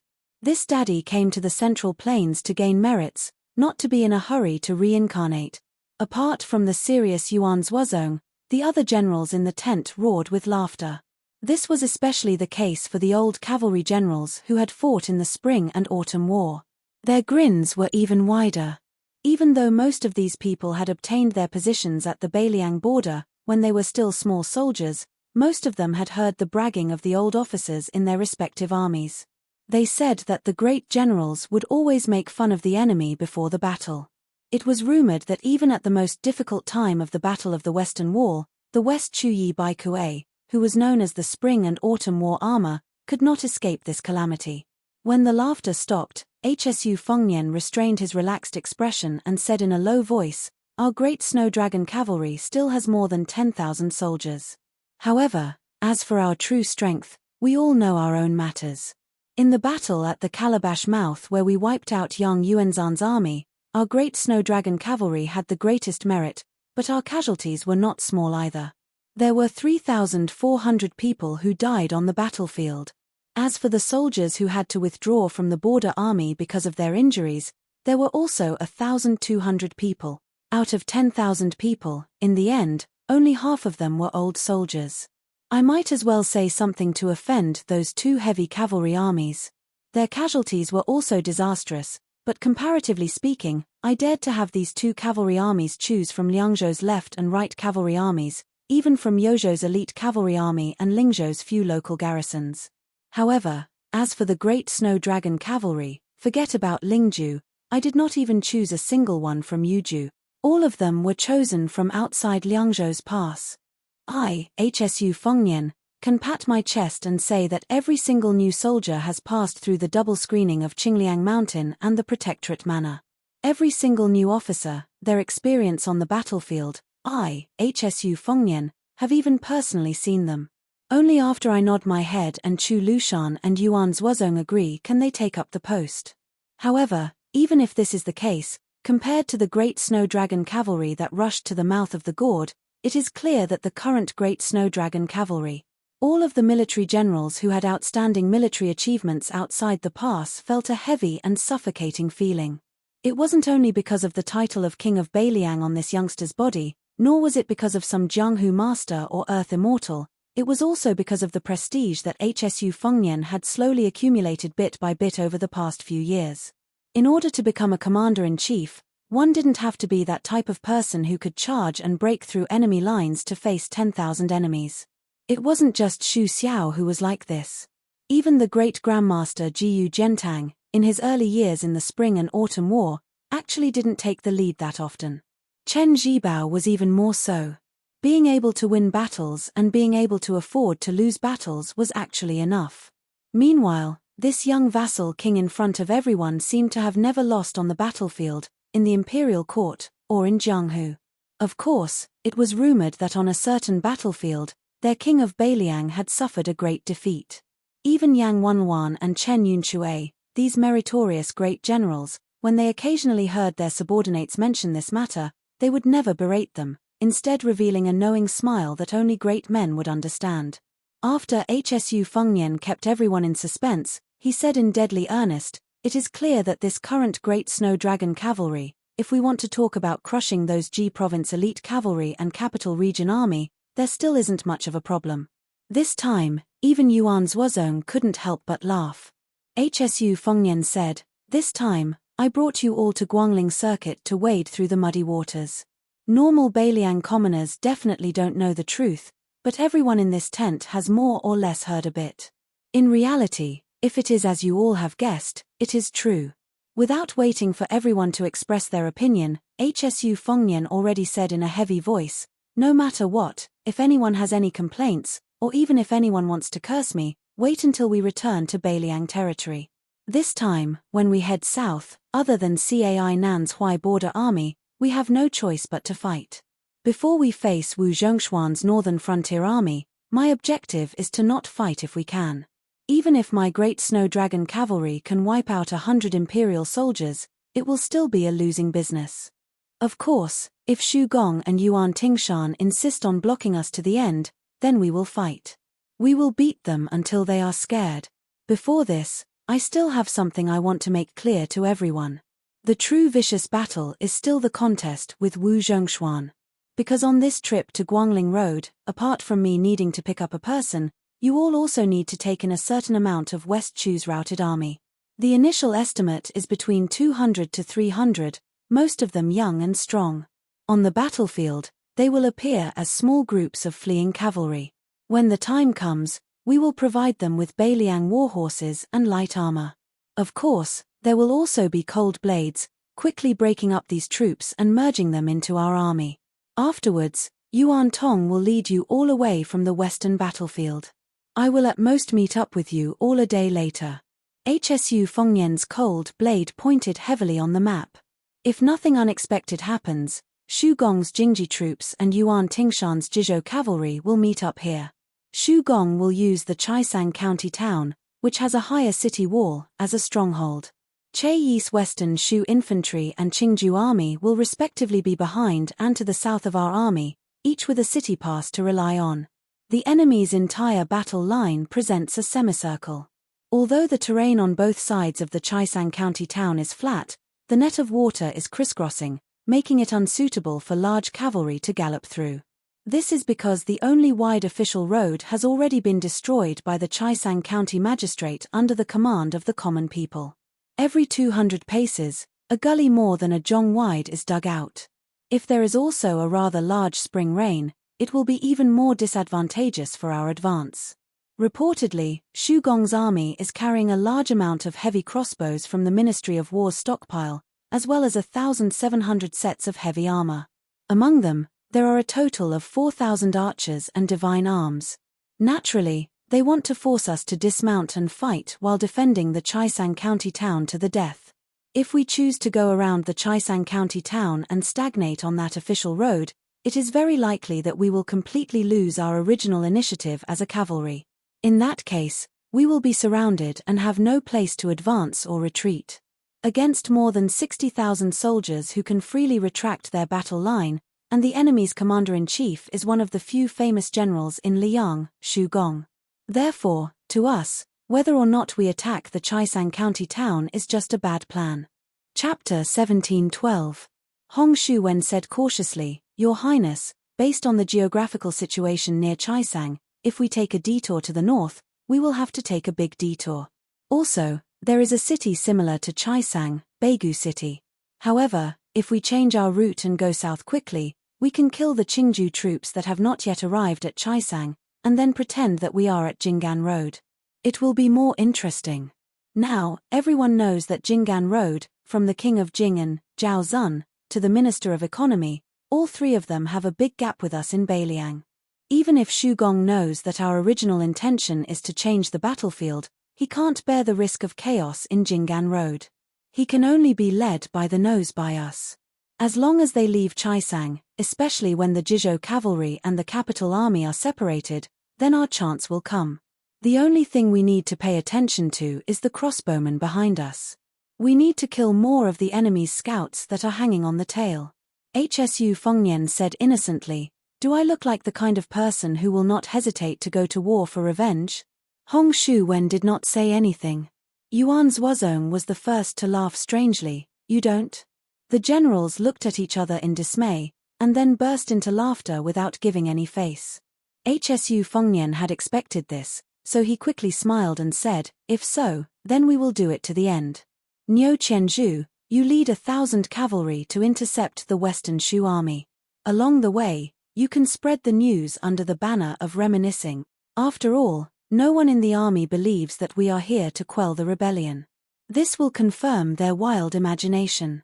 A tanned and burly man asked in a muffled voice, Your Highness, is 1,000 cavalry too little? Hsu Fengnian thought for a moment and nodded. Then let Pang Zhenrui lead another 1,000 cavalry to support them and strengthen their momentum. The charcoal-like man hurriedly waved his hand and said, Your Highness, that's not what I meant. I'm just a lowly lieutenant. I've never led more than 2,000 soldiers in my entire life. I'm just using this opportunity to follow Your Highness around the Central Plains to pretend to be a general. I don't dare to compare myself with Your Highness. 2,000 is enough.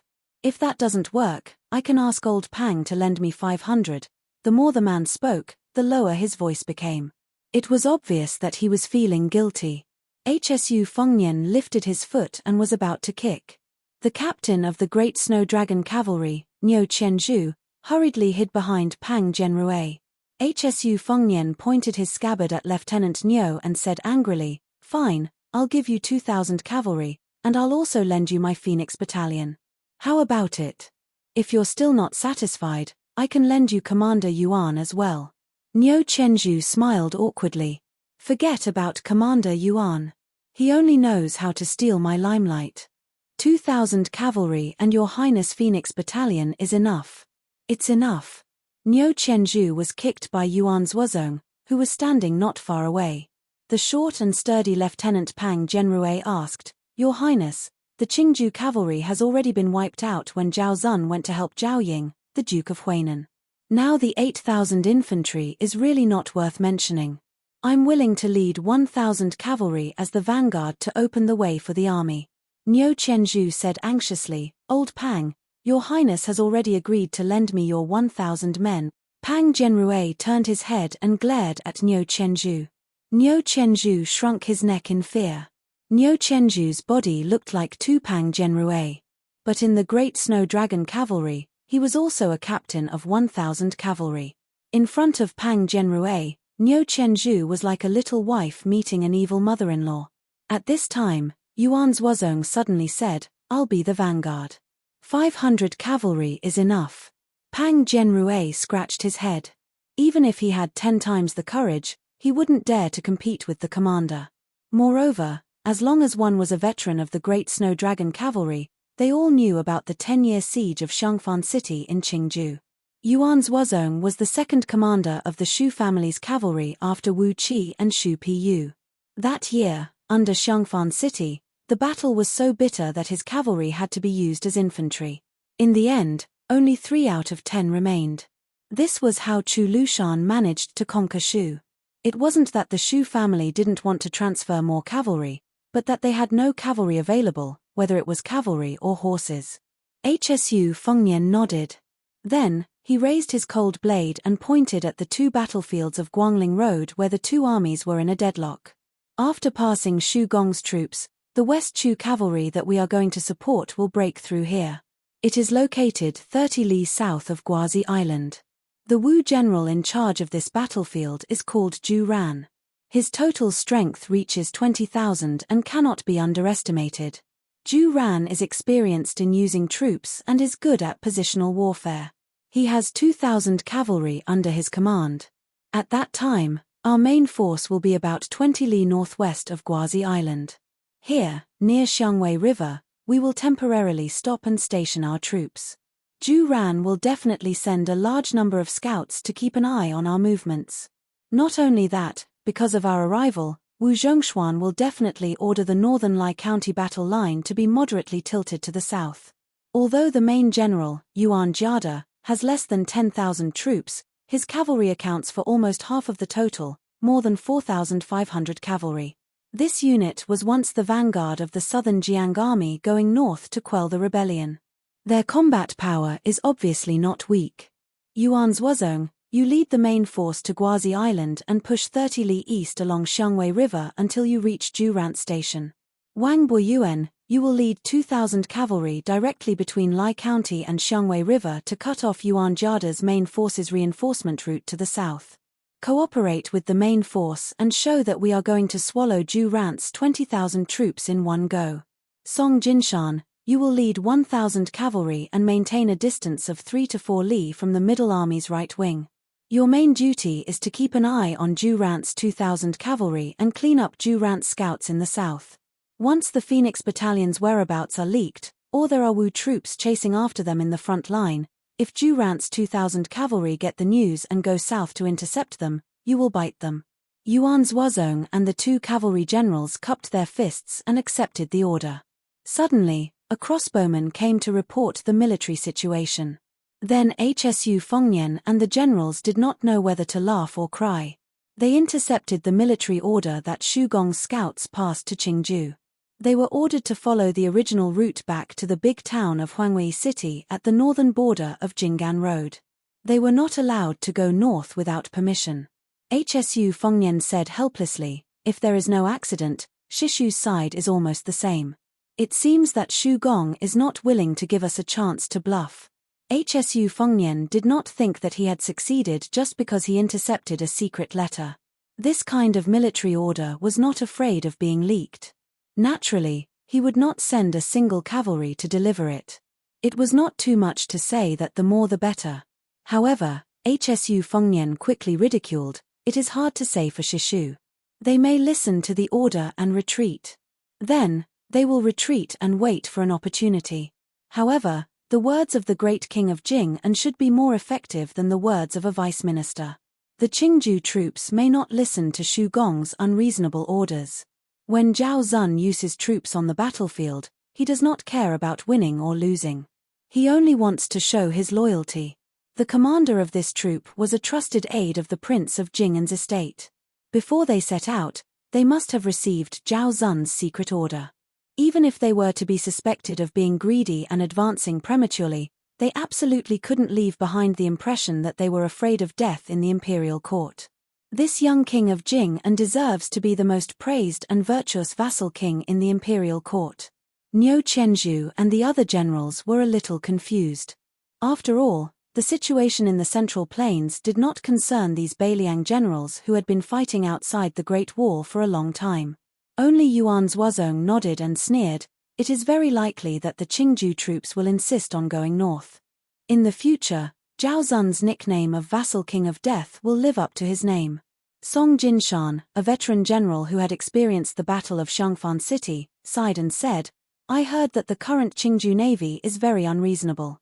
However, from the short-lived appearance of the Qingju cavalry in the Guangling battlefield last year, regardless of their combat power, their bravery is quite similar to the past. No matter how much we hated Qingju and Xiangfan City, we still had to give a thumbs up to the Qingju troops.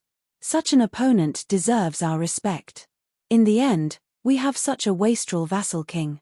What a pity, what a pity." There was a moment of silence in the tent. HSU Fengnian suddenly joked, "General Song, you are not insinuating anything, right?" Song Jinshan suddenly tilted his head and spat on the ground. This bold action of offending the superior frightened Niu Qianzhu, Pang Jianrui, and the others. Soon Song Jinshan smiled brightly, "Zhao Zun, that little bastard, is not even worthy to carry the king's shoes." HSU Fengnian patted the old general's shoulder heavily, "You are indeed an old soldier trained by Xu Xiao. You are good at flattering even when you are fighting." The smile on Song Jinshan's old face was exaggerated. He didn't forget to raise his eyebrows at Niu Qianzhu and the younger generation.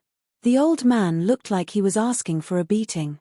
Clearly, he was telling the younger cavalry captains to learn from him. This old man is the real bootlicker. You guys are still too inexperienced. Xu Yanbing opened the tent curtain. HSU Fengnian nodded to him. HSU Fengnian let the generals in the tent leave and then stood side by side with Xu Yanbing outside the tent. HSU Fengnian frowned and had an ominous feeling. There were guests coming from afar. They came from afar very quickly. Chapter 17:13. The sun rose in the sky, shining brilliantly with the first rays of dawn. It was daybreak, and a flying sword had arrived before anyone else. Xu Yanbing gazed into the distance and sneered, "It seems like they don't come with good intentions." For the first time, Hsu Fengnian felt somewhat absent-minded. Logically speaking, he shouldn't have such a feeling of homesickness. It would be a joke to say that the other party's menacing approach made Hsu Fengnian feel apprehensive. Hsu Fengnian had experienced this kind of preemptive display of strength through the use of sword qi and sword intent. In fact, Hsu Fengnian had seen quite a few of the grandmasters who used the sword Dao in the world. From the earliest old Huang and the old man in the sheepskin fur coat, to Enji Tai, who killed a celestial with a flying sword on the shore of the East Sea, to Song Nianqing, who led his horse into the city to meet his death, to the ancestor of the Wu family's sword tomb, and so on. Hsu Fengnian had long reached the point where he was used to seeing such things. But for some reason, Hsu Fengnian felt somewhat uneasy when he saw the sword that flew 100 li across the sky and visited the army camp. It was the time when the sky and earth were white, and the hazy sky was like a sheet of Xian paper. That sword seemed to have written an extremely straight horizontal line on the Xian paper. Xu Yanbing asked, "Your Highness, do you want me to go and stop it? Although the sword qi is strong, it's still slightly inferior to Enji Tai's. At most, it's on par with Chai Qingshan's. It certainly won't delay the advance of our army." Hsu Fengnian said something irrelevant. It's West Chu's only remaining grandmaster of the sword Dao, Lu Dantian. Xu Yanbing couldn't figure out what Hsu Fengnian was thinking, so he didn't act on his own. Since he had confirmed the other's identity, Xu Yanbing didn't feel that Lu Dantian of West Chu could pose any threat. Even if the Great Snow Dragon cavalry didn't have him and the young feudal lord, they still had Yuan Zuozong, who had been hiding his strength for many years, and the Wu family's hundreds of swords. If they really wanted to force their way in, even 10 Lu Dantians wouldn't be able to do anything.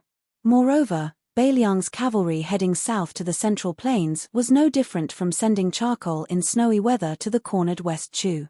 Lu Dantian's sword was most likely the result of his interest as a grandmaster of the martial Dao. It only had the meaning of provocation and didn't have the intention to fight to the death. Xu Yanbing was in the mood to watch the show. He smiled and said, "I heard that this person has been practicing the sword Dao since childhood and his aptitude is extremely poor. In his early years, he searched all the sects in Da Chu, but no one was willing to accept him as a disciple. Unexpectedly, he was a late bloomer. Relying on his stubbornness, he finally reached a high level in the sword Dao at the age of 40. Then he boarded a boat and watched the Guangling River and comprehended a sword. He ascended a mountain and watched the rising sun, another sword. But I heard that after West Chu was destroyed, he retreated into the mountains. This time, West Chu re-established the country, and most of the disciples of the family joined the army. He himself also left the mountain to serve as the commander of the imperial guards in the capital city of West Chu. This sword comes with the wind, and purple clouds rise. Presumably, this is the sun-watching sword technique that Lu Dantian coincidentally obtained at the age of 60. Hsu Fengnian's mood seemed to improve, but his smiling face was still somewhat forced. "I really admire these senior experts. Even admiring the scenery can increase one's power. I can't do it. I was beaten up by others." Xu Yanbing jokingly said, "Wang Ye, even if I hear this, I also don't feel good. We are a group of martial artists who have experienced the wars of the spring and autumn period. Haven't we all lived like dogs?" Hsu Fengnian said self-deprecatingly, "It's the same. When I look at you DeLong and the others now, I also feel that I am an old Jianghu veteran. The sun rises in the east, and purple clouds come from the east." The 100-mile sword suddenly accelerated after reaching the halfway mark, drawing an extremely beautiful downward arc in the multicolored light. Xu Yanbing narrowed his eyes and looked at the flying sword. He hesitated for a moment, but in the end, he opened his mouth and asked, "Wang Ye, what are you worried about?" Hsu Fengnian said softly, "I'm afraid that this trip will be in vain." Hsu Fengnian rubbed his hands to warm them. "Maybe I was wrong. I shouldn't have let my emotions affect my decision and brought the Beiliang cavalry to Guangling Road. Xu Yanbing shook his head. Wang Ye, if you think this way, then you are wrong. This time, when the cavalry left the border, Yang Wanwan, Jiu Dazu, Zhu Kang and the other old guys must have some concerns at first. They may not be as willing to support Wang Ye as Yuan Zuozong and Chu Lushan. But if it was Pang Zhenrui, Niu Qianzhu and the other middle-level generals, this is a good job. They have endured in the northwest for 20 years. On one hand, people died on the front line, and on the other hand, they were mocked and ridiculed by the rear. This time, they can finally go to other people's doorstep and show off. In any case, they can vent their anger. Even if they die outside the pass in the future, they won't be too aggrieved. This is human nature. Wang Ye, the flying sword is only 30 li away from here. Why don't you make a move? Hsu Fengnian no longer had his previous melancholy. He smiled and said, what harm is there in waiting a little longer? Yuan Zuozong appeared in the distance. Hsu Fengnian waved his hand. The latter understood tacitly and went to order the Great Snow Dragon cavalry to continue with their duties and not pay any attention to this uninvited guest. When the flying sword was about 10 li from the cavalry camp, it suddenly accelerated again. It was as fast as a young dragon crossing the river for the first time. The momentum was great. At first, there was the sound of firecrackers at the end of the street. It was only faintly audible, but very quickly, the sound became more and more ear-piercing. In the end, it was like thunder beside one's ear. Hsu Fengnian reached out with both hands, pressing down on the Beiliang saber and the crossing the river pawn at his waist. At the moment of mutual hostility, Hsu Fengnian suddenly let go of the saber hilt. At the same time, the tip of the flying sword that was originally heading straight for the camp was pressed down slightly and nailed into the ground. This half of the sword that was left in the ground was less than 10 steps away from Hsu Fengnian. The sword did not move at all, but there was still a purple sword qi lingering around the sword, flowing with brilliant colors. After a while, a tall old man in cotton clothes strode into the camp. The old man carried a long object wrapped in cotton cloth on his back.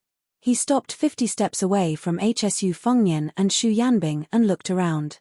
The old man was clearly somewhat surprised. There was not a single soldier coming to entertain him. This made the old man, who originally wanted to fight, feel somewhat disappointed and resentful. The old man had white hair, white eyebrows, and white beard. His appearance had the elegance of a southerner, and his figure was like that of a northern athlete. He had the demeanor of a grandmaster. He glanced at the young vassal king whom he had heard so many times in the past 2 years and then snorted coldly. With a wave of his hand, the long sword that was nailed into the ground was immediately pulled out of the ground and returned to the black scabbard hanging at his waist. From the beginning to the end, Hsu Fengnian's gaze had been fixed on the object on the old man's back. This grandmaster of swordsmanship in West Chu had a status in Jianghu in Da Chu. He was similar to Liang Qi Jiajie, who later dominated Taiyan City with one sword. He was a figure of the same generation as the state preceptor Li Mi and the grand preceptor Sun Shiji. When Cao Changqing met this old man, he should also show some respect as a junior. Lu Dantian was full of qi. He asked in a deep voice even though he already knew the answer, "You are Hsu Fengnian, the king of Beiliang?" Hsu Fengnian slightly retracted his gaze and looked at the old man who seemed to be a bit questioning. He said in a gentle tone, "I am." Lu Dantian untied the rope and took off the object covered with cotton cloth.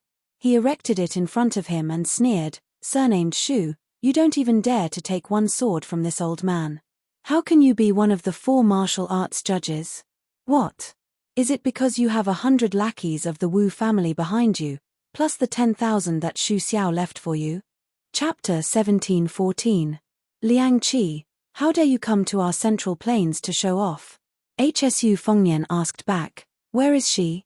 Lv Dantian, who did not get an answer, was furious. He suppressed his anger and said loudly, "It's none of your business, coward."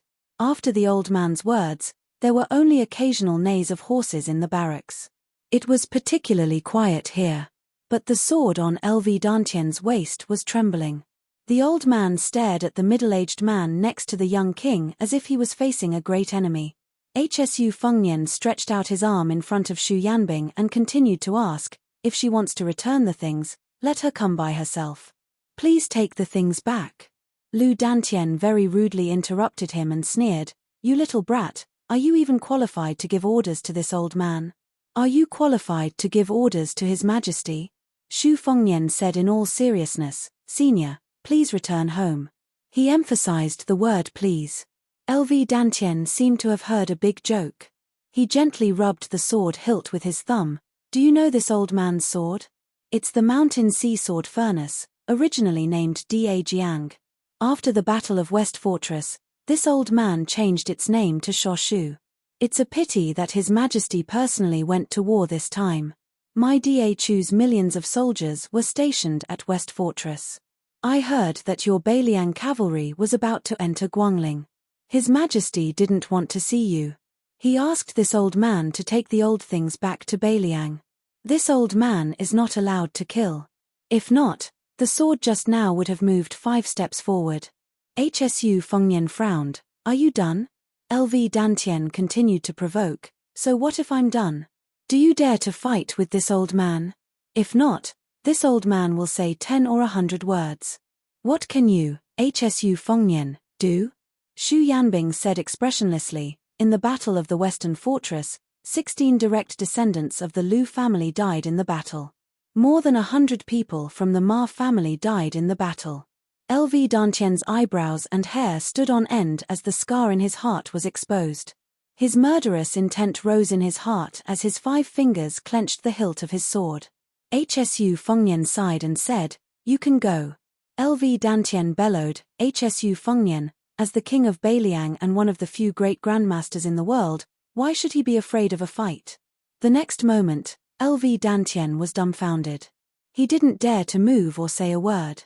In front of his eyes, he was indeed right in front of the old man. His 2 fingers were like swords, and they were only an inch away from the old man's forehead. If Hsu Fengnian was able to cut off the young lord's head if he took 5 steps forward with the sword at his waist, then now he could cut off the young lord's head as long as he moved his fingers forward by an inch. The difference between their skills was like the difference between heaven and earth. At that moment, LV Dantian, who was caught off guard, finally understood a simple truth. The seemingly easygoing young man in front of him was not a pushover. Hsu Fengnian said slowly word by word, take the sword box back to the Western Fortress battlefield and return the Great Liang Dragon Sparrow Sword to Jiang Genai. What do you think? LV Dantian gritted his teeth and refused to speak even if he was beaten to death. Being humiliated like this and not being able to fight back made the West Chu's sword master's heart dead. It turned out that there was a comment in the martial arts review that was true.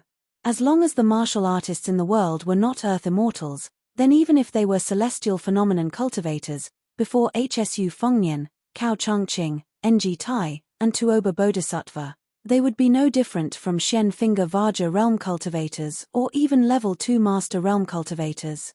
Hsu Fengnian retracted his 2 fingers, 100 miles flying sword, you have shown off your power. Next, please help me pass a message to your majesty. I, Hsu Fengnian, will go find her and tell her face to face. Although LV Dantian looked dispirited, he had no intention of backing down. He glared at Chu Yang and said sternly, Hsu Fengnian, I have brought the thing here, and I will not take it away. If you have the ability, take the sword box and rush through Wu Zhongshuan's army's defense line. Rush through Da Chu's heavy armor. Hsu Fengnian smiled, okay. Yuan Zuozong smiled not far away, don't worry. Xu Gong and the others don't need His Highness to personally kill the enemy.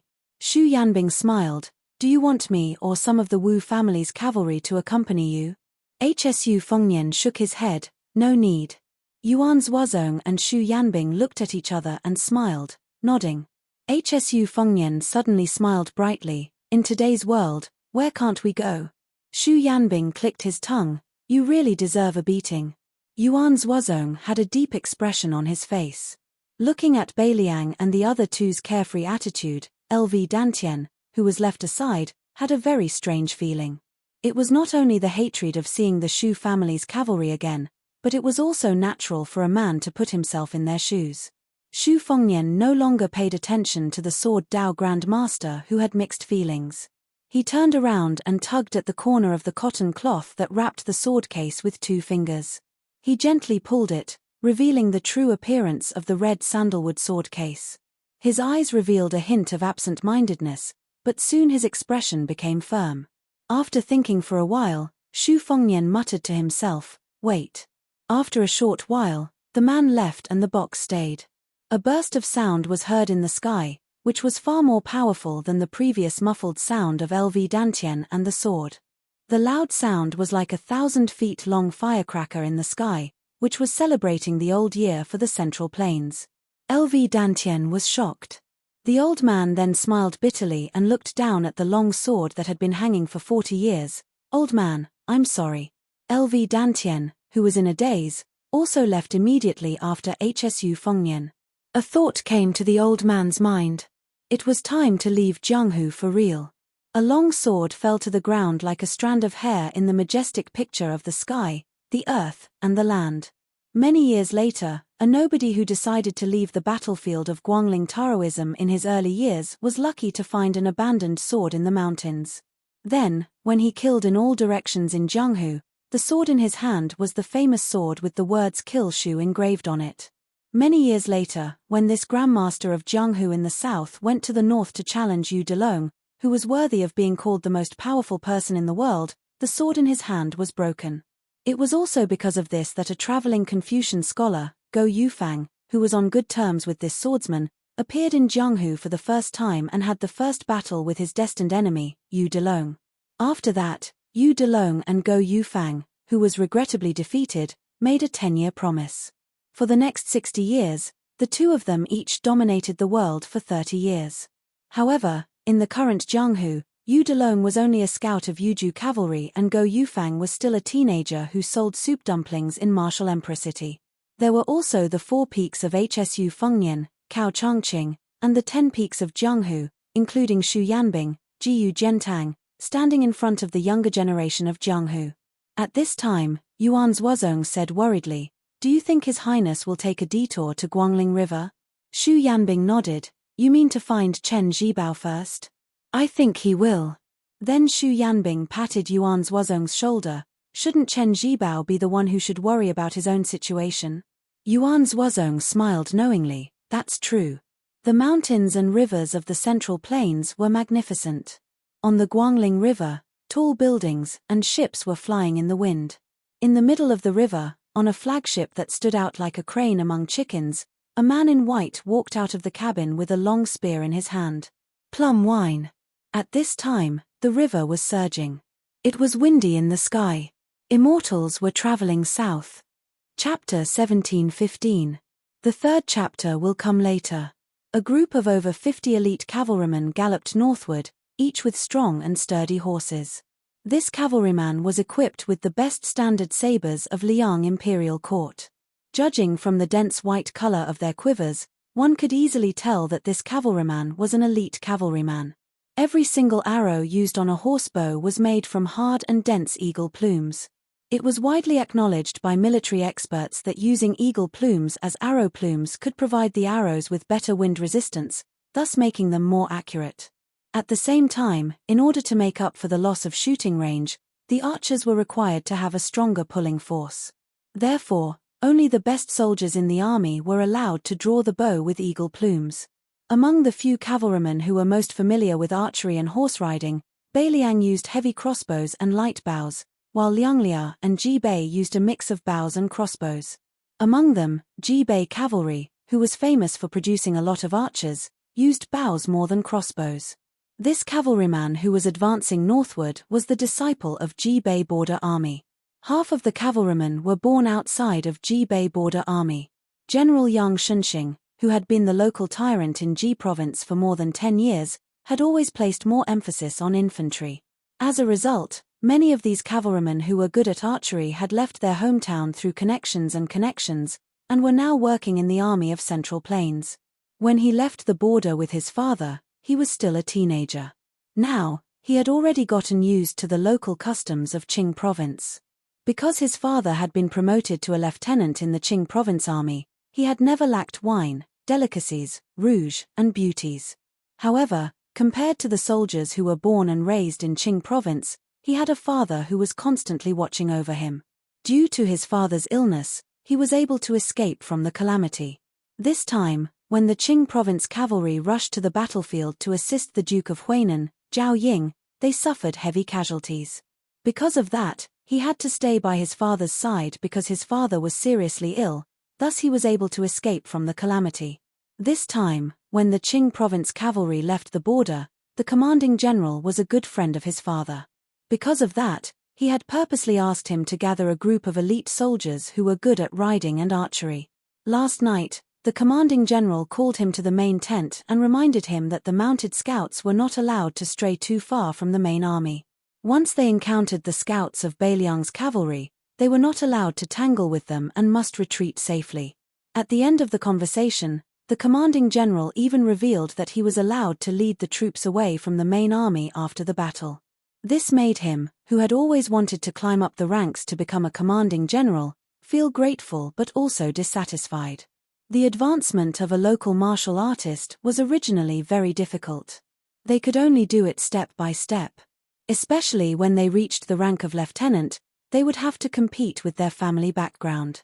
With his family background, if there were no accidents, after 10 or 20 years of hard work, he would be able to become a lieutenant with a small amount of military power in Qing province like his father's generation in the past. Only the kind of military merit that could be presented on the table of the big shots in the Ministry of War could break the threshold and break the rules. As for whether the military merit came from the heads of Beimang barbarians or Beiliang barbarians, he did not care at all. The snow had long melted, and the fields of early spring were overflowing with greenery. There were some unknown wildflowers by the side of the road, clumped together and nestled against each other. The fresh yellow flower buds had already sprouted, swaying in the warm spring breeze. As far as the eye could see, it was gentle and serene. It did not look like a battlefield at all. The hooves of the horse trampled on the soft ground, like a man using his palm to pat the tender skin of his lover, like a prostitute in a brothel knocking on a jade board with her red teeth. In a few more months, when the rapeseed flowers bloomed, they would spread out, and the scene of yellow flowers would fill everyone's vision. According to the spy report, there was still 1.5 days before they would officially enter the dangerous area patrolled by Beiliang's scouts. However, at that time, the Qing province army would be able to join forces with Assistant Minister Xu from the Ministry of War, and they would also have General Yuan's 10,000 G North Border Cavalry as the main mobile force to hold back the Beiliang army. No matter what, as long as they arrived at the designated location on time and cooperated with Assistant Minister Xu, the Qing province army, which only had less than 500 cavalrymen, would not become the main enemy of Beiliang's cavalry during this period of time. On the other hand, the 20,000 Shu soldiers led by a little kid had a higher chance of being attacked by Beiliang's cavalry. However, right at this moment when the warm breeze was intoxicating, the body of the regimental commander who was leading the charge suddenly tensed up, and he said in a deep voice, "Enemy sighting. Northwest direction, 600 step." After the regimental commander's reminder, only then did the cavalrymen notice that at the end of their vision, they could vaguely see a few motionless black dots. If they were to take a quick glance, they would just pass by them. The regimental commander's pupils dilated. He was nervous and excited at the same time. Unlike his father, who had been fighting for a long time at the border of G North, although he had earned himself the nickname of Tiger Chulin in the military arena with his outstanding martial arts, and even his father was no match for him, his father always reminded him that the battle on the battlefield was different from the normal battles in the military, and it was also not a friendly competition between the martial artists of Jianghu. Oftentimes, life and death were separated by a thin line. Originally, he did not pay much attention to it, but this time, when he followed the army, his father actually asked him to wear an armor and wield a saber. For the first time, his father also wore the old chainmail that he had stolen from G North's army years ago. On the training field at home, the father and son had a duel. When his father, who he had mistakenly thought was a toothless tiger, in the blink of an eye, his father had forcefully slashed his shoulder with a saber and placed the same saber on his neck. With just a little bit more force, he would be able to behead his father. At that moment, he finally understood what his father meant by exchanging a wound for a death. After the duel, when he bandaged his father's wound, his father told him earnestly that for an old soldier like his father, who did not come from a high family, to be able to live to this day, it was all because of luck. In the military, there were countless disciples from aristocratic families who thought they were pretty, but their corpses were dismembered the first time they fell into the enemy's trap. The regimental commander of the mounted scouts quickly caught up with them. His voice was trembling as he asked, "Regimental Commander Jiang, what do you say? Should we fight or not?" Regimental Commander Jiang exhaled, narrowed his eyes and said, "To be honest, the higher-ups do not want us to fight without permission. Even if we wipe out those 4 to 5 Beiliang barbarians, it might not be pleasing to them." Because the Qingju mounted scouts did not receive orders from their regimental commander, they did not charge in pursuit nor did they stop. Bit by bit, they closed the distance between them and the small group of Beiliang scouts. Perhaps influenced by the regimental commander's calmness, the originally nervous regimental commander also began to calm down. Although they were facing the Liangju crossbowmen, who were known as the best scouts in the world, their side had a total of 51 mounted scouts. Almost all of them were top-notch elites in the Qingju army. Previously, the regimental commander had complained that as a mounted scout, he had been strictly ordered by his superiors to majestically investigate the enemy's situation. It was truly unreasonable. However, on the one hand, the Beiliang cavalry was their imaginary enemy, and on the other hand, this was not the barbarians' territory. He believed that the Beiliang crossbowmen would not dare to penetrate too deep into the enemy's territory. Therefore, since they could not truly take on the role of mounted scouts, it did not matter whether or not they were able to display the full potential of their role as scouts. Now, it seemed that by accident, their superiors' excessive caution had instead become their fortune. 4 to 5 enemy heads, if divided up, would still be a considerable amount of merit, especially since the enemy was the Beiliang cavalry that had been boasting about being invincible for 20 years. He believed that no matter how stingy his superiors were, they would at least move up a rank or two, including him, up a rank or two. As a result, the regimental commander's face was ferocious as he looked 350 paces away. He did not know why, but there was still no movement from the riders. Could it be that they were scared silly? However, he could already see the enemy clearly. After the regimental commander confirmed that the enemy was only 5 riders and that there were no other hidden enemy troops nearby, he could not help but grin and say, "Commander Jiang Biao, a total of 5 Beiliang barbarian heads. Although it is not enough to fill the gaps between our teeth, a mosquito's leg is still meat. 3 heads are yours. Laro he and I will take one each." Commander Jiang Biao shook his head and said, "This is a good start. There will definitely be even greater merits in the future. For the time being, I do not lack this bit of merit, and I am still young. However, Laro Song, you and Laro he are different. If you do not obtain enough merits in this expedition to the north, you can only retire from your pitiful position of deputy commander. Even if you guys don't complain, I will still stand up for you guys. Therefore, this time, each of you can only take 1 head." Commander Jiang Biao, who was nearing 40 years old, cupped his fists and said, "Laro Song is not pretentious. I will definitely remember this." The 2 groups of scouts were about 300 paces apart. They met on a narrow path.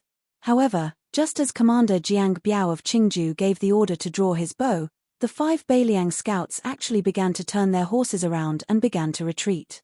They were not in a rush, not too slow, and they were moving with ease. Chapter 17-16. Deputy Old. His temperament was the most irritable out of all the scouts in Qingju. If it wasn't for the many times he drank and messed things up, he would have long been promoted to the position of lieutenant. Only then could he be considered to have entered the ranks of an official. Otherwise, no matter how valiant and good at fighting, he would not be treated well by the group of civil officials in Qingju. Therefore, in this battle, Old he was even more jealous than Jiang Biaozhang and Old Song of the same age. He wished that the warhorse under him could grow 4 more legs. Although Old he was no longer young, he was still strong with age. His arm strength was still astonishing. That bow was one of the rare 300 jin strong bows in the Qingju army. For an ordinary archer, Shooting 20 times in a row on the battlefield was already the double limit of their arms and longbow. However, his exaggerated arm strength and that high-quality longbow made by the craftsmen of Old Shu were enough to support he to shoot 30 times in a row with plenty of strength. The Beiliang crossbowman's voluntary retreat gave the Qingju scouts a boost of courage. He clamped his horse's belly and roared, "Kill the enemy." The 5 Beiliang scouts did not appear to be in a hurry. However, no matter how the Qingju scouts urged their warhorses to gallop forward, the distance between the two sides always remained about 150 paces, far out of the range of the horsebows. It was unknown who among the Qingju scouts was the first to shout, "Kill the barbarians." Very quickly, shouts similar to "Kill the Beiliang barbarians" rose and fell from the horse troop. The 5 Liangju crossbowmen turned their heads almost at the same time. Jiang Biaozhang felt an inexplicable sense of unease. The following scene quickly made this Biaozhang, who had been attacked by mounted archers on the border, feel both worried and relieved. He was worried that this battle would break out at any moment. He was relieved that the enemy, who was already at an absolute disadvantage in terms of military strength, had sped up and left, leaving behind only 4 riders to delay their pursuit. The 4 Liangju crossbowmen began to turn their horses around. It was a fact that the range of a horsebow was not as long as a foot bow. It was not that the Qingju army did not have light crossbows, it was just that there were not many of them. The hinterland of the Central Plains had been peaceful for more than a decade. With the Qing party, who was famous for their unity, controlling the military and politics of Jinggan Road, and with Wen Taiyi and the others speaking in court, Jinggan Road, especially Qingju and Xiangfan City, had always had comfortable days. Outside powers did not enter, and the entire Qingju was generally living a comfortable life behind closed doors. For a long time, in Qingju, where there were no wars and Qingju relied more heavily on naval battle power, the few good crossbows in the military inventory had gradually become the toys of the children of officials. To the Qingju cavalry who had come into contact with light crossbows, those things were not bad and were valuable items. However, they were too rare and troublesome to maintain. Furthermore, in terms of range, they were slightly inferior to a horsebow. When the Qingju mounted scouts were about 100 paces away, they drew their bows. They were shocked to find that the 4 riders had raised their arms and raised their crossbows at about the same time as them.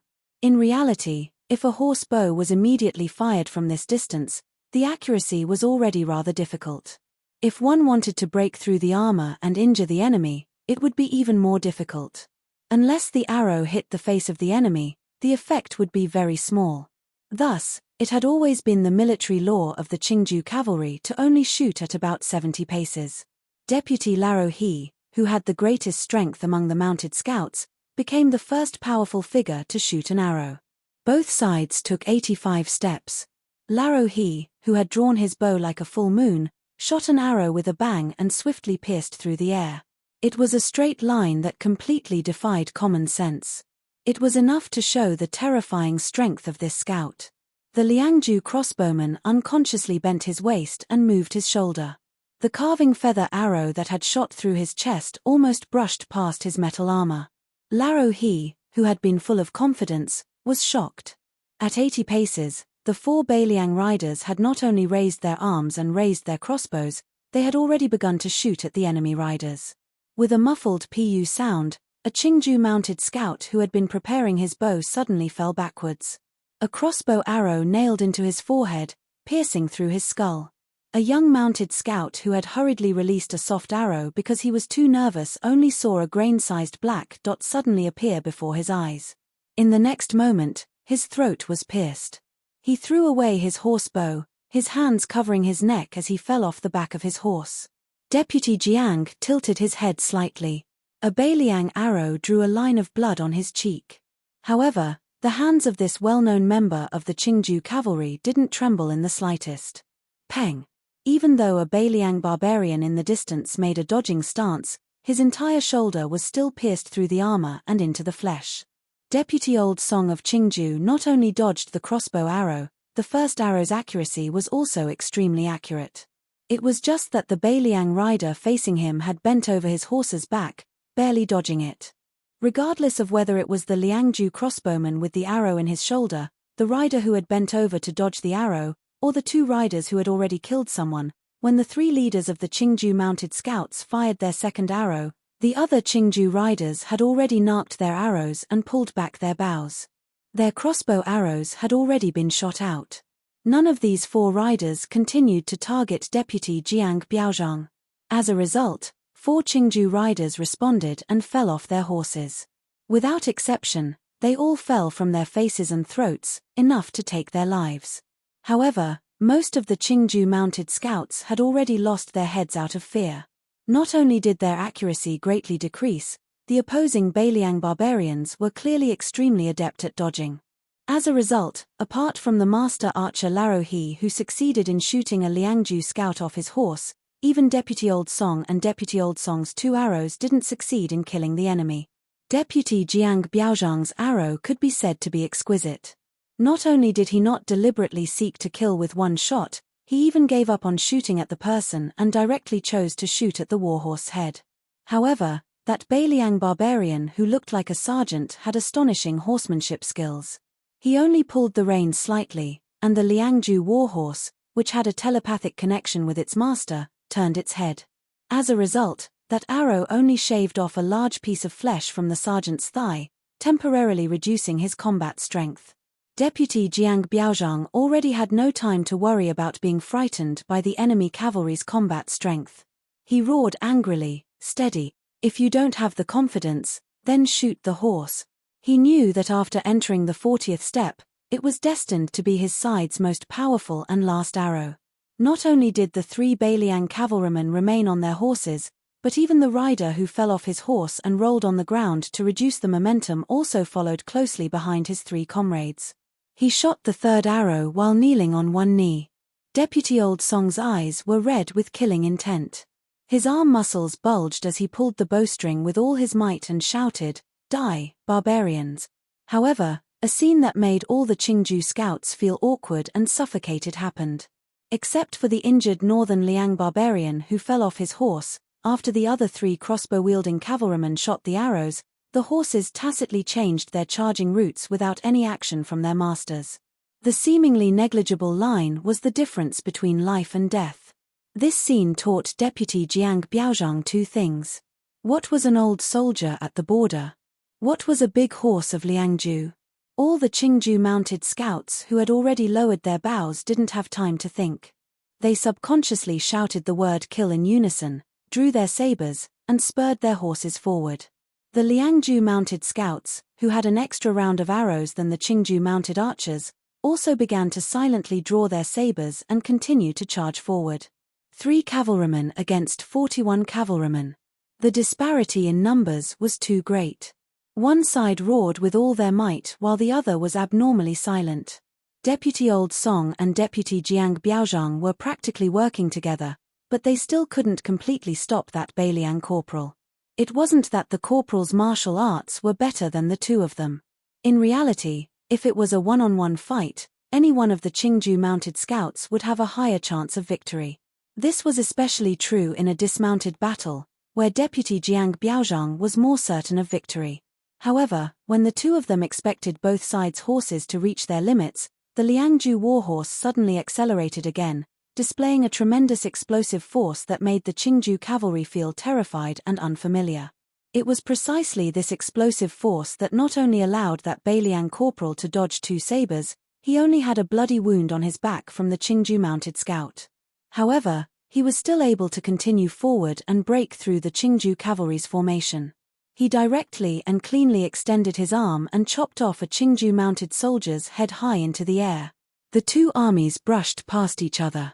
Of the 3 cavalrymen, only that corporal managed to break out of the formation.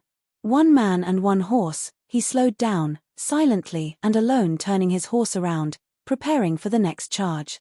After each of the 2 cavalrymen killed 3 cavalrymen, they had already died in battle.